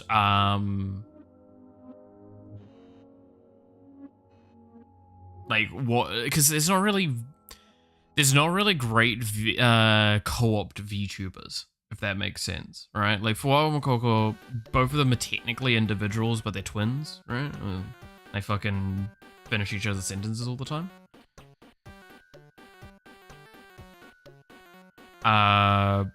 Which is why I like the idea of them swapping between them. I mean, KU, the dev for holocure, made a joke about how, like, you would play as one, you'd play as one, and then the other one would sit on the other's shoulder and just yell at them to do all of the things. And that's, like, probably another good way of doing it. And it's probably how you'd do it if you were to do the Chagall thing. You wouldn't have them as separate moving, you'd have one of them sitting on the other. Which makes sense. Why do all these names sound like they come from the Necronomicon? Yeah, that's fair.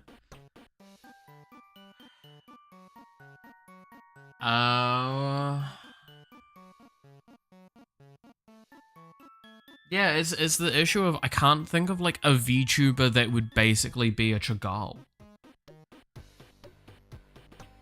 Actually, that should be a VTuber, honestly. That's something that should be done. That would be fucking awesome. That's an idea. There you go. Anyone that can find a friend to go VTube with, go be the same VTuber model, but like tie your fucking shit together so you have two heads on it. Be a double-headed orc or some shit. That sounds fucking funny. One of you has to be the straight man though. That's the problem. One's gotta be the fucking funny boy, one's gotta be the straight man, and you fucking do that. Thing in the same way. Yeah, like I can see a way of doing it. It's just that's not what I wanted with for Mokoko, right? Could I shift gears? Maybe, but I don't know if that's the right thing to do. I like the idea of having a character in that's like the swap character, like the form change thing. I think that's a really important thing to have.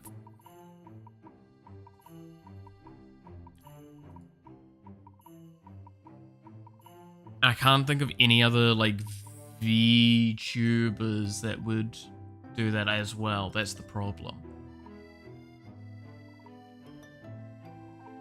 Yeah.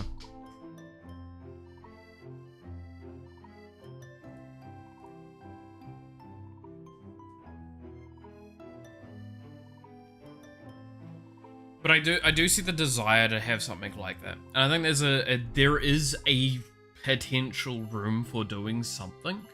Like I said, there is a note that I'm going to write down in my notebook about an idea that I had.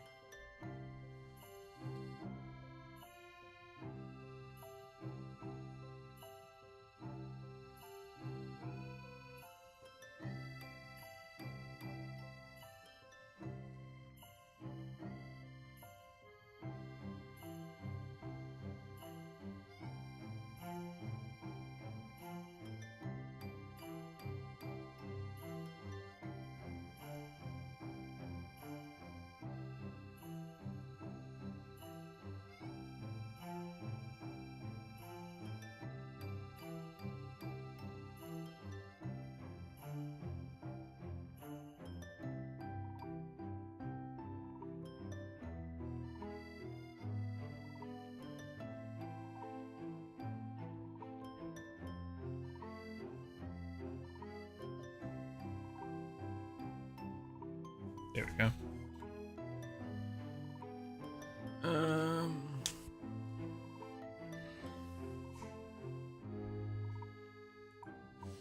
I imagine an optional modifier, something like two-person t-shirt that makes one move, the other. It always, Is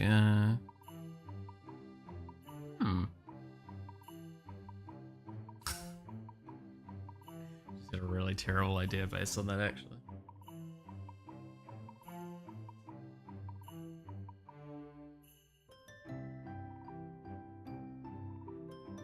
How would I do that? I would have to send everything to a controller. I would have to do that, right? Yeah, probably. So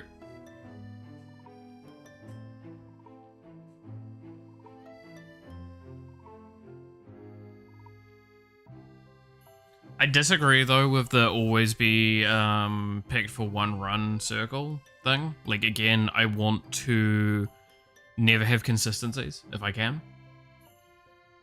Or like anything outside of a soft consistency, right? I do not want to have something like that.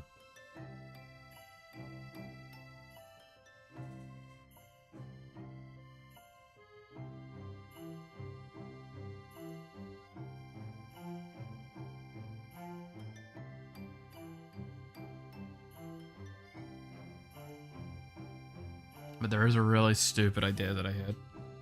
I can look into it maybe.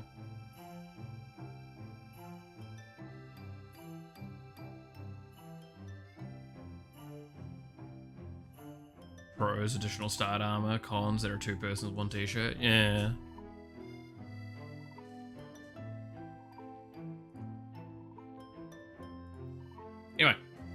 We're getting too far off topic. Which of these do I want to work on?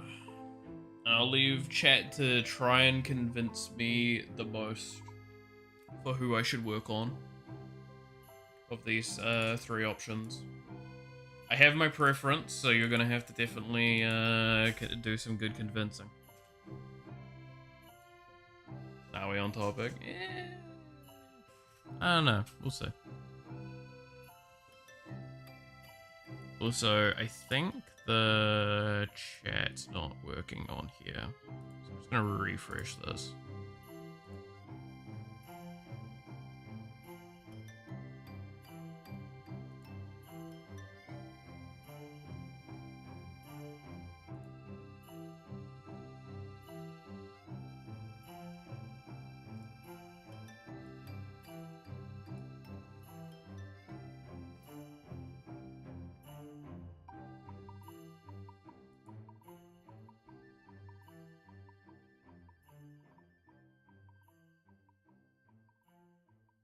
Work on making the world a better place. Hey now.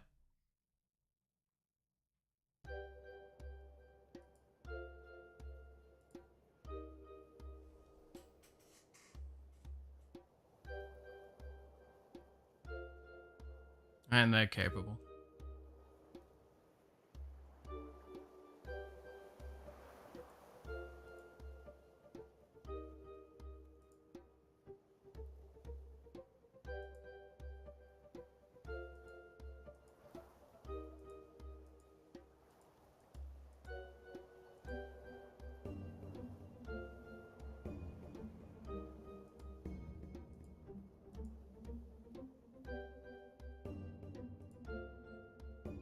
Yeah, why is that not working?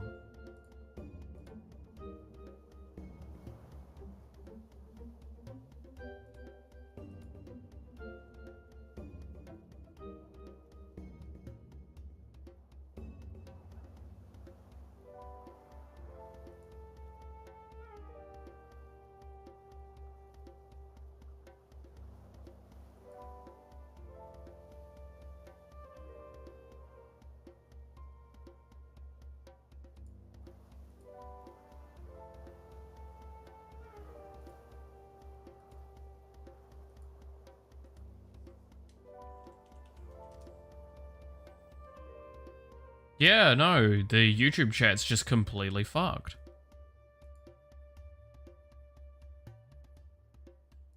Why is that?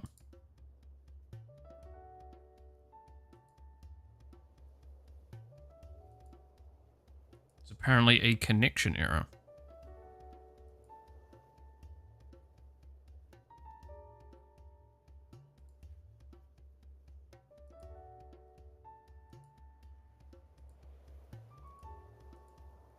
I can't do anything about it though.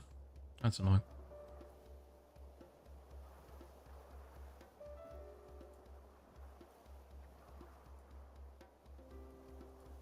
I'm just gonna have to keep an eye on my phone.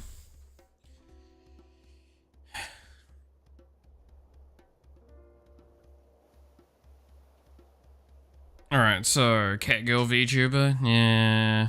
Well, I mean, yeah, we don't have a Catgirl in these options. We have, ironically enough, we have Hellhound, we have an Owl, and then we have 2 Hellhounds as our options.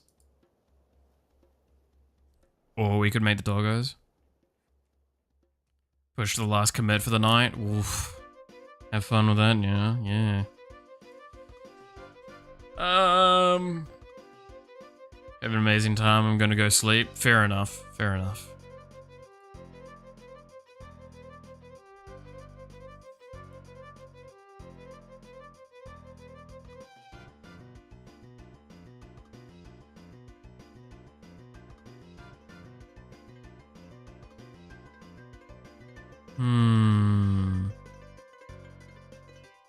But yeah, no, go have a good rest. Yeah, go have a good rest. You deserve it. You've put in the work.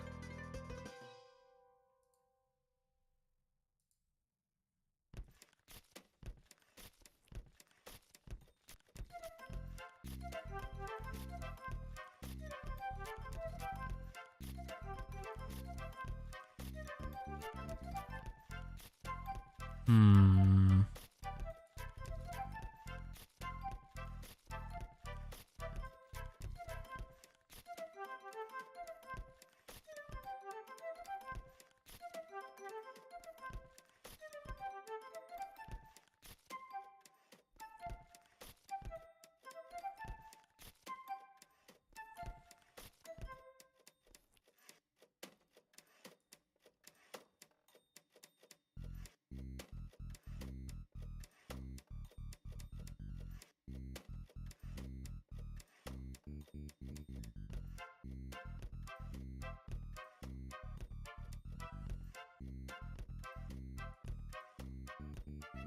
Booba Hellhound versus Cultured Bow Bow Dogs.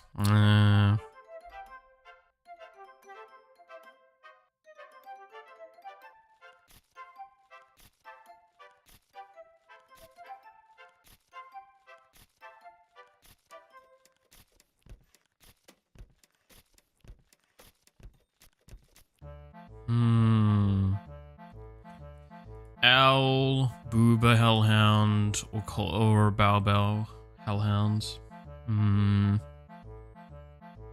It's not an easy answer. I do want to do all of these. Again, they're the ones on the current chopping block, right? To get done.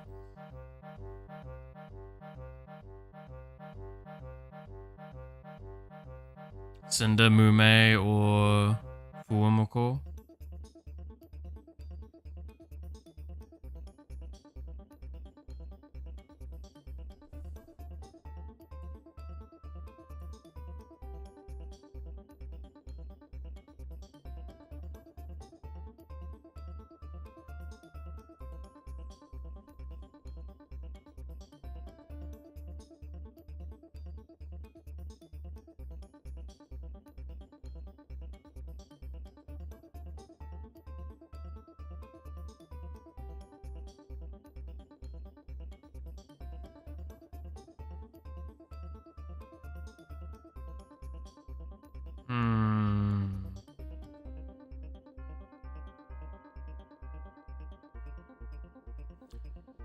You maybe could do research on someone smaller than them, maybe? I mean, I'm not going to be adding to the list as much as possible until we've gone through the current list.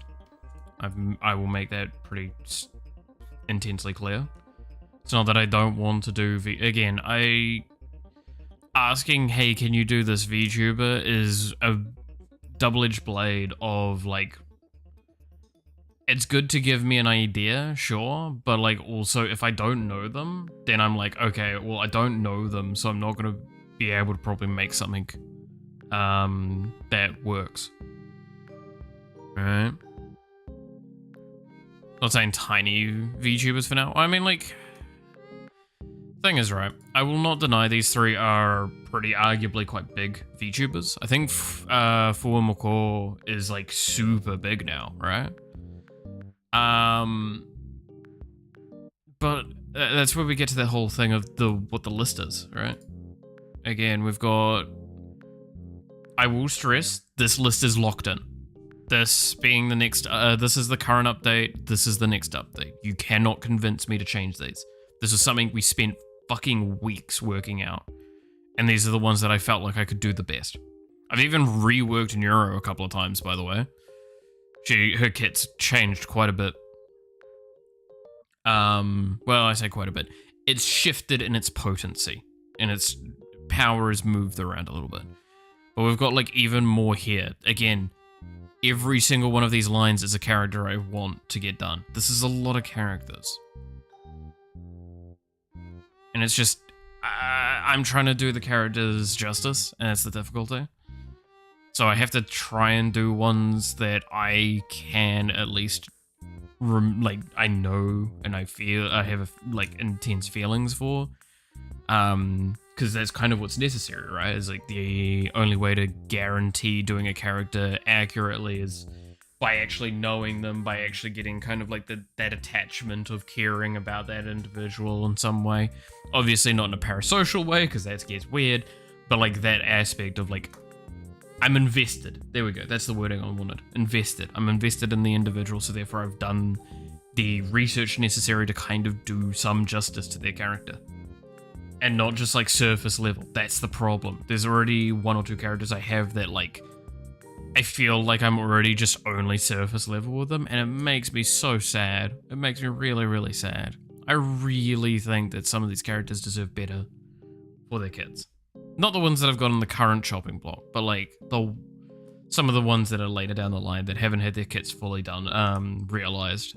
It's like, it's hard. It's really hard when you've got this many characters you're trying to fucking do, right? Oh, I should also mention, when I say like the characters for the chopping block, I literally have, so I've got the current update, I've got the next update, and then I've got the Steam release update, and like for a little while after planned out. It's not in that doc, it's on my notes. I have them all written out, and I'm not going to show all of that because the notes get egregiously long in here. All I'll show is like, this is the page for most of today's stuff. Like, that's how much shit there is. And that's like notes from today, that's notes from last stream as well, and things that I've been working on and getting done in here. I'm sure you could probably decipher some of that if you really, really wanted to, but point is, I have a long, long list of things. Normally I'm pretty good at like not going beyond 1 page of things to get done, but like I'm still catching up on things from the trip. There's the last 2 pages as well have a bunch of stuff, and then we've finished the things before that. I don't know. So it's just the last 4 pages. It's all the things I need to work on. That's it. Blows your notes with my... Yeah, exactly.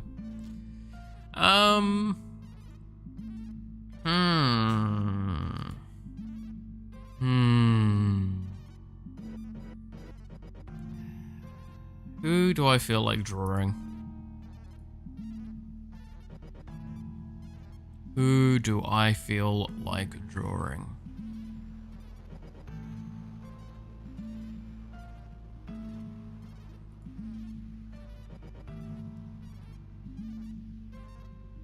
Who sparks joy? Which of these sparks joy? All of them spark joy. Which one sparks current joy, though? Past update notes to show, any sketches. I mean, most of those are what you see in those docs, but like... Fucking...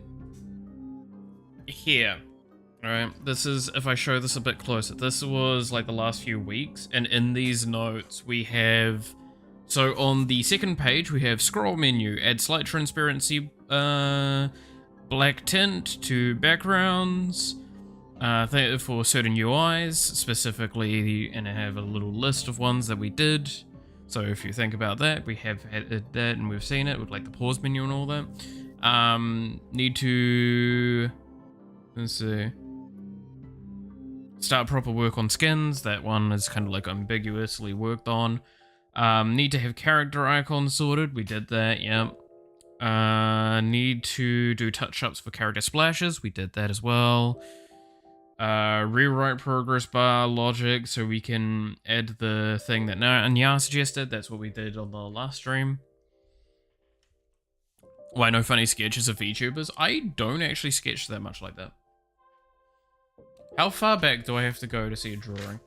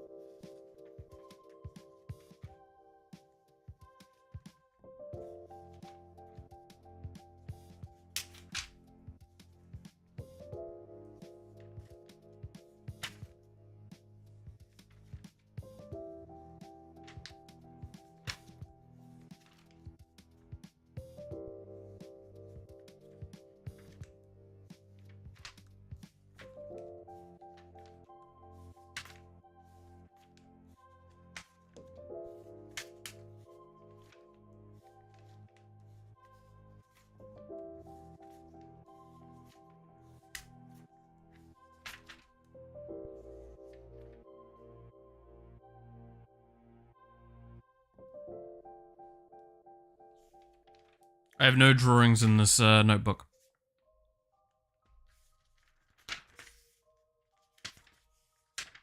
I've never drawn anything other than like 1 or 2 UI little doodles that were literally just a box with positioning.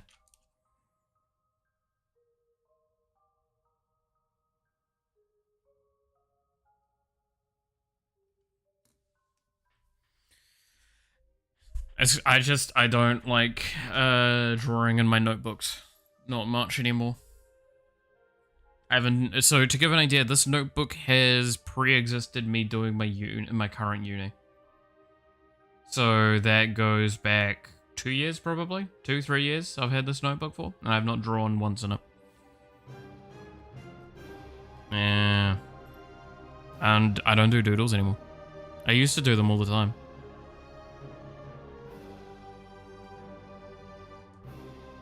Yeah, we know you hate art. Yeah, pretty much. Mood. Yeah.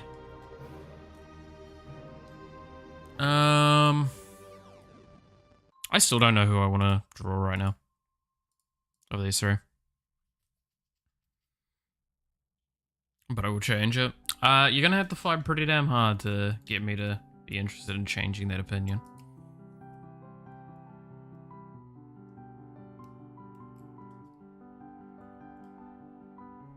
It's gonna be very difficult to get me to love art again. But nonetheless, I've got to do it. It's just, yeah, no, I don't do doodles anymore. Too business-like, I think.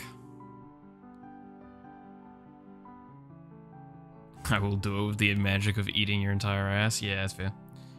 I just dropped in your chat and all I heard was empty notebooks. I mean, I've got notebooks that are like for the game development and stuff like that. This one's predated the game development by quite a bit because this is a notebook I used to use for a job. Who am I talking to besides you? I'm talking to your YouTube chat. It's just YouTube chat's not showing up on this thing here at the moment because for some reason Restream broke. I can actually probably just double check. I'm not going to show something I don't need to. Yeah, that's all fine. There. YouTube chat.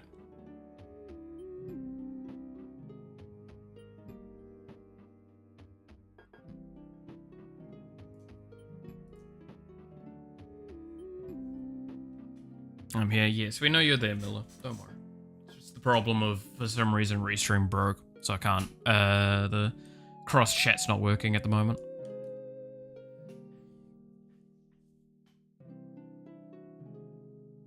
I mean, I think, do I have my old, I don't have my old chat thing for YouTube, because I was just going to pull that up if I could. Have them separated for a little bit. But nah, sadly enough, not working.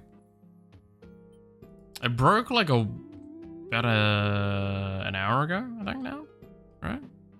It's a weird break. Because, just double checking, I'm not going to show something I don't want to. I think it's fine to show this nowadays, because they removed the thing for the...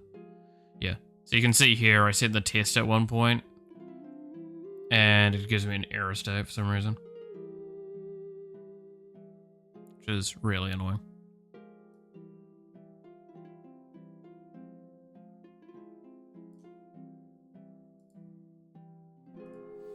You could just pull your own channel on YouTube and resize the window. Yeah, true.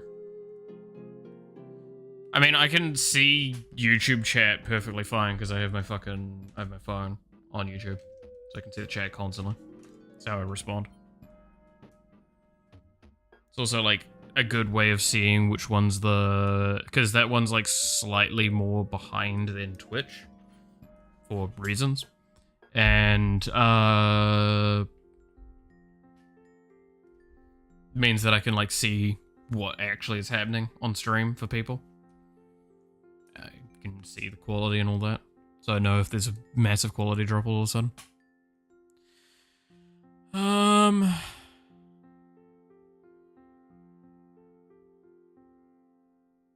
If you repeat them, I can follow, but otherwise no. I mean, I more or less am because I'm responding to pretty much everyone.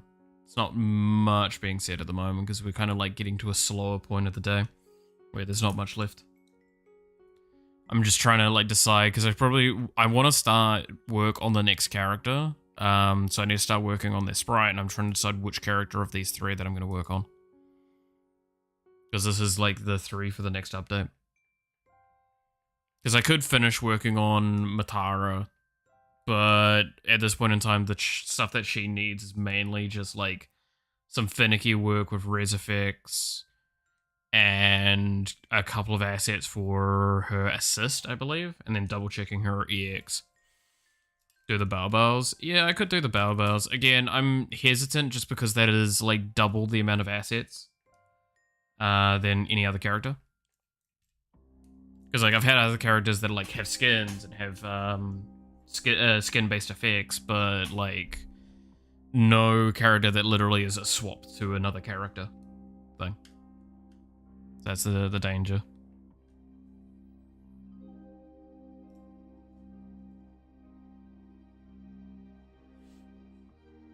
What are you making them for? A game. We have a game. If I launch game, you'll see game.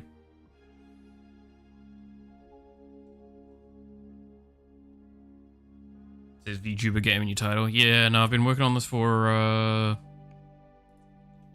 like fucking what? 2 years now, right? Nearly. This is a kind of Vampire Survivors-like game with VTubers. And this is the cast of characters.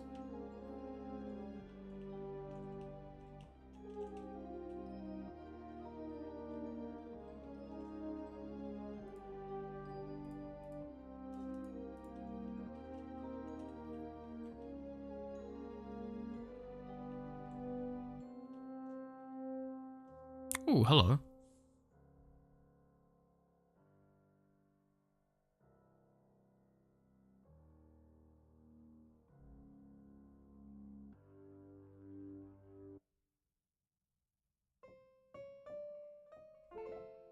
Sounds pretty good. Yeah, except I get crashes from time to time. What's this one? Script text convert. Times 100 failure. I like Vampire Survivors. I do as well. Vampire Survivors is great.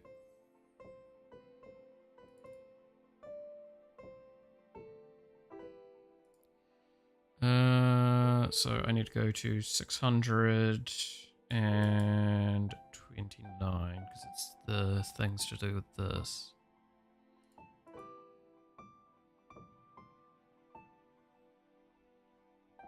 Undefined value. Okay.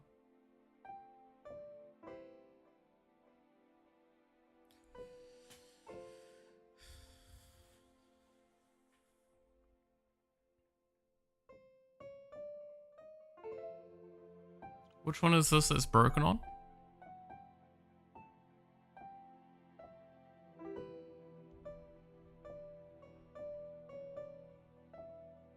Item equipped.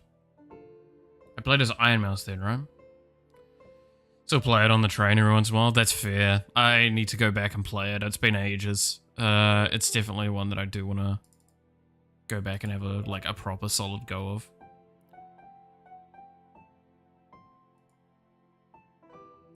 Oh shit, I forgot to fix this because we changed the values around. That's why. The description broke. Because I removed it, I moved the values to 0 instead of 5. That's my bad. Works on the tube without Wi-Fi. That's, yeah. And without ads, yeah. No, I understand that.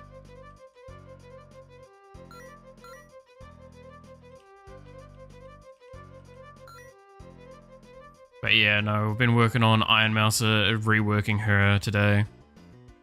She's now had her shit moved around a fair bit. She's a lot more interesting of a character in my eyes.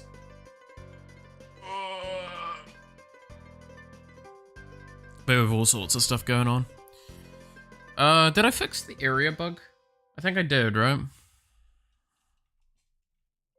So it's now 1%.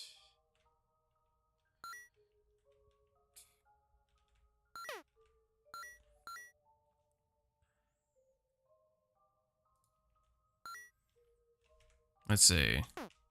102%.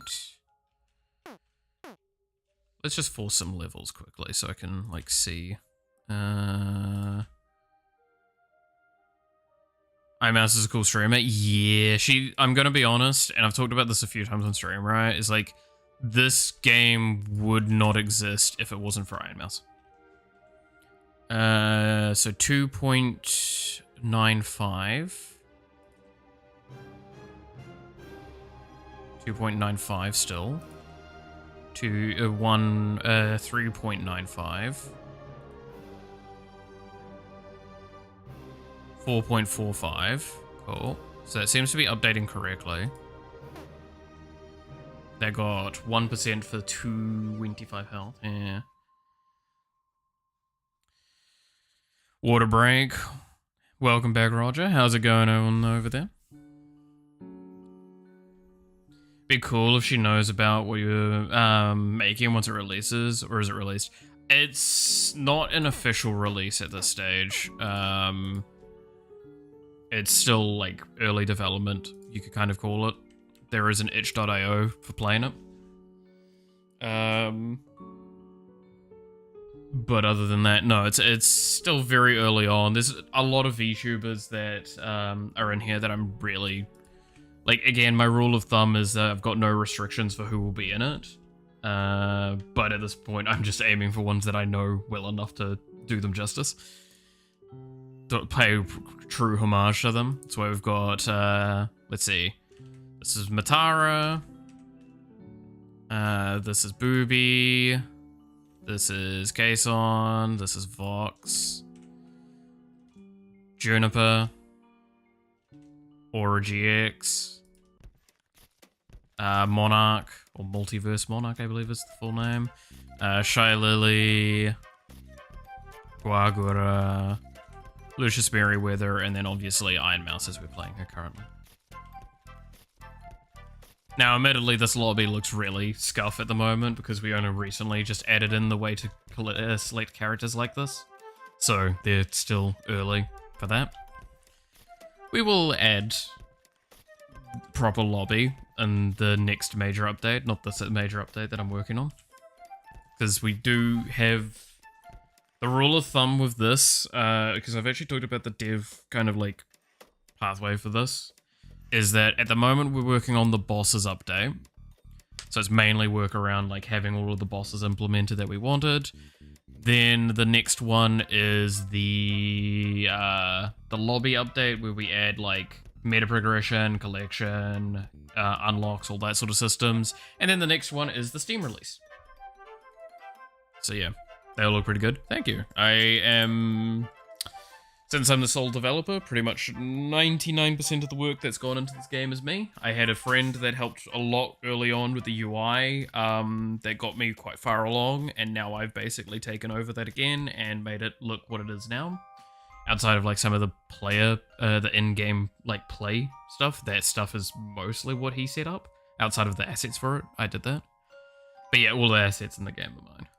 Aside from the key press icons, because those ones are yoinked from somewhere, and I'm legally allowed to, because they were for years. I will probably find the reference for those, though. I have the page somewhere.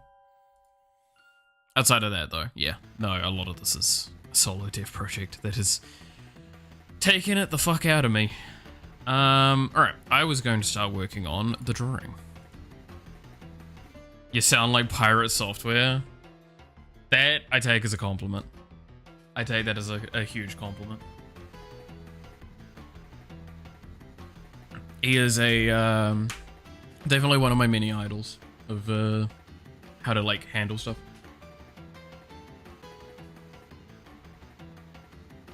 He does, yeah. It's just deep voice, honestly. Deep voice gets you quite far with that.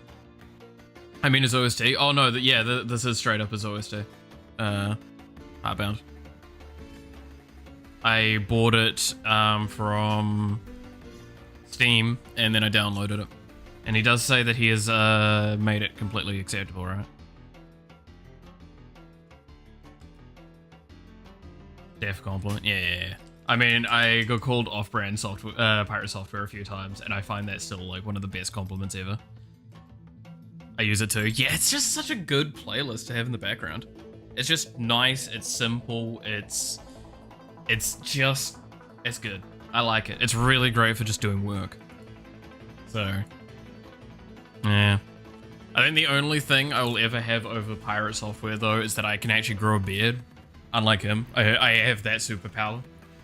Otherwise, he's got the rest over me. Yeah. Gotta take your victories where you can, right?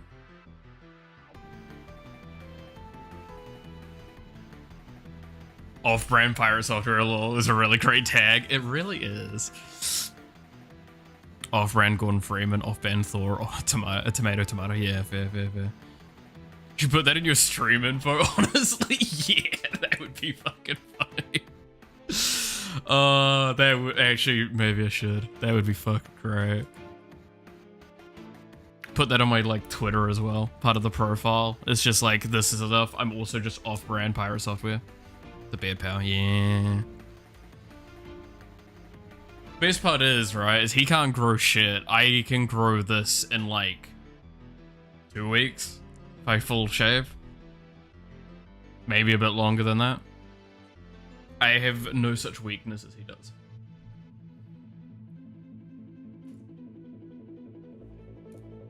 No, exactly.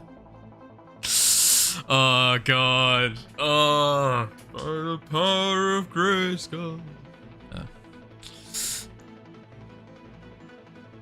Imagine an April Fool's stream where you do a parody of pirate software. Dude, no, can I? Oh, I wonder if I could just reach out to pirate software, right? And just go, hey, I get called like off-brand pirate software all the time. For April Fools, can we just like swap streams?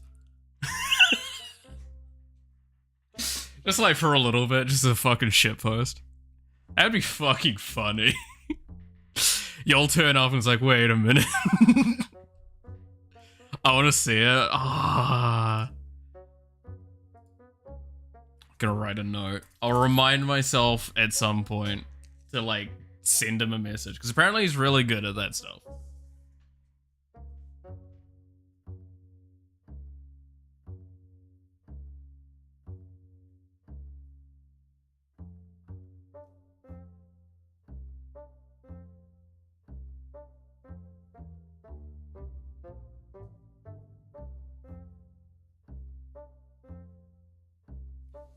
There we go.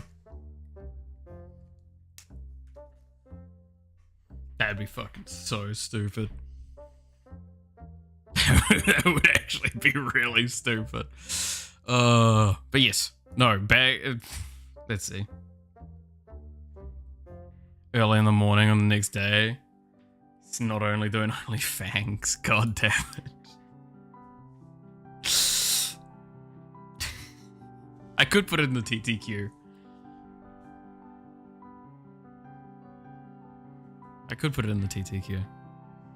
It's the best way. I mean, to be fair, he's apparently really good at, like, DMs as well, because I am on the Discord. The Pirate Software Discord as well. So, I could just flick him a message. So, it's like, hey, I've been called off-brand. Can I do, like, a meme with you on a fucking April Fool's or something? Even if it's for like 5 minutes. Even if it's like a recording or something like that. Just have him turn up for a little bit. That'd be really funny. To be fair, he's gonna be going to Brazil soon. Alright? Can't wait for that.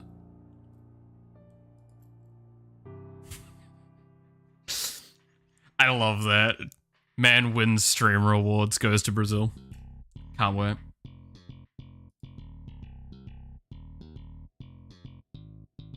He's not been doing many TTQs while playing WoW. That makes sense. I mean, it's a bit more of a like intenser game where there's a lot more things going on. So that does make a lot of sense. I haven't watched live in ages. I kind of feel bad for that because the problem is, right? So if we like go and just show this very quickly. So I sleep, and I'm from New Zealand, right? So I'm from New Zealand. I tend to wake up at like 5 a.m. I stream at 8 a.m. And then I'll go to bed at like, if I have a proper choice in the matter, around 7 a.m. 7 p.m. sorry.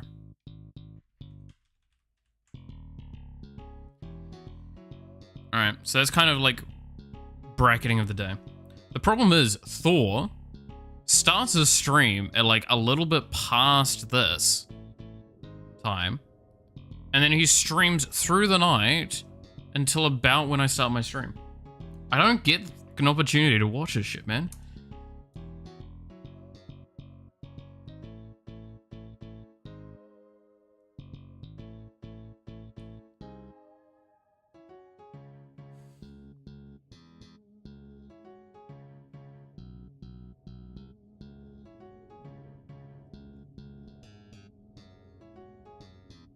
I was like, was that confirmed? Yeah. Just assuming. I mean, you telling me that he's not gonna win though? Yeah, no, I know. That's what I'm saying. Like, you think he's not gonna win? Thor underestimates the goblins, man. Thor underestimates the goblins.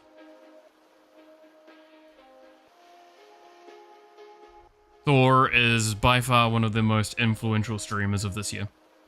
For good reason. He's gonna definitely at least win one category. I hope he wins all of them that he's in. He deserves it. He's an awesome, hardworking man that deserves fucking so much. He's nominated for several. Yeah, I know. I already voted. And yes, pretty much every category he was in, I voted for Thor. He's awesome.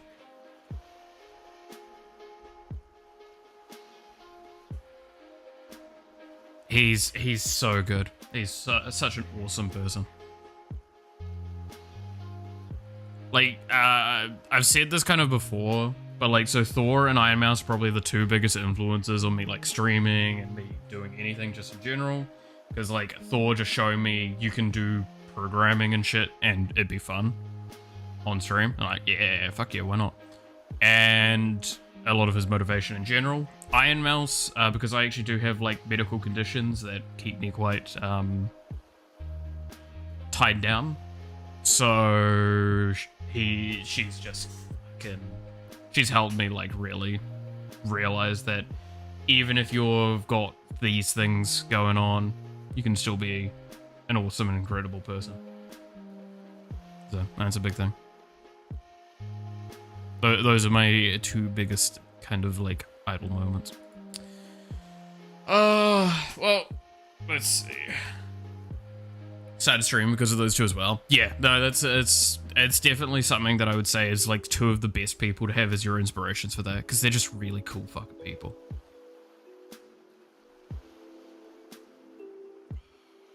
Do we do Bao Bao? Guess we should do Bao Bao then. God, it's gonna be a nightmare to start drawing this shit. So we'll do Flower first then, eh?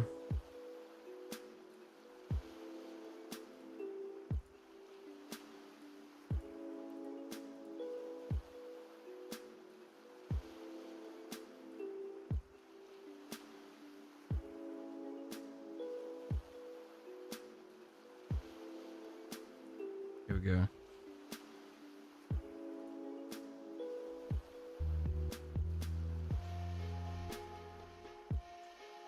I was just setting up streamer bot because of the pirate. Yeah. Alright, let's see. Milo.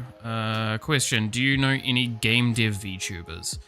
Do I know any game dev VTubers? I don't actually really know any game dev VTubers off the top of my head. I know there are, and I have seen them in like Twitch categories and stuff. But I've not like seen them on YouTube or anything. So, that's a bit of a weird one. Got an idea for setting a series on your channel? That's fair, yeah. Lol me. Yeah, like I'm sure there's probably multiple. It's just admittedly I do not watch. I hate this about myself. I don't watch pretty much anyone anymore. I struggle to make the time to watch most VTubers, outside of like maybe highlight videos. And it sucks. It's really hurt my inspiration, right? I'm a major noob when it comes to streaming. I've done 4 streams so far. I haven't done the streams yet, just RimWorld. I mean, RimWorld's fucking awesome. I've never gone far with that game myself, just because I don't have the time normally. But no, like that's fair. But like, hey, you've done 4 streams. That's awesome, man. Don't let that discourage you. You're a streamer. Take pride in that. It's fucking awesome.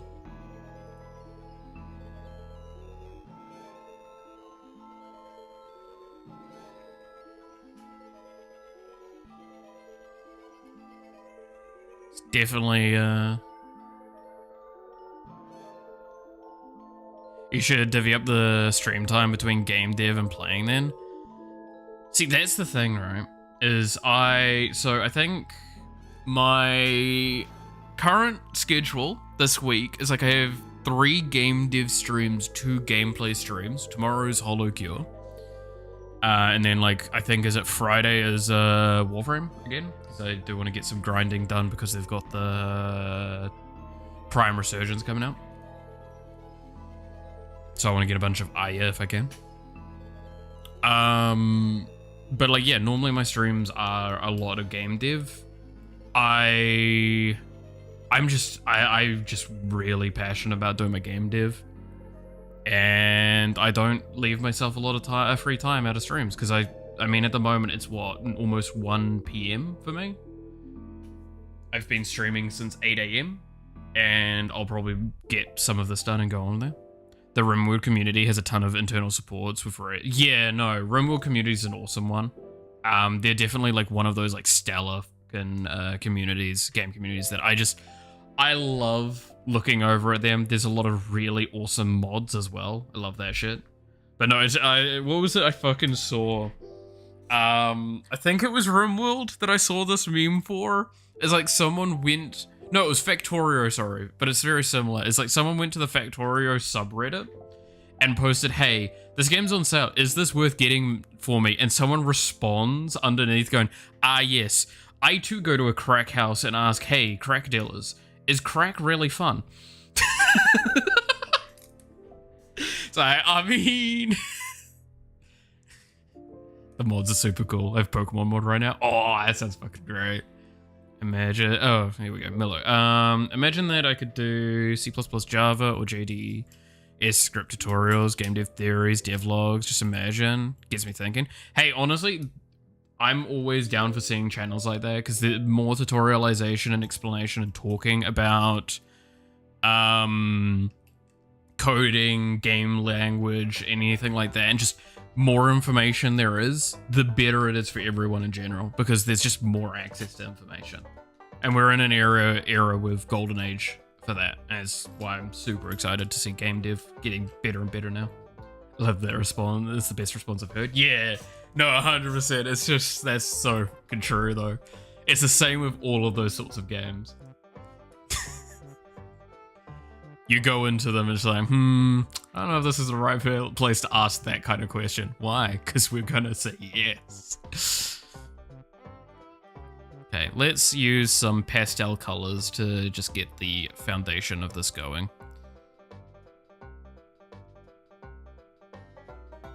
So very clearly dress, very clearly has a bit of a thing there.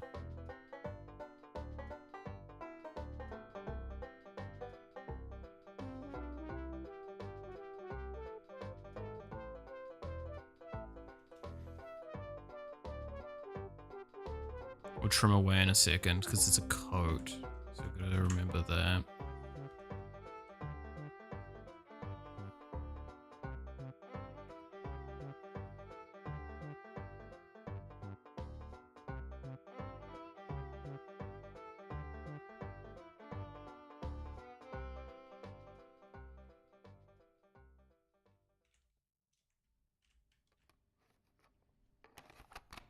And then...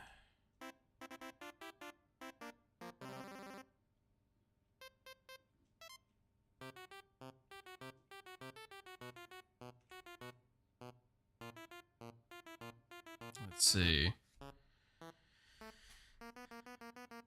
It reminds you of the game Disco Elysium.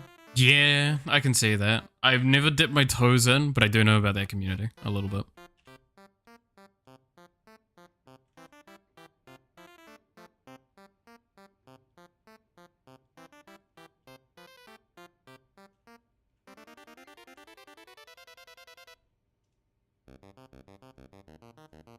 And yeah, I would definitely say that's a fairly accurate descriptor.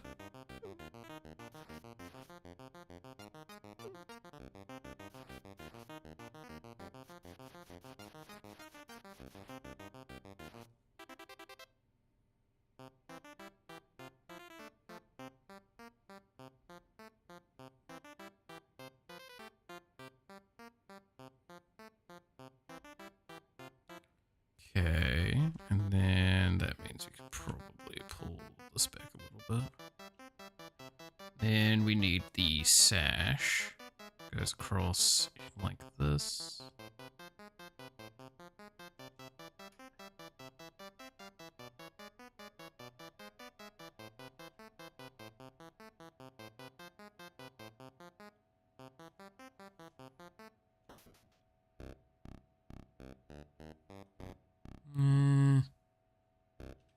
Nah, single line would be better.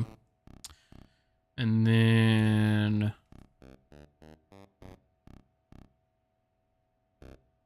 do that, and then do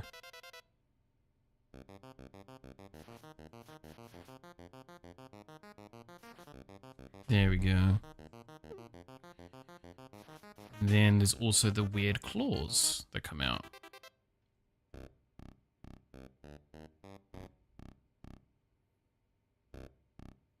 And now it's just doing the pattern out. So there's this, and then there's like a little bit of color there for the booba thing. And then there's a collar here.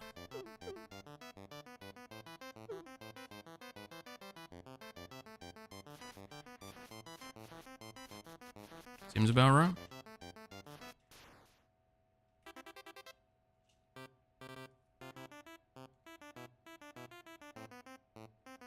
So I need a soft blue. I should probably just grab the color reference from the thing, but you know.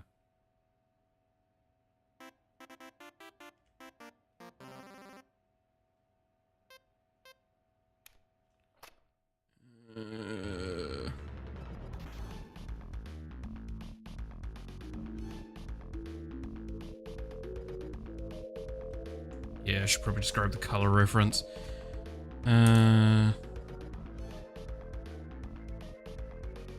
Taking you to Brazil. We're going with pirate software. Yeah.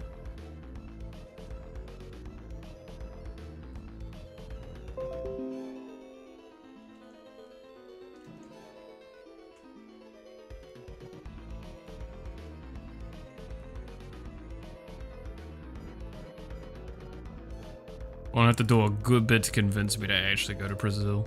Sounds like a cool place, but I don't travel, man.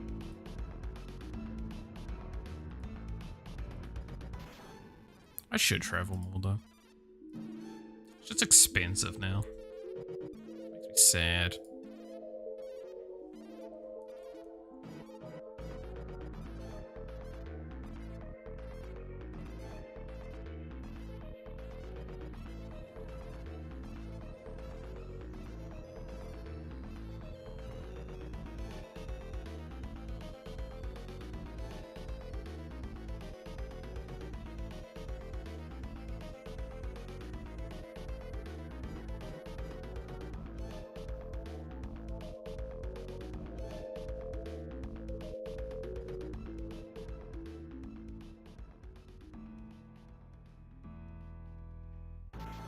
I don't like that. It looks like she's got a very weird lift up thing.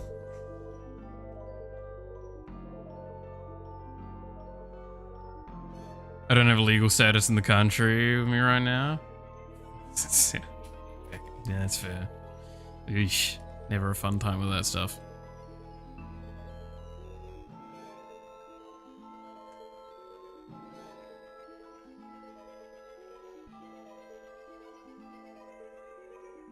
Did I grab the... I didn't grab the fucking things, but that's kind of similar to the claw color. And then we need to change this to the coat, but I want to see if I can get a different shade for the coat.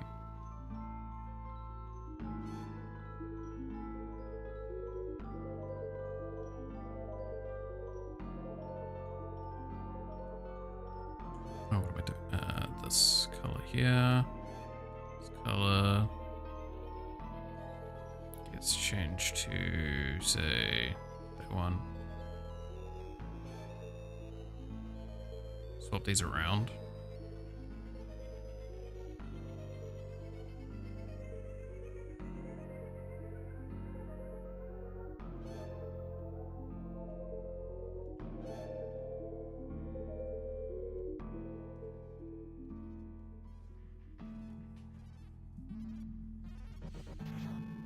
Let's see.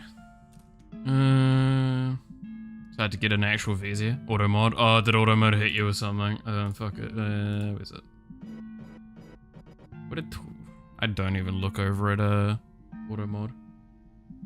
Brick shit fucked you over. Oh, yeah. No, that'd be like that. Here, I'll fucking let that through. I'm fine with that comment. I have no problems with that. Yeah, no, Brexit is definitely an interesting one. I, as someone that's like mostly unrelated to that situation, but kind of related by the fact that we do have some participation in the Commonwealth things. Yeah, that was a weird one. That was a weird one to look at. Far enough away to not be directly affected, but like close enough to understand the pain. I will say that. Alright. Do we think that that outfit's kind of thing more booba? I mean, I don't know how I'm gonna really convey the booba thing outside of shading. We could do... What's that?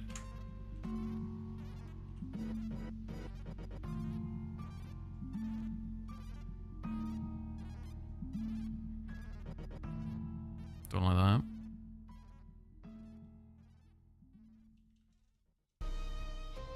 Does it have any effect for you guys at all? I think it affected a couple of our trades. But I don't think it affected anything, like, substantially.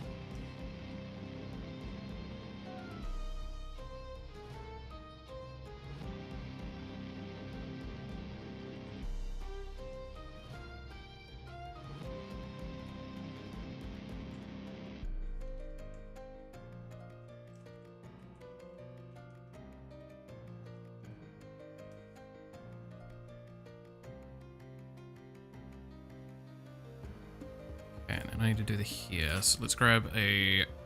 Oh, we need to do tail. That's going to probably also... Oh, God, that hair color is really rough with it. I'm going to have to change the skin color, aren't I?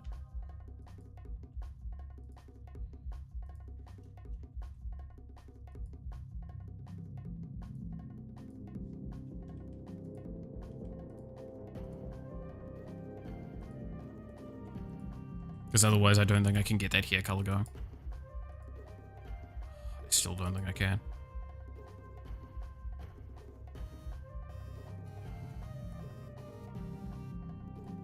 Let's see.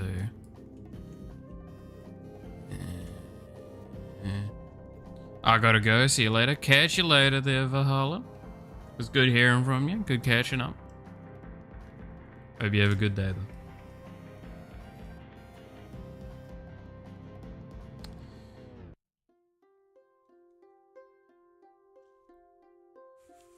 Had a fun beginner off-brand. Hell yeah.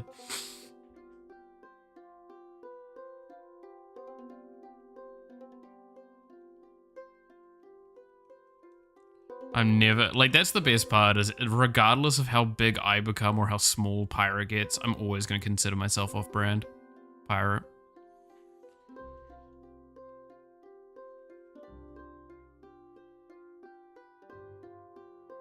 You'll get your blow up if you keep going. I mean, yeah. It'd be nice if it does happen. Not too excessively fast, though.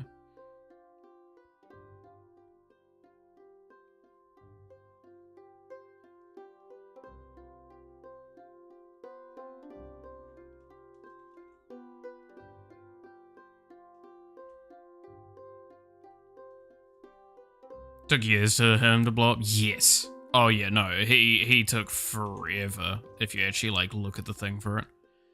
And it was kind of almost still random when he got it. Alright.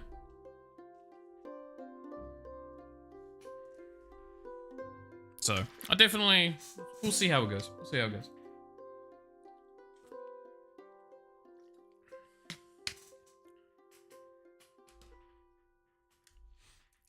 But yeah, no, thank you for the kind words.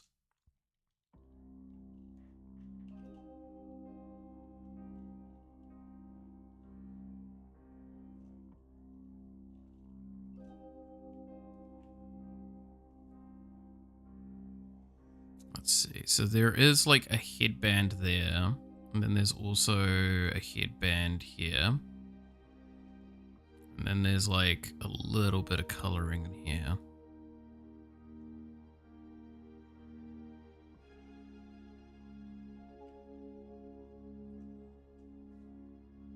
I actually knew him of when his voice was a squeak one. Yeah, no, that always throws me off. I didn't know him much back then. I knew of some things, but yeah. And his voice had changed. Yeah, no, he is because his voice got deep as fuck now. It's really funny.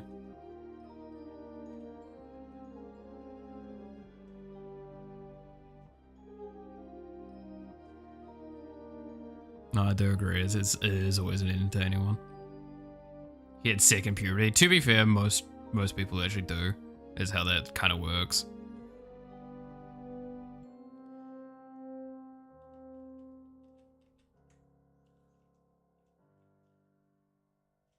I should also change her eye color to make this like way more pleasant. Where is her eyes? There. We want the lighter pink here, like that. Put this back onto non-continuous. Get like a nice darker pink.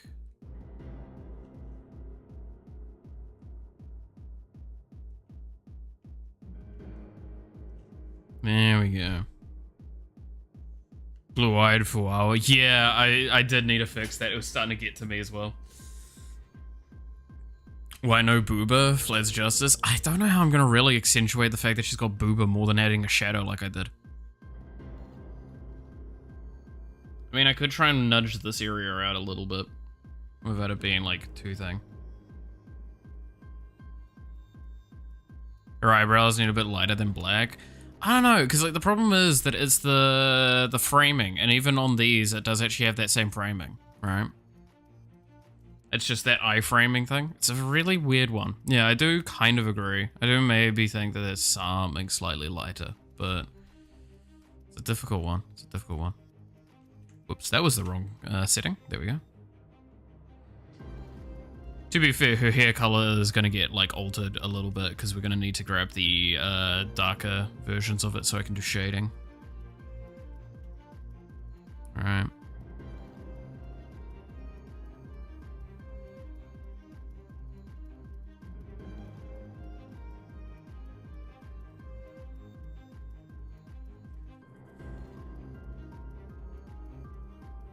Maybe get closer to gray. Yeah, like that I can agree with. Yeah, adding a little bit. To be fair, I also kind of want to add the like a little bit of rosiness underneath the eyes as well. So I'm hoping that will improve it. I might lighten also the color for the mouth slip, the little mouth bit.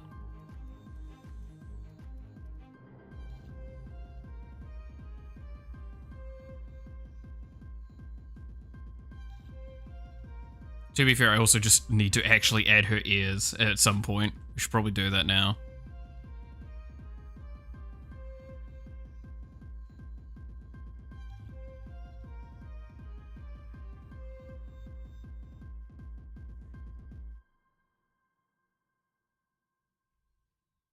I did not know that they had the blue tinge in there. I didn't realize that.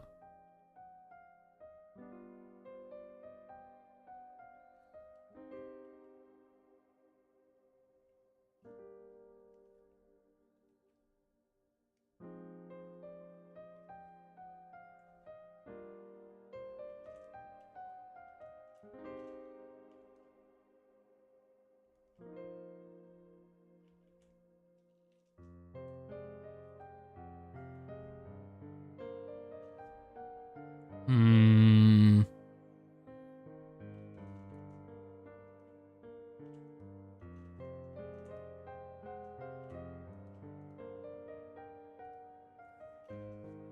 Hmm.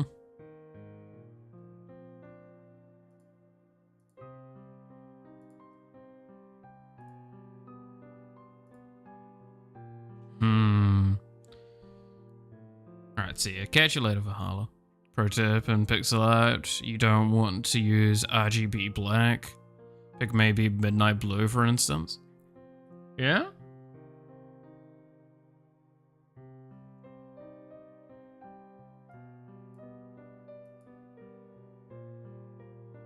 Is that like an actual thing? Because I've never really played around with that myself.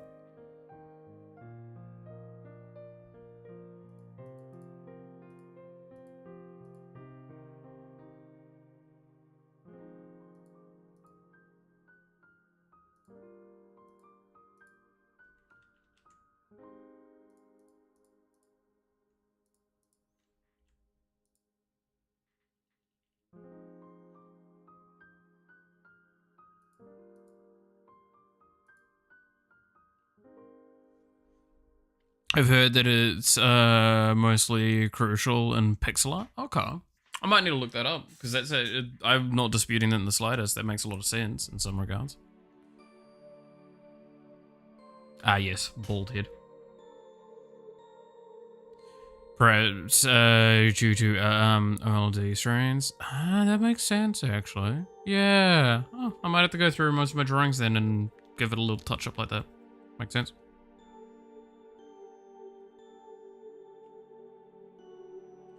Whoops.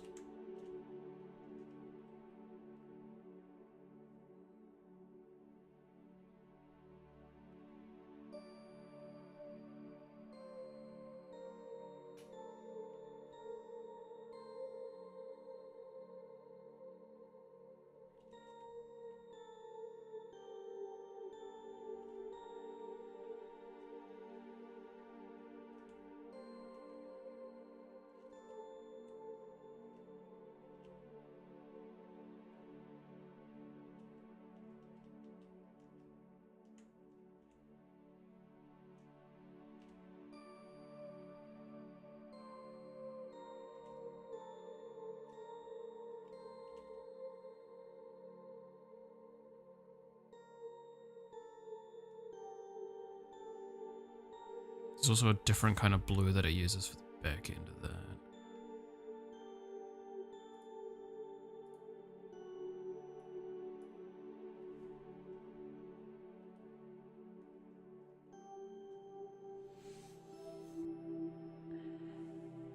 Baldy V2.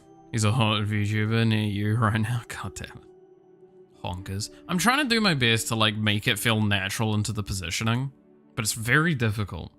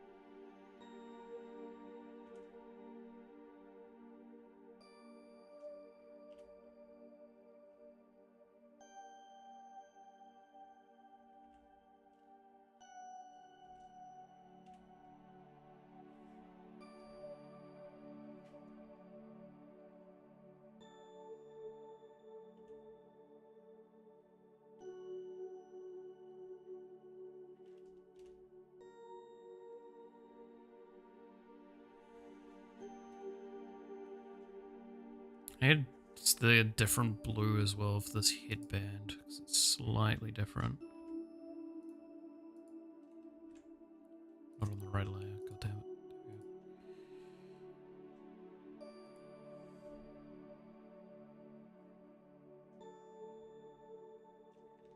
Whoops.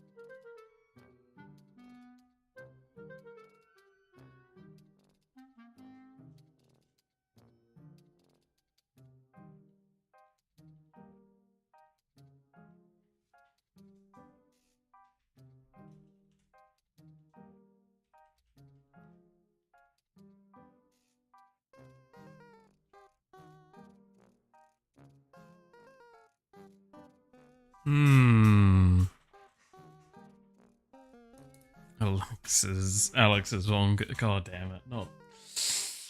Not the goddamn weird Minecraft stuff. No. It's weird. No, none of that.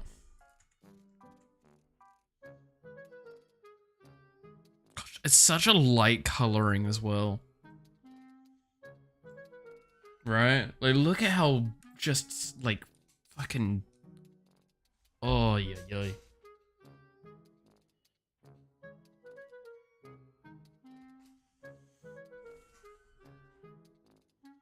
It's gonna be so hard to pass some of this in your head in game.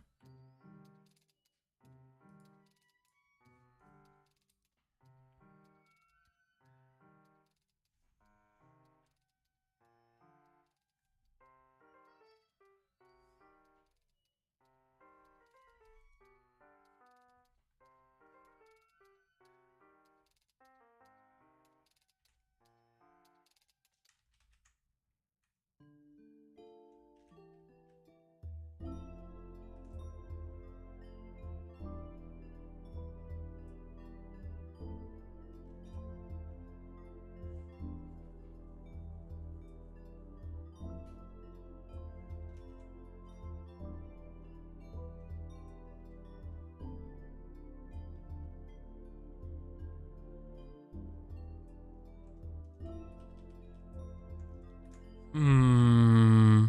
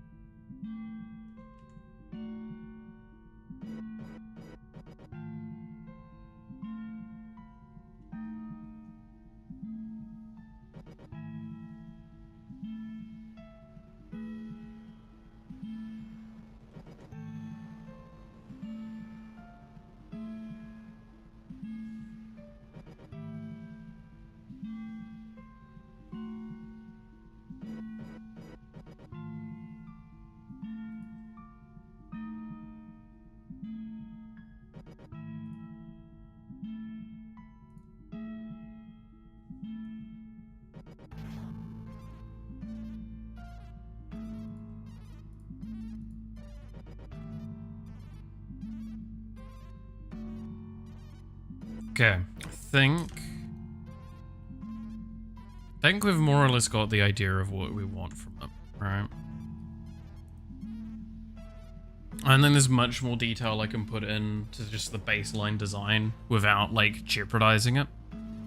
I think the air is the thing that I'm still the most concerned with, because I almost want to say, like, this needs to come across like this.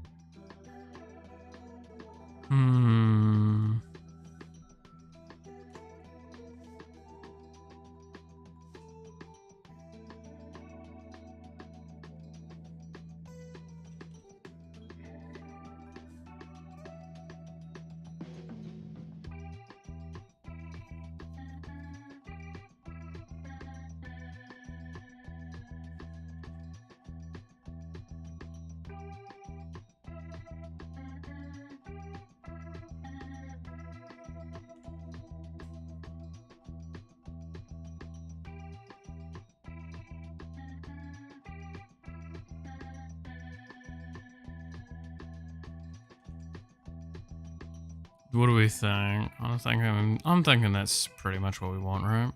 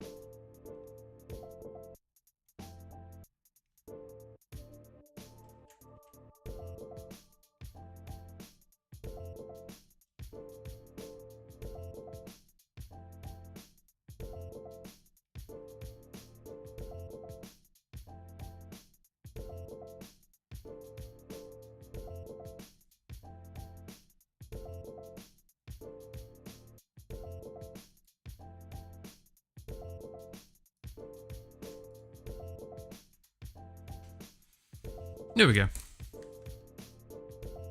She got little horns on the headband. I do see that. How the fuck about... I don't think I've got a way of, like, correctly giving a good representation of that onto this design, though.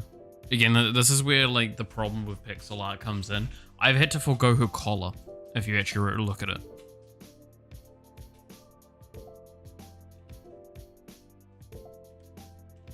Which you could actually make a very valid argument. That's a big integral part of, like, the design of them. 1 pixel. I mean, I could... let's see.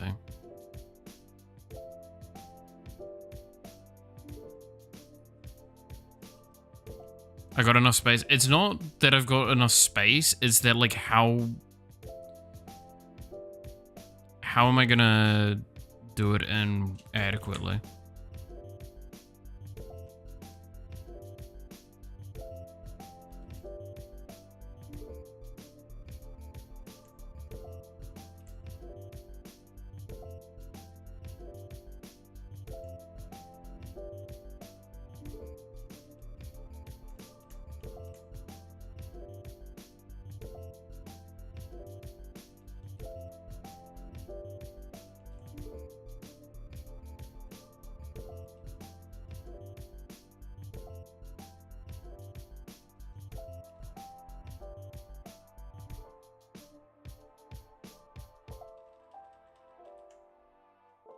So, it's not really a good spacing for it. Or a good visual for it that I can probably adequately accomplish. So I just realized that's covering that.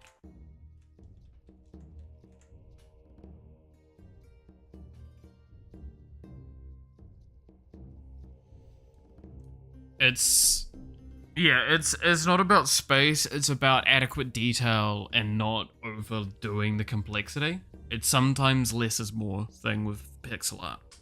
It's finding ways to kind of like, you can probably look at this model and see Fuawa, right? And that's the idea.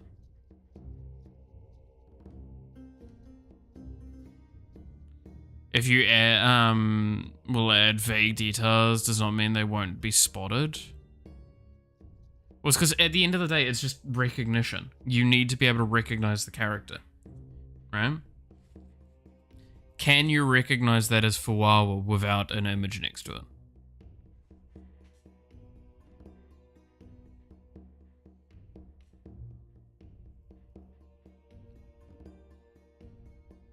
It's best to try and do your best, but like that's the problem with pixel art, is like just the sheer amount of difficulty getting the stuff right. It was the issue I had with Matara when designing her, is that like she has got a lot of little tiny details, so we had to skip a lot of them because it just doesn't translate well.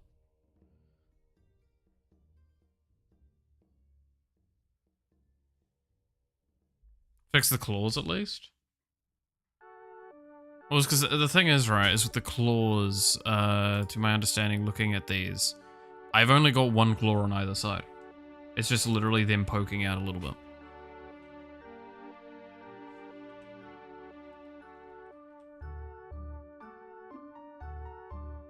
Like, could I do this? Sure, but does that look better? Because now I'm kind of feeling like I have to do this. Ah, that looks not too bad. I'll take that.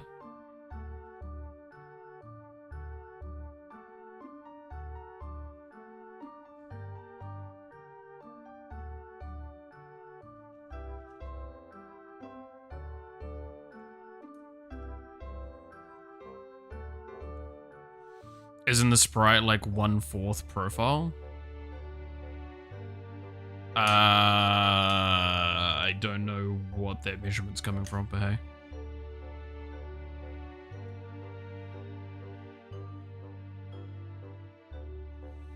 You could use some perspective here.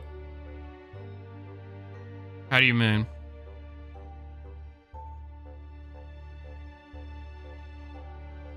Do you mean like looking at one of these different angles, or? And seeing what they have to offer?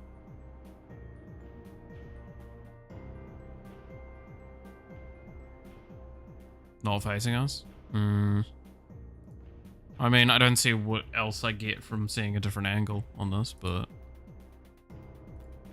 Because we do have... this.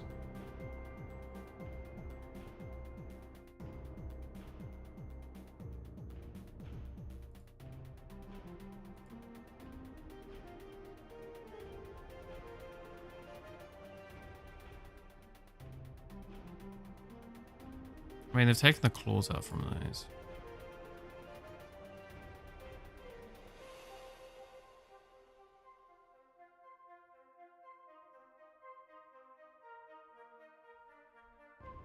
The sprite.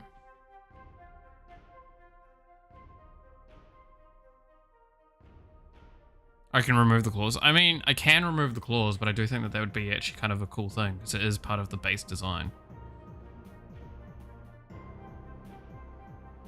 And it seems to be pretty consistently in her design architecture.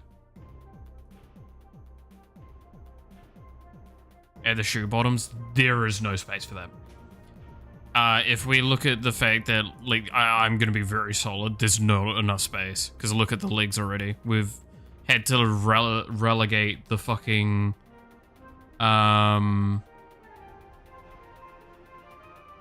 what's it? Stocking to one fucking line here.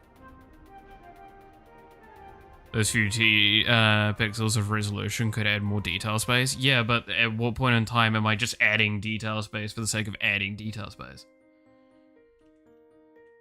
Alright, could I just go into the clothes and trim this off? Sure, but it doesn't look good.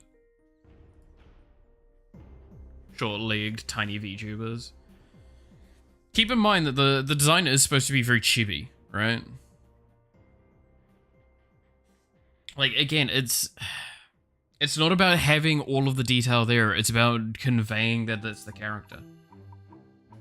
You have to have, like, a point in time where you have to accept that there's just nothing more to add, and I don't see any more to be added here.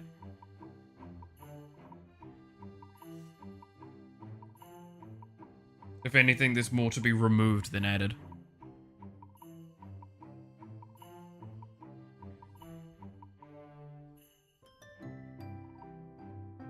Use more vivid colors. I've literally copied the colors from this.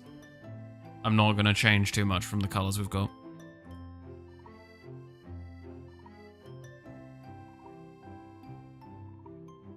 That's a rule that I do try and stick to as much as I can, is like, if I'm using colors from the character, then it's using colors from the character.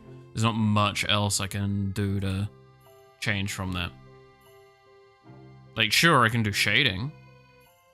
Alright, we can go to the here and add a little bit of light shading and stuff.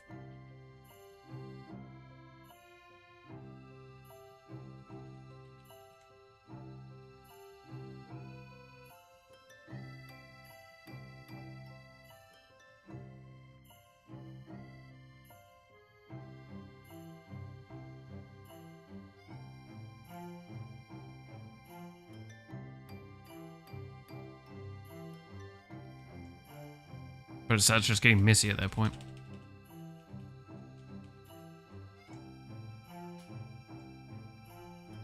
I feel like what you want to do, but still... I can guess she's just from the sprite quickly. Could at least work on me. Okay, so by that argument, alright, let's pull up the other characters for a moment. So let's use again, Matara is probably my best example for what I'm kind of saying. So this is Matara. This is her splash.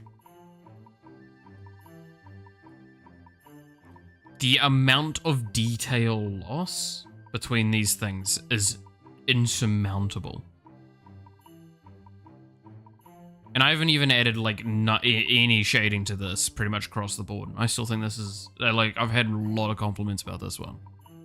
I don't think there's much else I can do with it.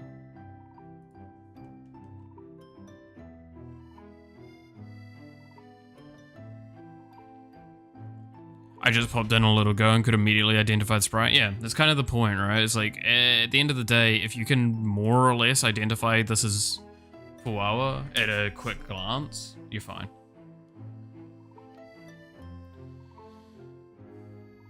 Like, tail and thing. Keep in mind as well, we don't have the animation hooked up yet, right?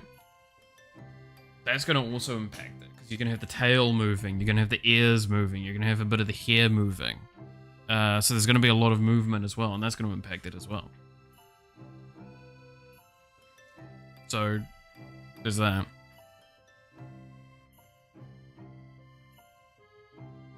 There's more than one pink girl or bug girl I couldn't. At the end of the day, I also want to mention, Milo, like, what you're doing right now is, while I appreciate it, it's also, like, why sprites take so fucking long in this game. And I have to make these moments of, no, this is good enough. Because otherwise these characters wouldn't get done. There's a reason why run animation takes like 3 days sometimes for me to make. It's because I'm spending all of that time going like, I'm just gonna move this 1 pixel. Alright? It's the fucking worst part of this. It's genuinely, I hate this. I absolutely despise doing the art because no matter what, especially with these, I can never get it to what I wanted. I just have to make do, right? Especially knowing that I'm not an artist by trade. 1 pixel is huge in the scale? Exactly.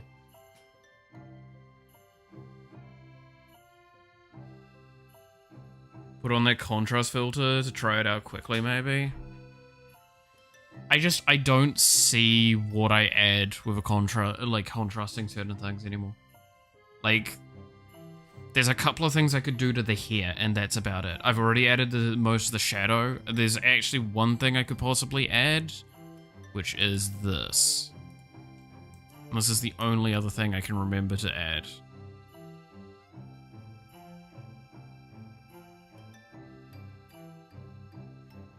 A shadow from the hair.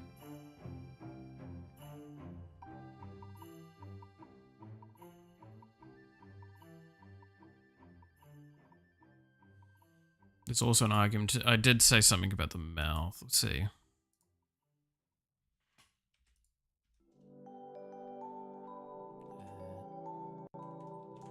Don't like that color, but I do think it needs to change.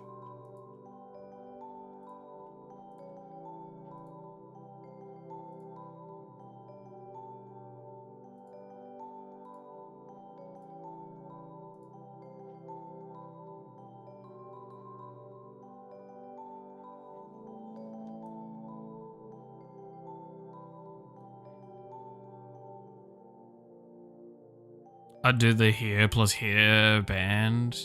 Claw shade for the hair band, more vivid hair straps.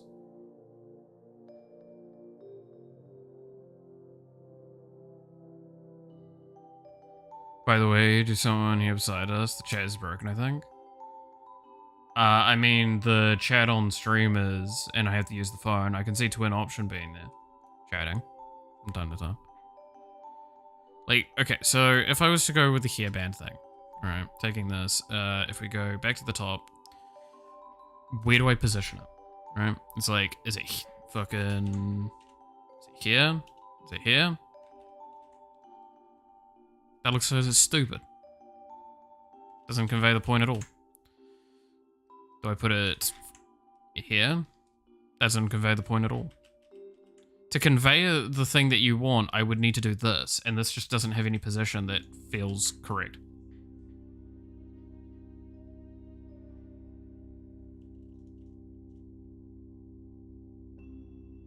Like, even if I do this, this just looks stupid.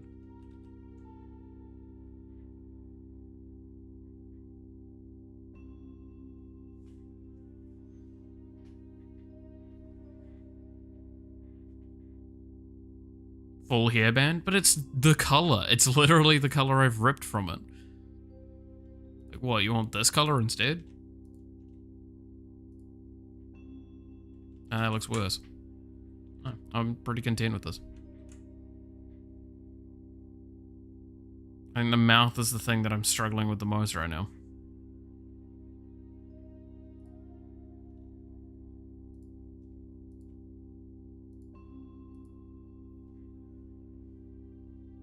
Better? No, it's not better. Bad. What do you mean?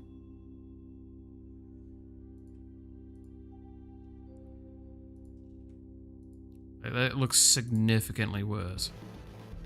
Especially in comparison to what the actual character is. Right, like I've got to keep in mind, so I've got two views I have right now of this stuff. Because I've got the view that I have here, obviously, of what I'm doing. And then I have the view on my stream, so I can see it really small scale. Which means I can press a lot of the colors a lot worse. So if I do this, I can actually still see the hair band separate to the colors of the hair. The problem is actually the blue of the hair is the stuff that starts getting lost sooner than this hairband. If I have it like this, and I sit further back, things that come to eyes are the arms, the claws, and the eyes. And that's fine, because those are definable features.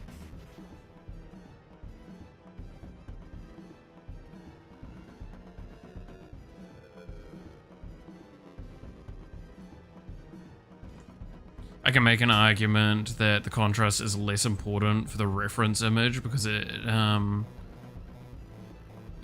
hires. I don't know what you mean by that. And not pixel art, where the form and contrast is important. Okay, yeah, I'm not going to disagree with that. Alright, and there is a reason why I do take some creative liberty with the coloring. There's a reason why, like, skin color and stuff like that often gets mangled quite a bit. And it's one of the worst parts of it. This one's rough because, like, I can actually, ironically enough, in the view I have off to the side here, this bit here with the skin between the top part here and the chest, that's actually just near impossible to see. I genuinely, that's really hard to differentiate. That's one of the hardest parts to see of the entire design. The hair's fine. I don't see a problem with the hair. I think I've done enough detail to it.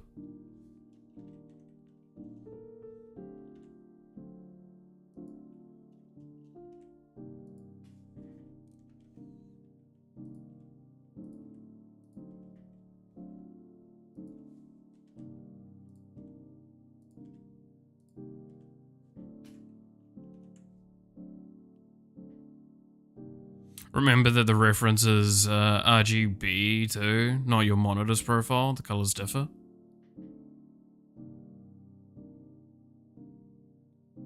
I'm trying to understand what you're kind of going with this, because like if you're trying to make a monitor argument, like I have my phone and the colors differ there as well. If they're going to differ, they're not different. They're the exact same as what I see on my side screen.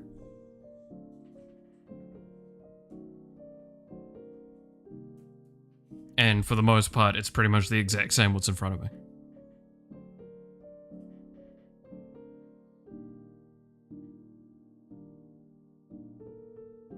Like, I feel like you're trying to teach me color theory, and I learned that in high school. Actually, I learned that in primary school, so. The thing is, your drawing is proper, the reference isn't.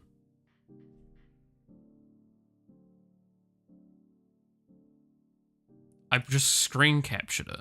So it's going to be under the same, it's going to be under the pretenses of not what the screen's showing me, but what the actual thing is on data on computer.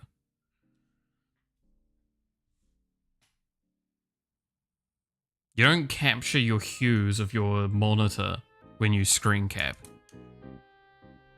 Unless you're doing it via the screen. Now I'm very confused.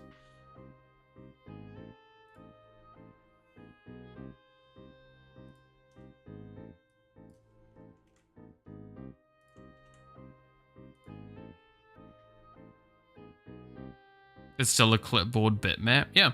And it's at a lower quality, so I can get the pixelated version of the colors. So.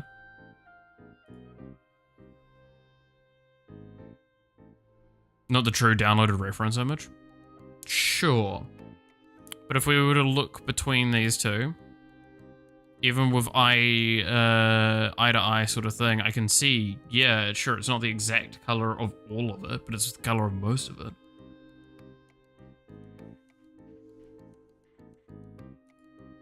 Like, I'm trying to see where you're going with the argument, and I'm just really not seeing it. I'm sorry. Debating is fun. It's just like, yeah, I'm just trying to understand where you're going with a lot of this, because it's just really difficult to try and transpose it, I guess.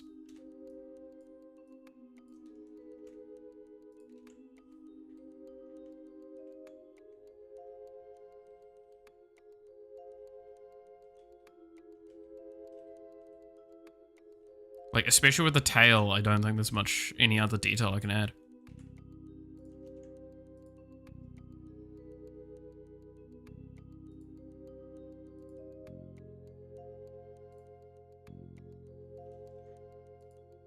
Yeah, like, even the shadow and the, cheeks add the last little bit that I feel like needed.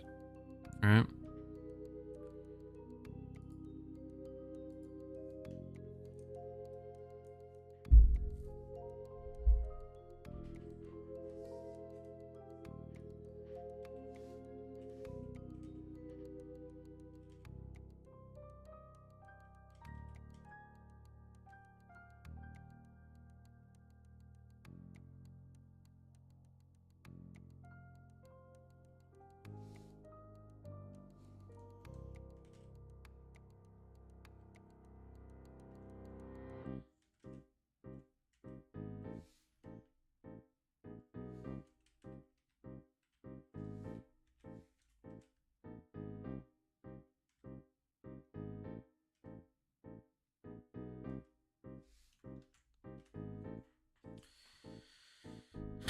If I could go for a compromise just here, just grade the hair.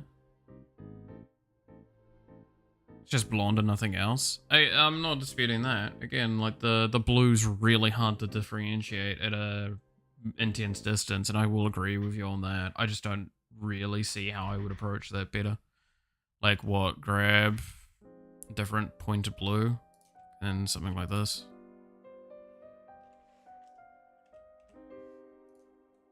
That looks awful.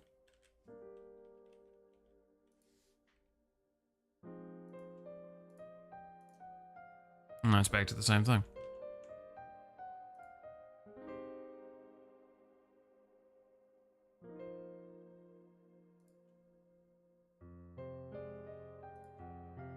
I want that one. No. Grab that one and do that, but then it doesn't differentiate from the headband.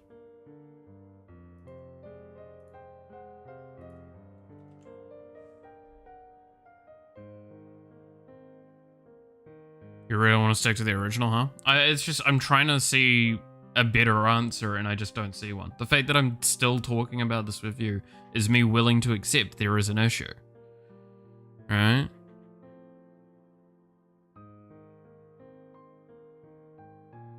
Did the holocure dev? Well, I mean, I don't know, and nor do I really care. At the end of the day, I'm not the holocure dev, nor is this holocure.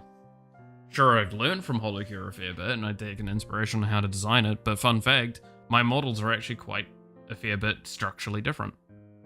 And I do try and keep that way. Like, could I just change the entire hair color to be like that? And that fixed the issue. Sure, but it's not the color that I expect when I think of Fuwa. Like, this is the kind of color that I expect when I think of Fuwa.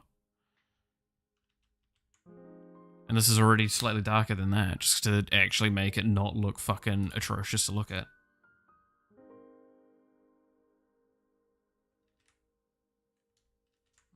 Actually, I could do this better.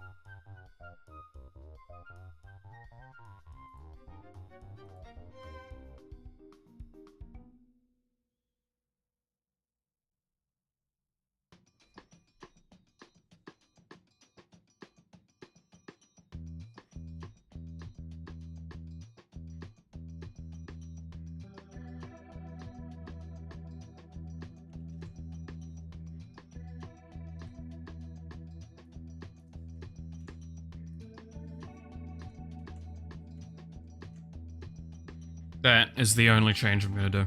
That's it.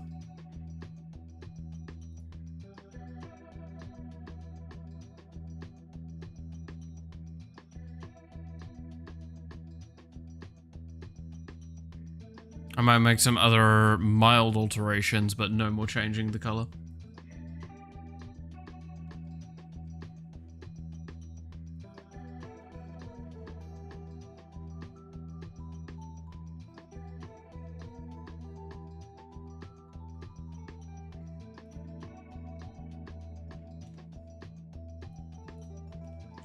Any longer and then I'm just gonna quit doing it.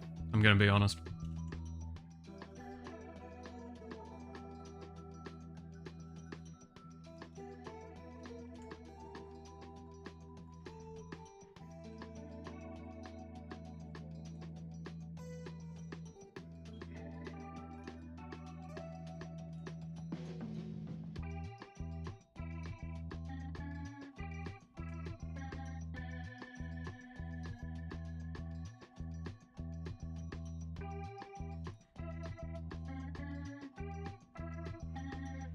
Okay, Master Debater. I mean, it's not debating at this point. It's you telling me I'm wrong.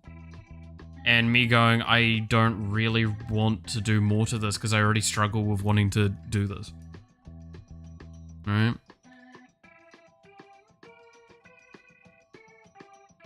And no offense, you've made a situation more frustrating than it normally is.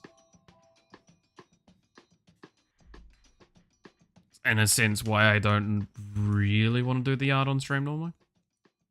Because I already hate it. Like, anything you have to say, I'm probably going through in my head, right? It's frustrating for me too. Well, yeah, welcome to being a viewer.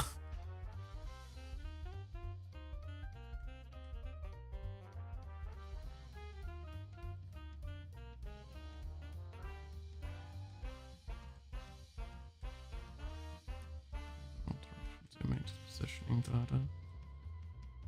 Not really. I kind of like the effect that she's going out that way.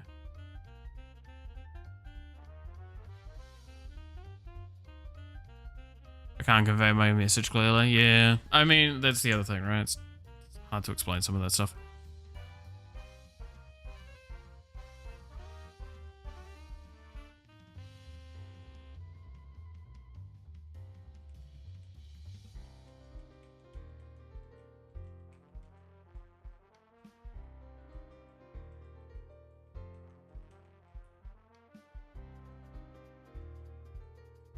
Okay, now I need to get the hair sorted.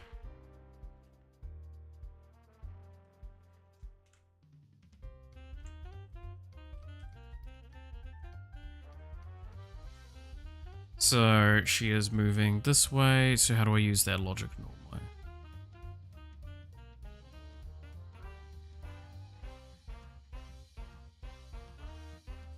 Just go with brighter, non-original palette that stays related to the source or not. See, I get where you're going with that. It's just, the problem is that the moment I go too bright, it just fades. That's the issue with the in-game as well, right? Because, like, again, Matara is a very good example of this. If we actually go in-game with it here, she's a lot of whites and a lot of light colors, and it just really doesn't look nice. So you want to actually stick to more darker colors, if available, in my experience. Like, if we look at these.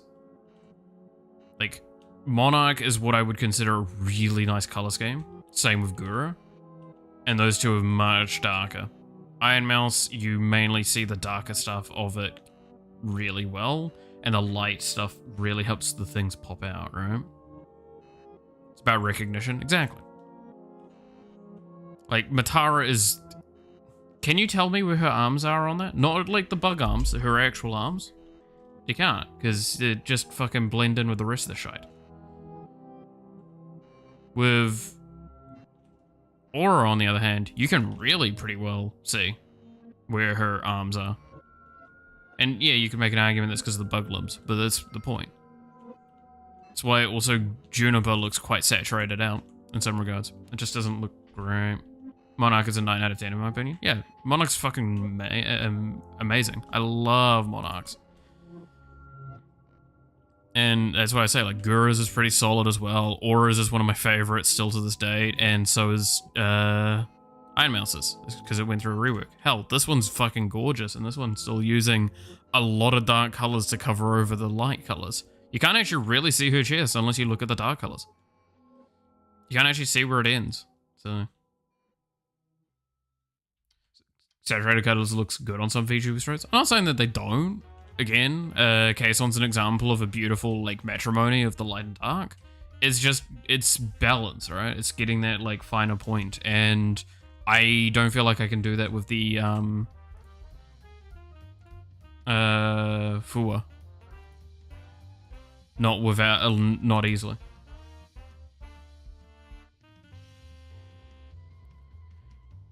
Like, the shadow basically is necessary, for this. Anyway, I was going to look at another one of my things to see, and I'm going to use my default go-to of auras.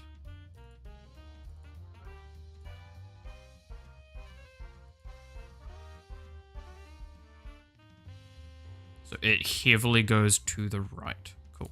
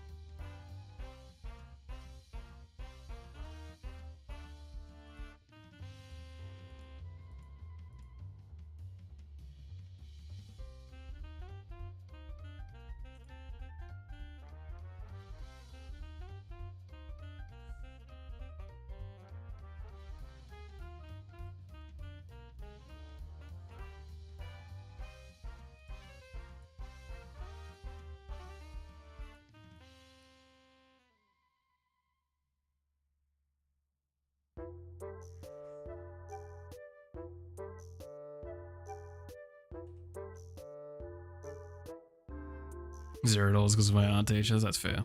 Yeah, that's about right.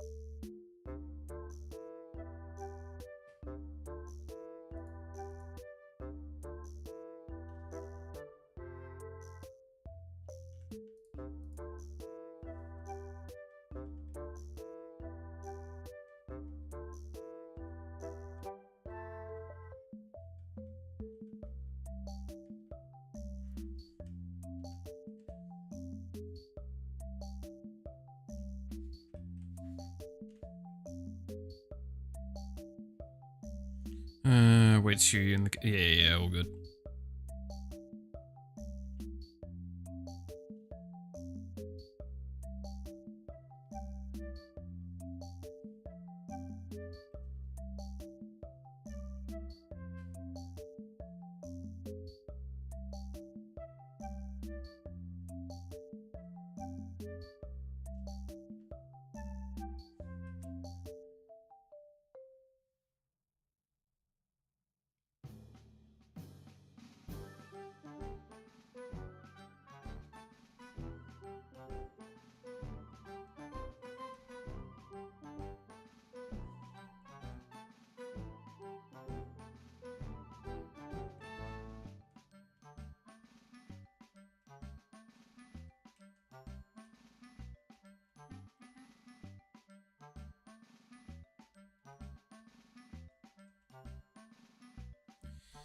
As you focus more on shape, tone, and line work than color on the stage, it's easy to change colors later. Everything else is work. Yeah, that's another thing as well, right? Is like, at the end of the day, I can revisit these whenever I feel like I'm going like, hey, you know what? This isn't... Because that's the thing. This isn't even what it looks like in game. We don't know what it looks like in game yet. We haven't plugged that in. Once we do, then we'll know. And then we can, like, further go in and go, you know what? This looks like shit. I've had to edit a lot of sprites after I fully implemented them and gone, you know what, the colors just don't look right. Or something just doesn't fit correctly. Or I see that a pixel's out of place.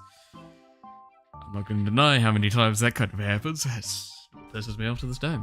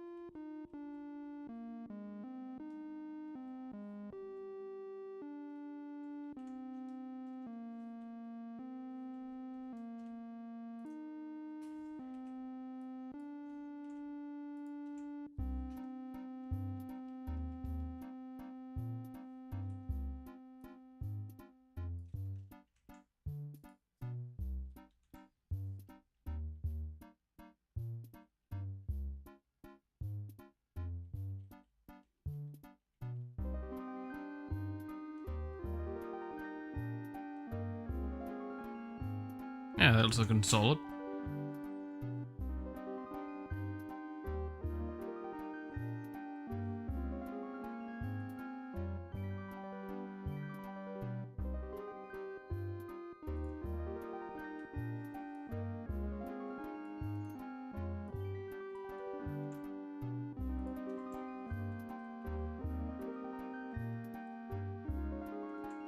I mean, fuck, you can see how much I cheat as well with, like, certain things where I'll, like, copy and paste. Right?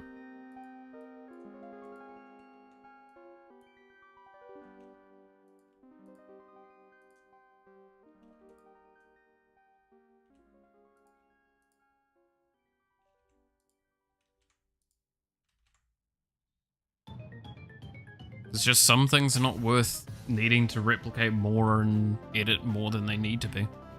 The outfit's a great example, especially on Idle, the Idle animations.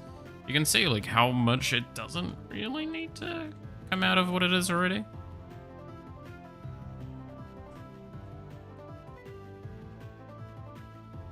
Or, like, arguing like an old marriage couple.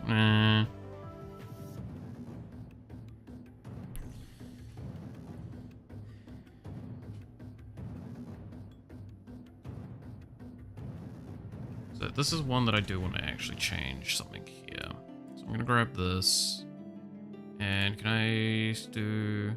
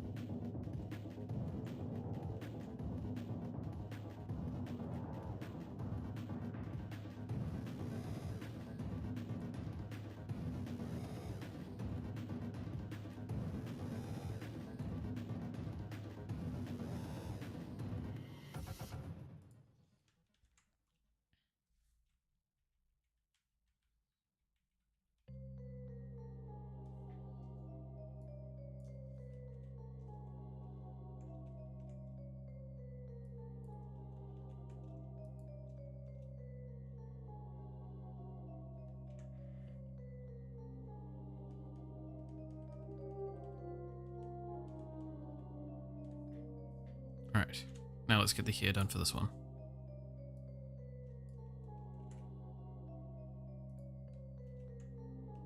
That's not what I wanted to... Okay.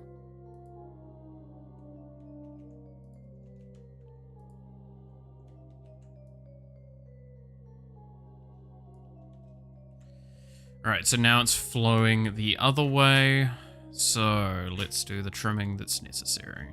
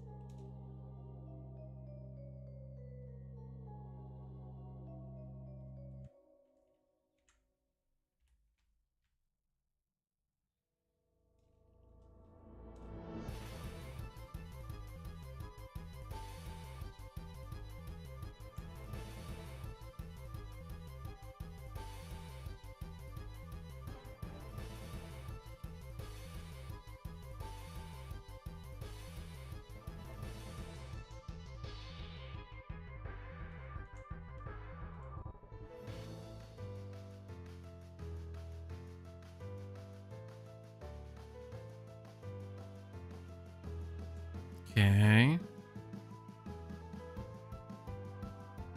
Can't imagine how long it is needed to train for that. Yeah.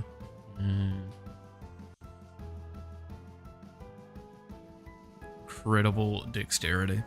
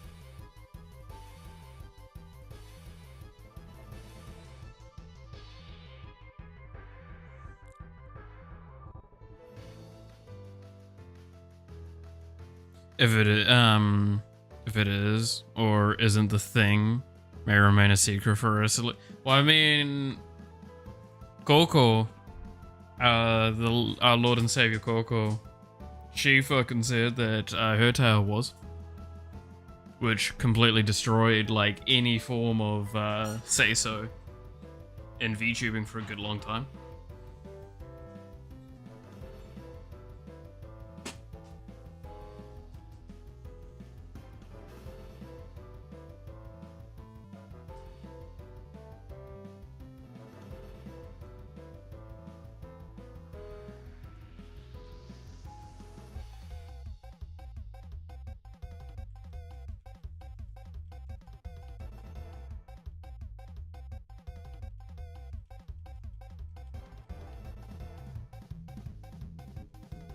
Outside of some little flowing that I would do for the coat, I don't think there's anything else I'm going to really change here.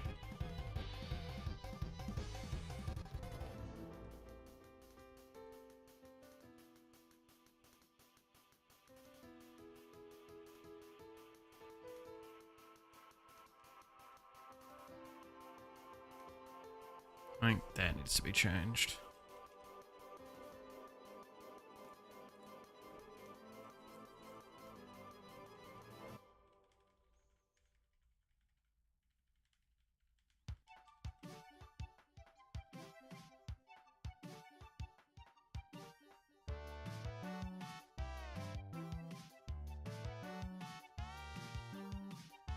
I've got those the wrong way around, haven't I?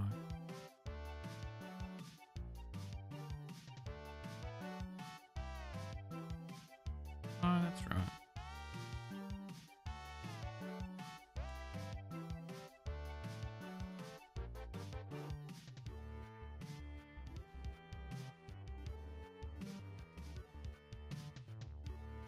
So let's do some alterations to the code then.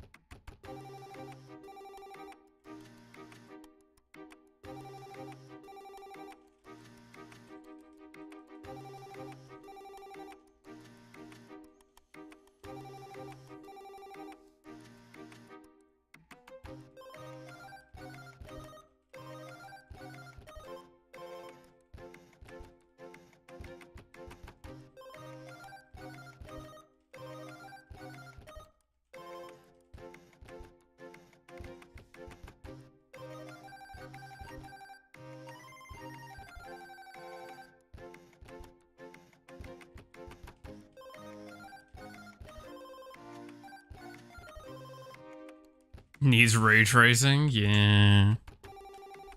But no, I'm not making it 8K 120 FPS. Fuck that. Ruins the experience. Come on.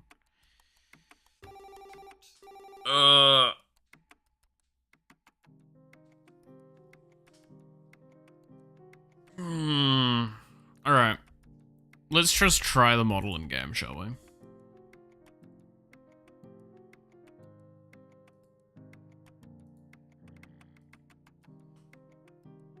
I can toss it in very cheaply.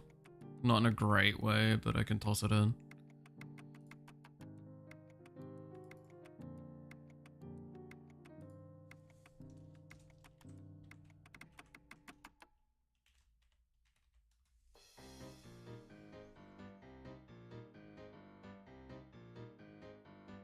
Let's see.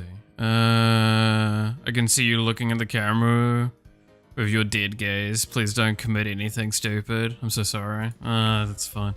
No, admittedly, I'm very tired at the moment because I haven't had my meds for like a week. I ran out, so I do need to get that sorted, and I've just had a rough time with things in real life as well. I will not deny that. I'm still struggling with some things. But yeah, no, I'm just tired. Trust me, I'm not as upset as maybe I come off as. I'll say that for certain. It's just, again, art's not a good thing for me.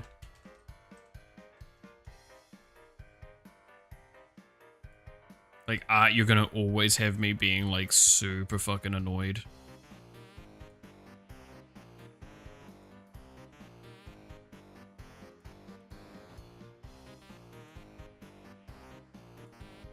I just don't like the experience of it.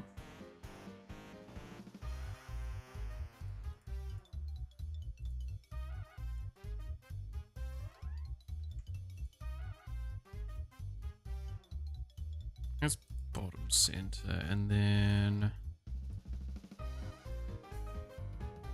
so bottom center, and it's at 4 for that one. I'm gonna probably put her as 4 as well, because she probably wants to be a fast one. Alright. Alright, so SP4, let's put that on just another character quickly.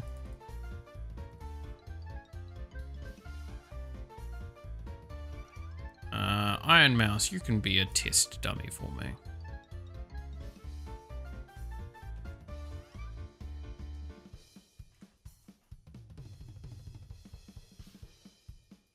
So we exist for a week, like the chat is,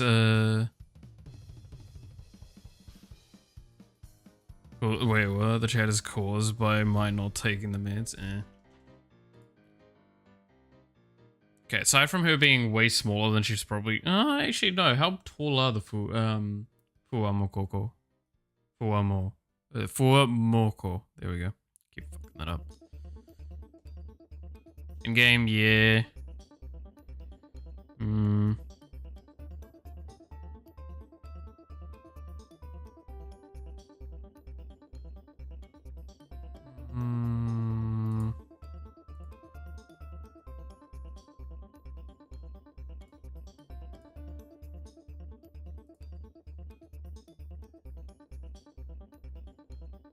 155? Wait, seriously? Okay.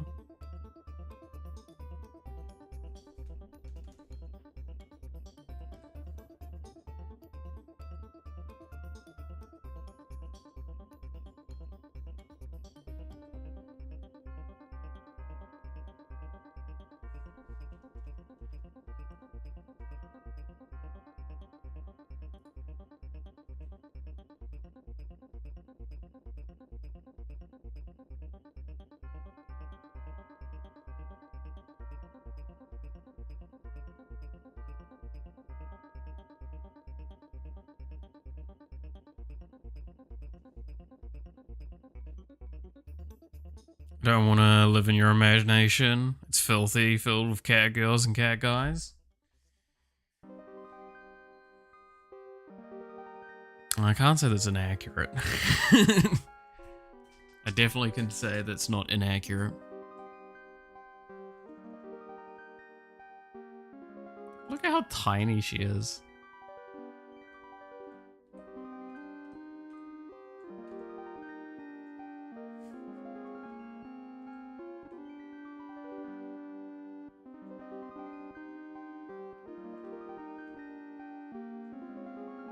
Still taller than Gura.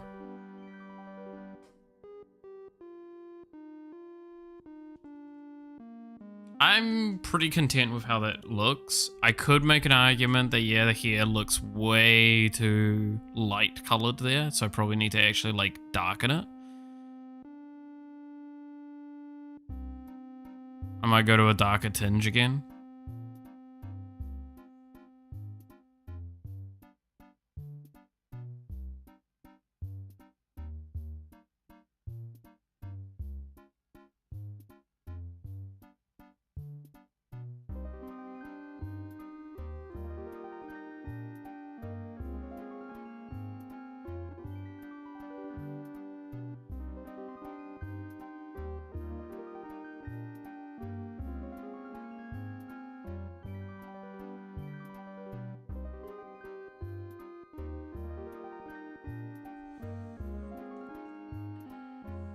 It's funny seeing me just like run as Iron Mouse though. But I'm pretty content with that overall.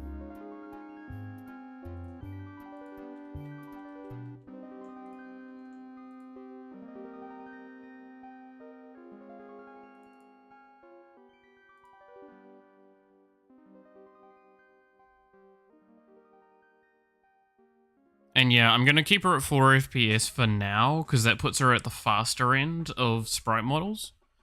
So it means that she's actually going to animate faster than others. Like, obviously, like, Aura is also fast at the moment. It's just the energy that I feel like fits them the best.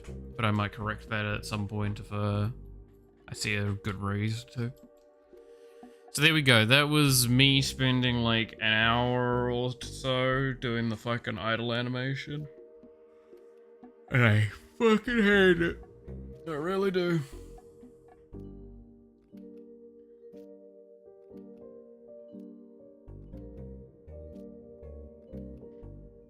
I really, really do.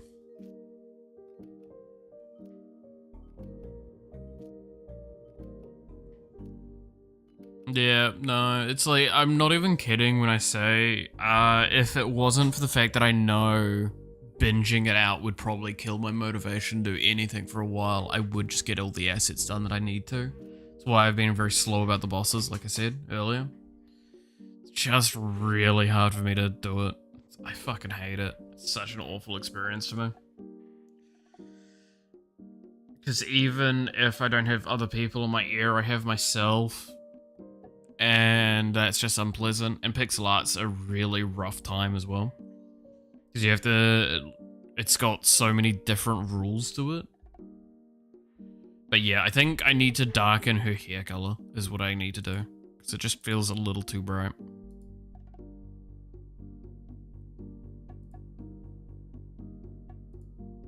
See if I can find a better base color to work with.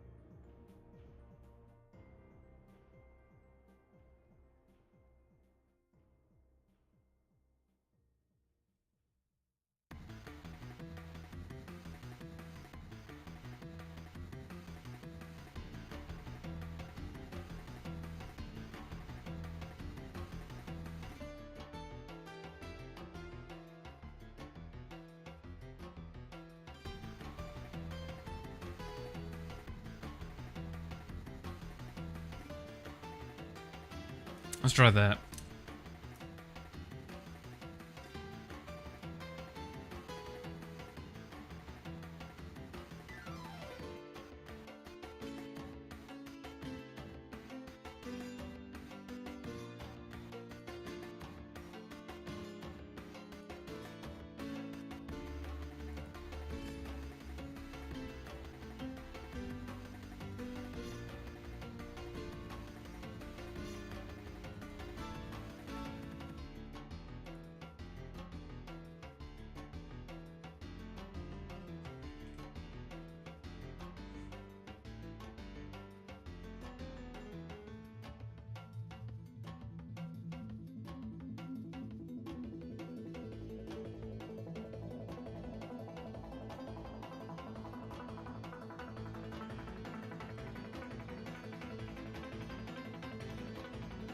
Yeah, that looks better.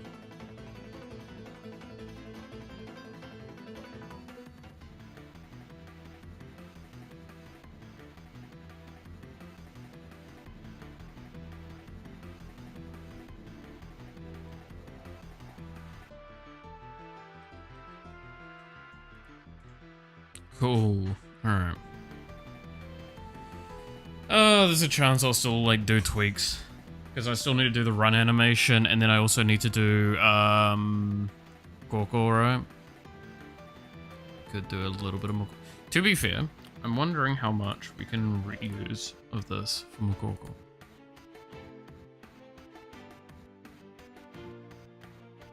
Alright. Because, like, it's shorter here. And a slightly different jacket, right? Because she's also flat, is the big thing.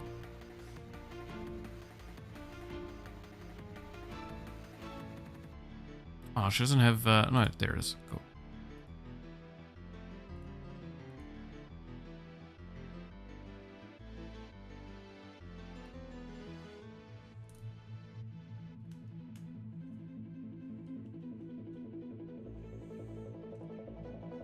Alright, so if I was to change this, how would it be changed? So let's turn off the hair for a moment. Go to the clothes. First things first, here is belly showing.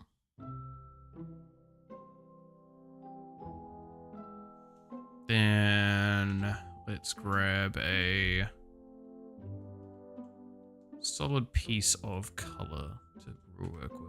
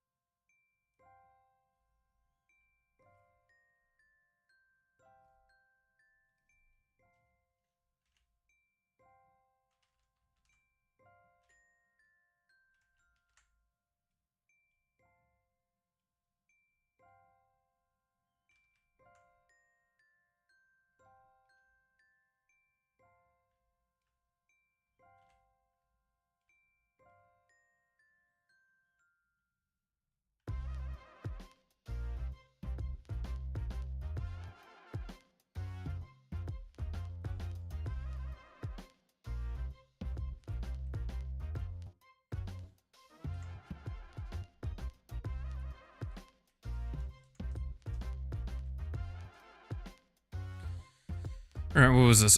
Question. Is it better to start making a game through docs or the actual prototype? I know that the agile goes, prepare some sort of document and then prototype, but you know, risk assessment, ideas, rating.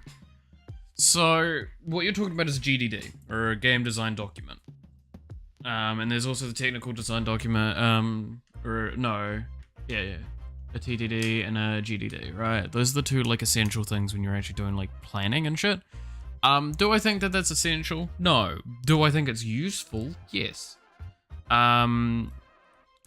I'm gonna show, another game I'm working on in the background. I'm gonna show its GDD. Just give me a second.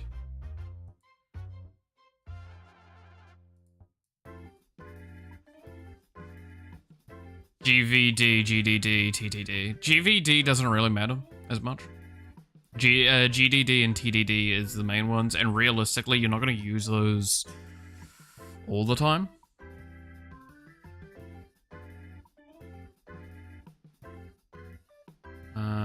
Is it this one? It's the best example. Yeah, here we go. So it's not actually technically my GDD, but it's actually what my GDD is. So here is a creative design document for the thing. So this is where me like kind of listing out ideas that I have, things that I've thought about, things that I've also gone like lists of things, rethinking things. I've left everything in here. I've never removed anything from this. Key termings, all these sorts of things. There's also in the actual GDD, there's a bunch of stuff as well. Give me a second. Cause yeah, there's a GCD, which is fucking also awful to make. But that one's just like, it just informs other things. Again, most of the stuff, the problem is a lot of it's actual formal, right?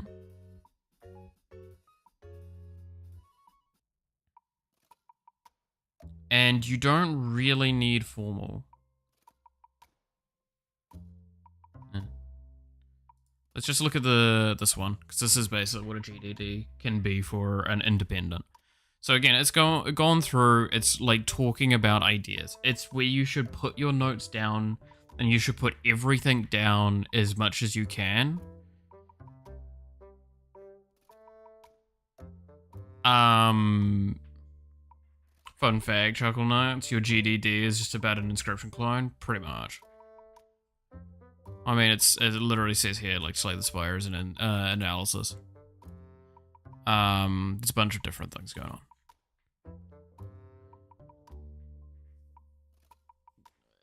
Again, there's the term elevator pitch, right?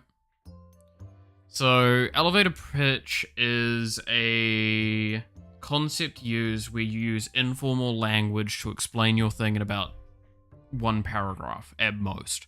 When I say that, I mean like we're talking, the reason why it's called elevator pitch is you need to tell them in the time that it would take the elevator to get to the new floors. So you've got like maybe 3 to 5 floors worth of an explanation. That's 1, 2, 3, 4. You've got about probably 10 seconds at most. Pitches for investors? No, pitches for explaining your game. This is what the elevator pitch is. Your pitch for investors is completely different. No, this is a great way of thinking about your game. Go through and go, okay, so I think my elevator pitch somewhere, I can't remember where it is, but it's just like, I genuinely went, okay, what do I want from this game? Well, I really liked Hearthstone Duels, and that went away. I've enjoyed Slay the Spire, I've enjoyed these things, and then I made a game as well. So I took parts of those, and I talked about them in a very short, succinct statement. That is what I did. Anything else is unnecessary formalities, really, when it gets to things. Like, this is just going through and going like, okay, so here is like something I've been thinking about is having select multiple characters in a run, something like a party would be, does this mean that this would happen? Would this entice or allow for this? Would this do this? It would mean stricter things for this, that would be the result, what would be the positioning, yada, yada, yada, and it's like, then at the end of here, I've decided against doing it. Yeah. This is explaining to myself why I'd made it an idea and why I didn't go through with it. This is how that's an insight to how my brain works, by the way. With every action I do, I have this shit going on constantly. And you'll actually see, again, like I said, rethinks. I have a bunch of rethinks of things. I have additional rethinks. There's other writings that I have towards this that are in my notes, my notebook as well. All sorts of stuff. And none of this is final. None of this is anywhere near final. The only reason I've not made more towards this game is because of time. Because making that game would not be difficult for me. Not at the skill level I have now. I could probably whip together the prototype for it, if not including kind of like temp art shit, probably in about 2 weeks. And then from there, I would need to do all of the essential developing. I'm more of a imagine person, more than talking in my head. See, now that's the problem, is that you get ahead of yourself with that sort of stuff. There is a point in time where you have to pull that back. I used to be like that a lot, and I started thinking more and more logically, and that's something that happens with game dev as well, is you do think more and more not logically as time goes on. It definitely progressively impacts your way of thinking quite a bit.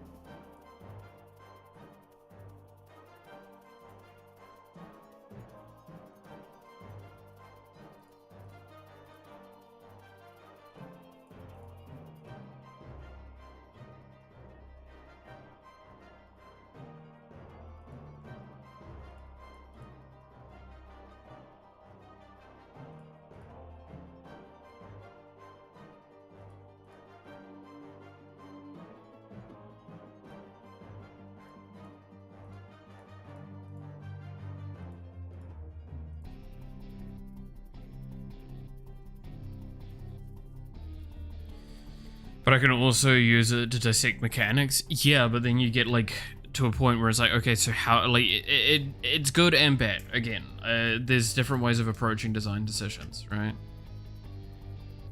So I'm not gonna say you need to do one way or another. I'm just saying, like, I do get where you're coming from, but I also understand that, like, it can get quite difficult. So an essential thing that needs to kind of be considered is that, like, again, just blurt out your ideas onto the fucking paper. This is essential. That is what a GDD should be for you as a non-business. It should be your notes, I just need to get my ideas somewhere to be used at a later date.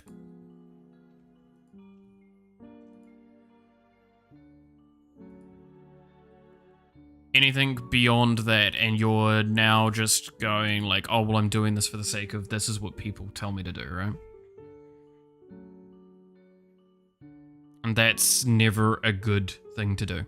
You should not just do things because people tell you it's the good idea. You should do things because they're beneficial to you.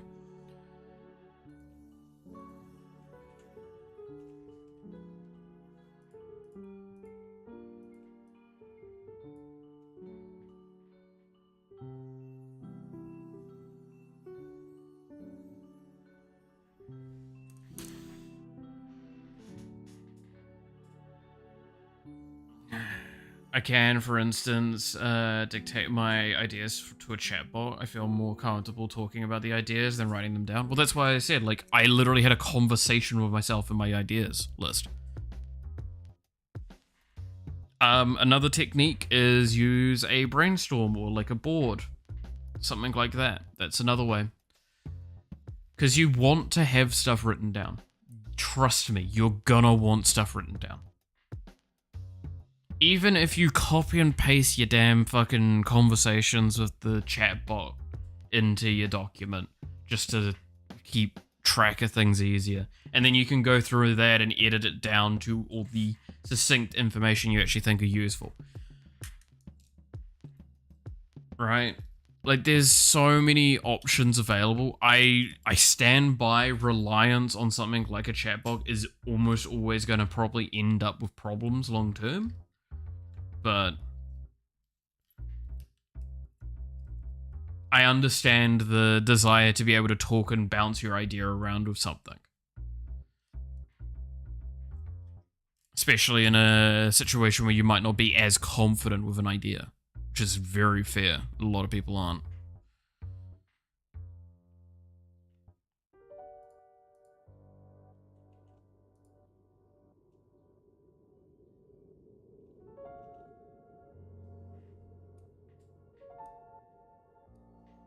I use it mainly to organize. Well, there you go. Just ask your chatbot to help collate your info then. Like, that's always an idea.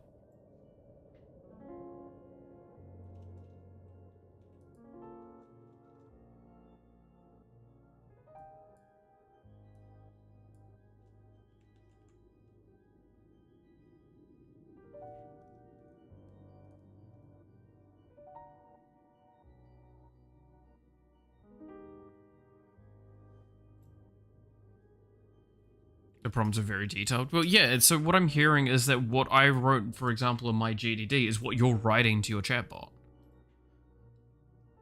Not that, like, again, it's... the misunderstanding with a GDD is that you don't need a GDD. You don't need those... Even Riot... so Mort Dog from Riot that it runs is one of the, like, people in charge of... He's the creative director for TFT. He has talked about, someone has asked, do you use TDDs and GDDs? And his response is yes and no. His statement on it is that they use it for specific mechanics. They don't use it for the game overall, they use it for specific things. They'll make a document to discuss, to analyze, to go from there, and then they'll do some formal stuff.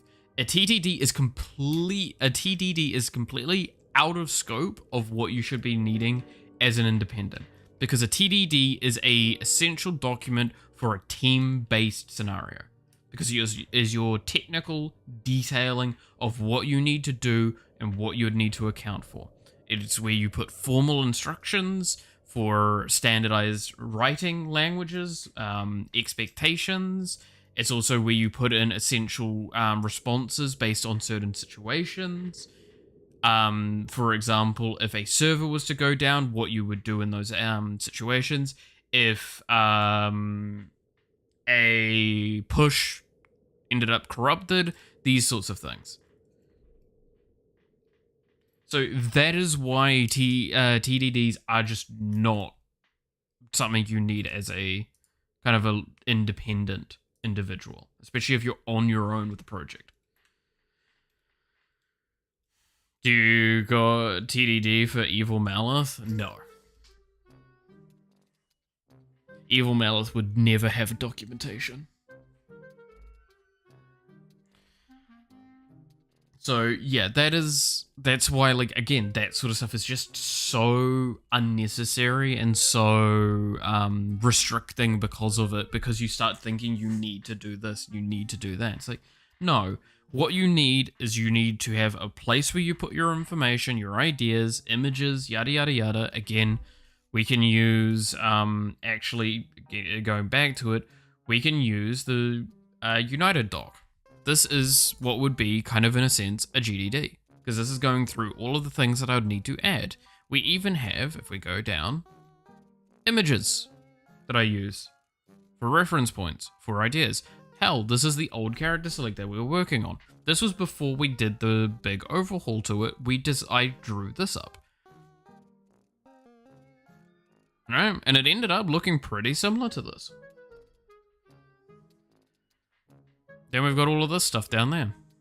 Like, this is where I put a lot of my information on the game.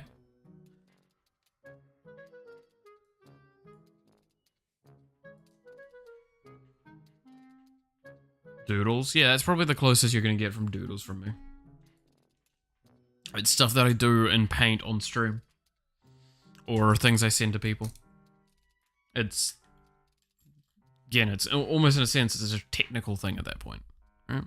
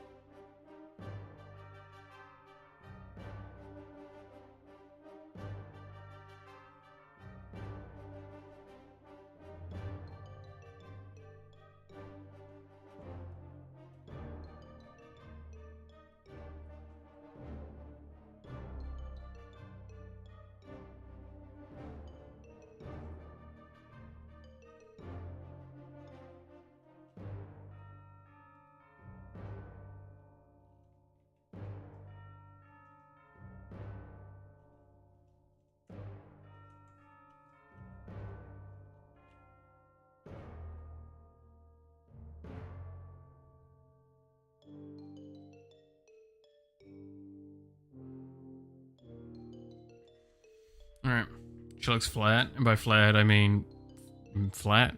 I mean, she is flat.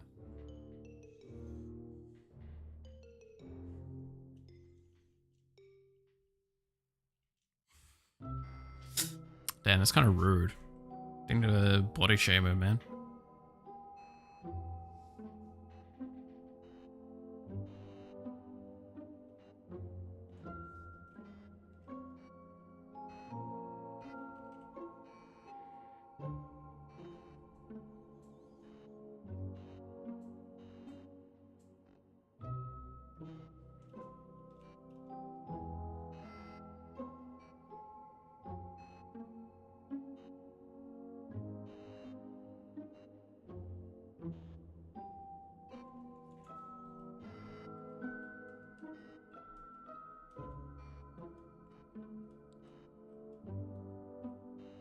Damn, the fucking difference between these two. I'm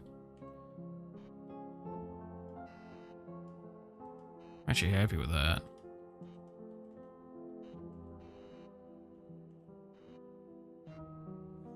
The only thing I need to change is over here.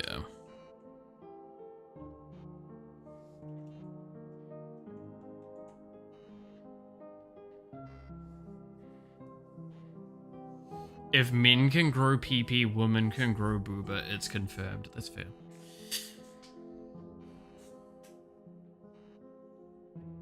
Actually, I wonder, right?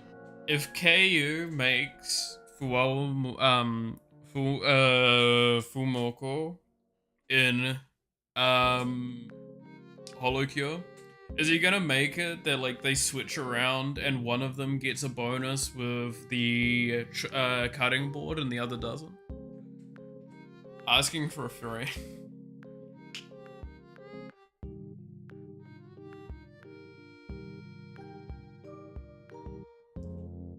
100%, it's gotta be what it does.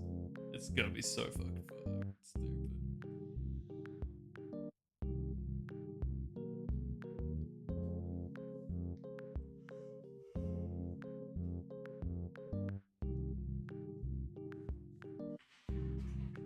Alright.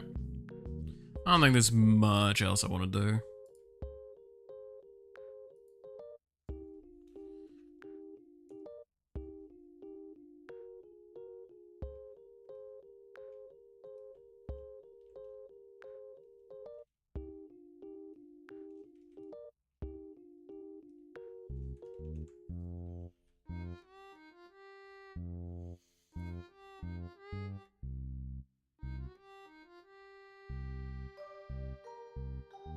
But the first needs, the second needs the first to happen? Yeah. I do not need you to explain that. I am more than capable of comprehending. Her ears are slightly flatter. Okay, that's another thing we need to do.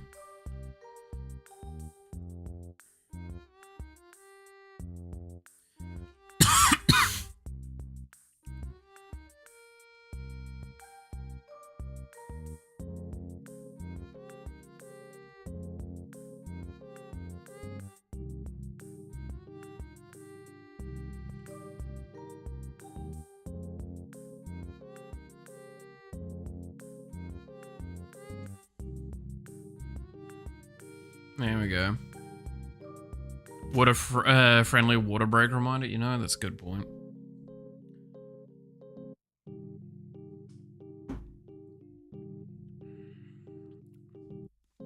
How long have we been streaming for? It's like 7 hours now? Yeah, almost 7 hours, Jesus.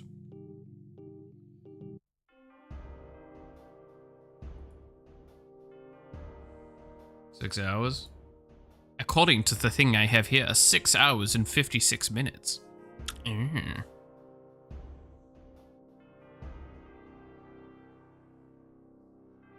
I'm a hands-on learner. Good lord.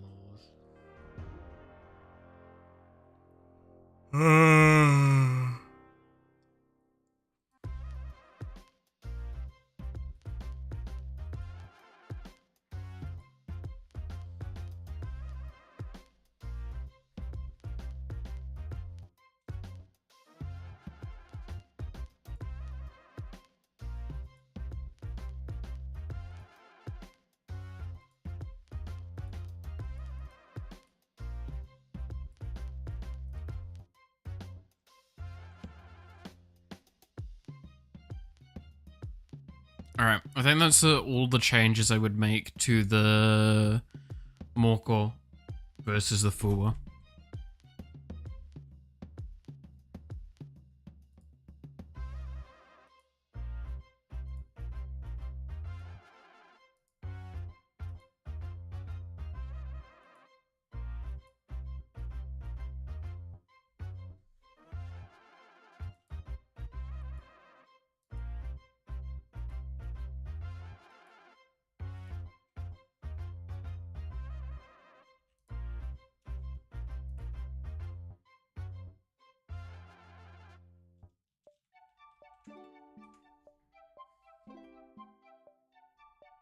It's actually kind of cool being able to do this.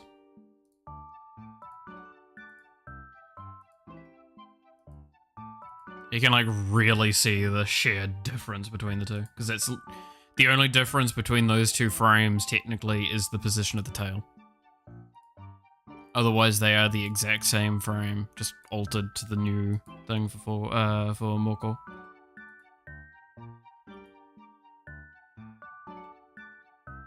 I really like that, yeah. You can clearly see the difference between the two, but you can also see the beautiful parallels. That's nice. Yeah, that's come out pretty well.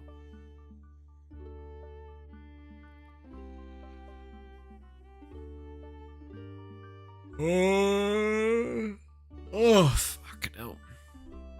The only argument to be made is maybe a little more, like, pink here. So if I go like...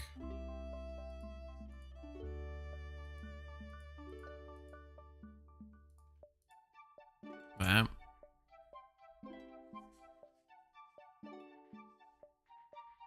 Yeah. Do I finish the rest of this now? Kind of drained. Kind of need food. My stomach was growling like an hour ago.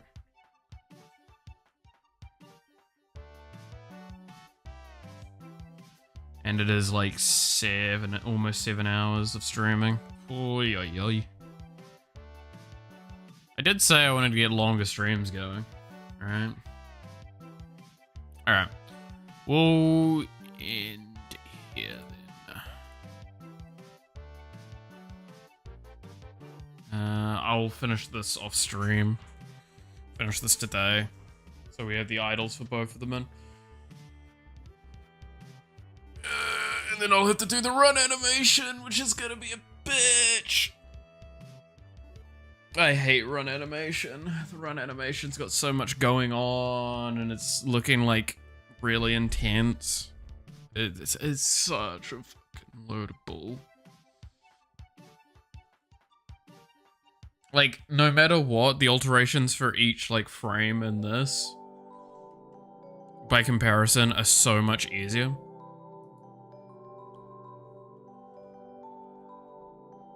Because, like,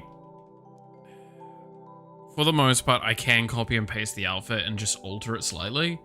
With run animation, I can't do that. I have to do, like, easily 40% of the outfit again every frame. Just because of the positioning of everything and how intense it gets. It's just rough.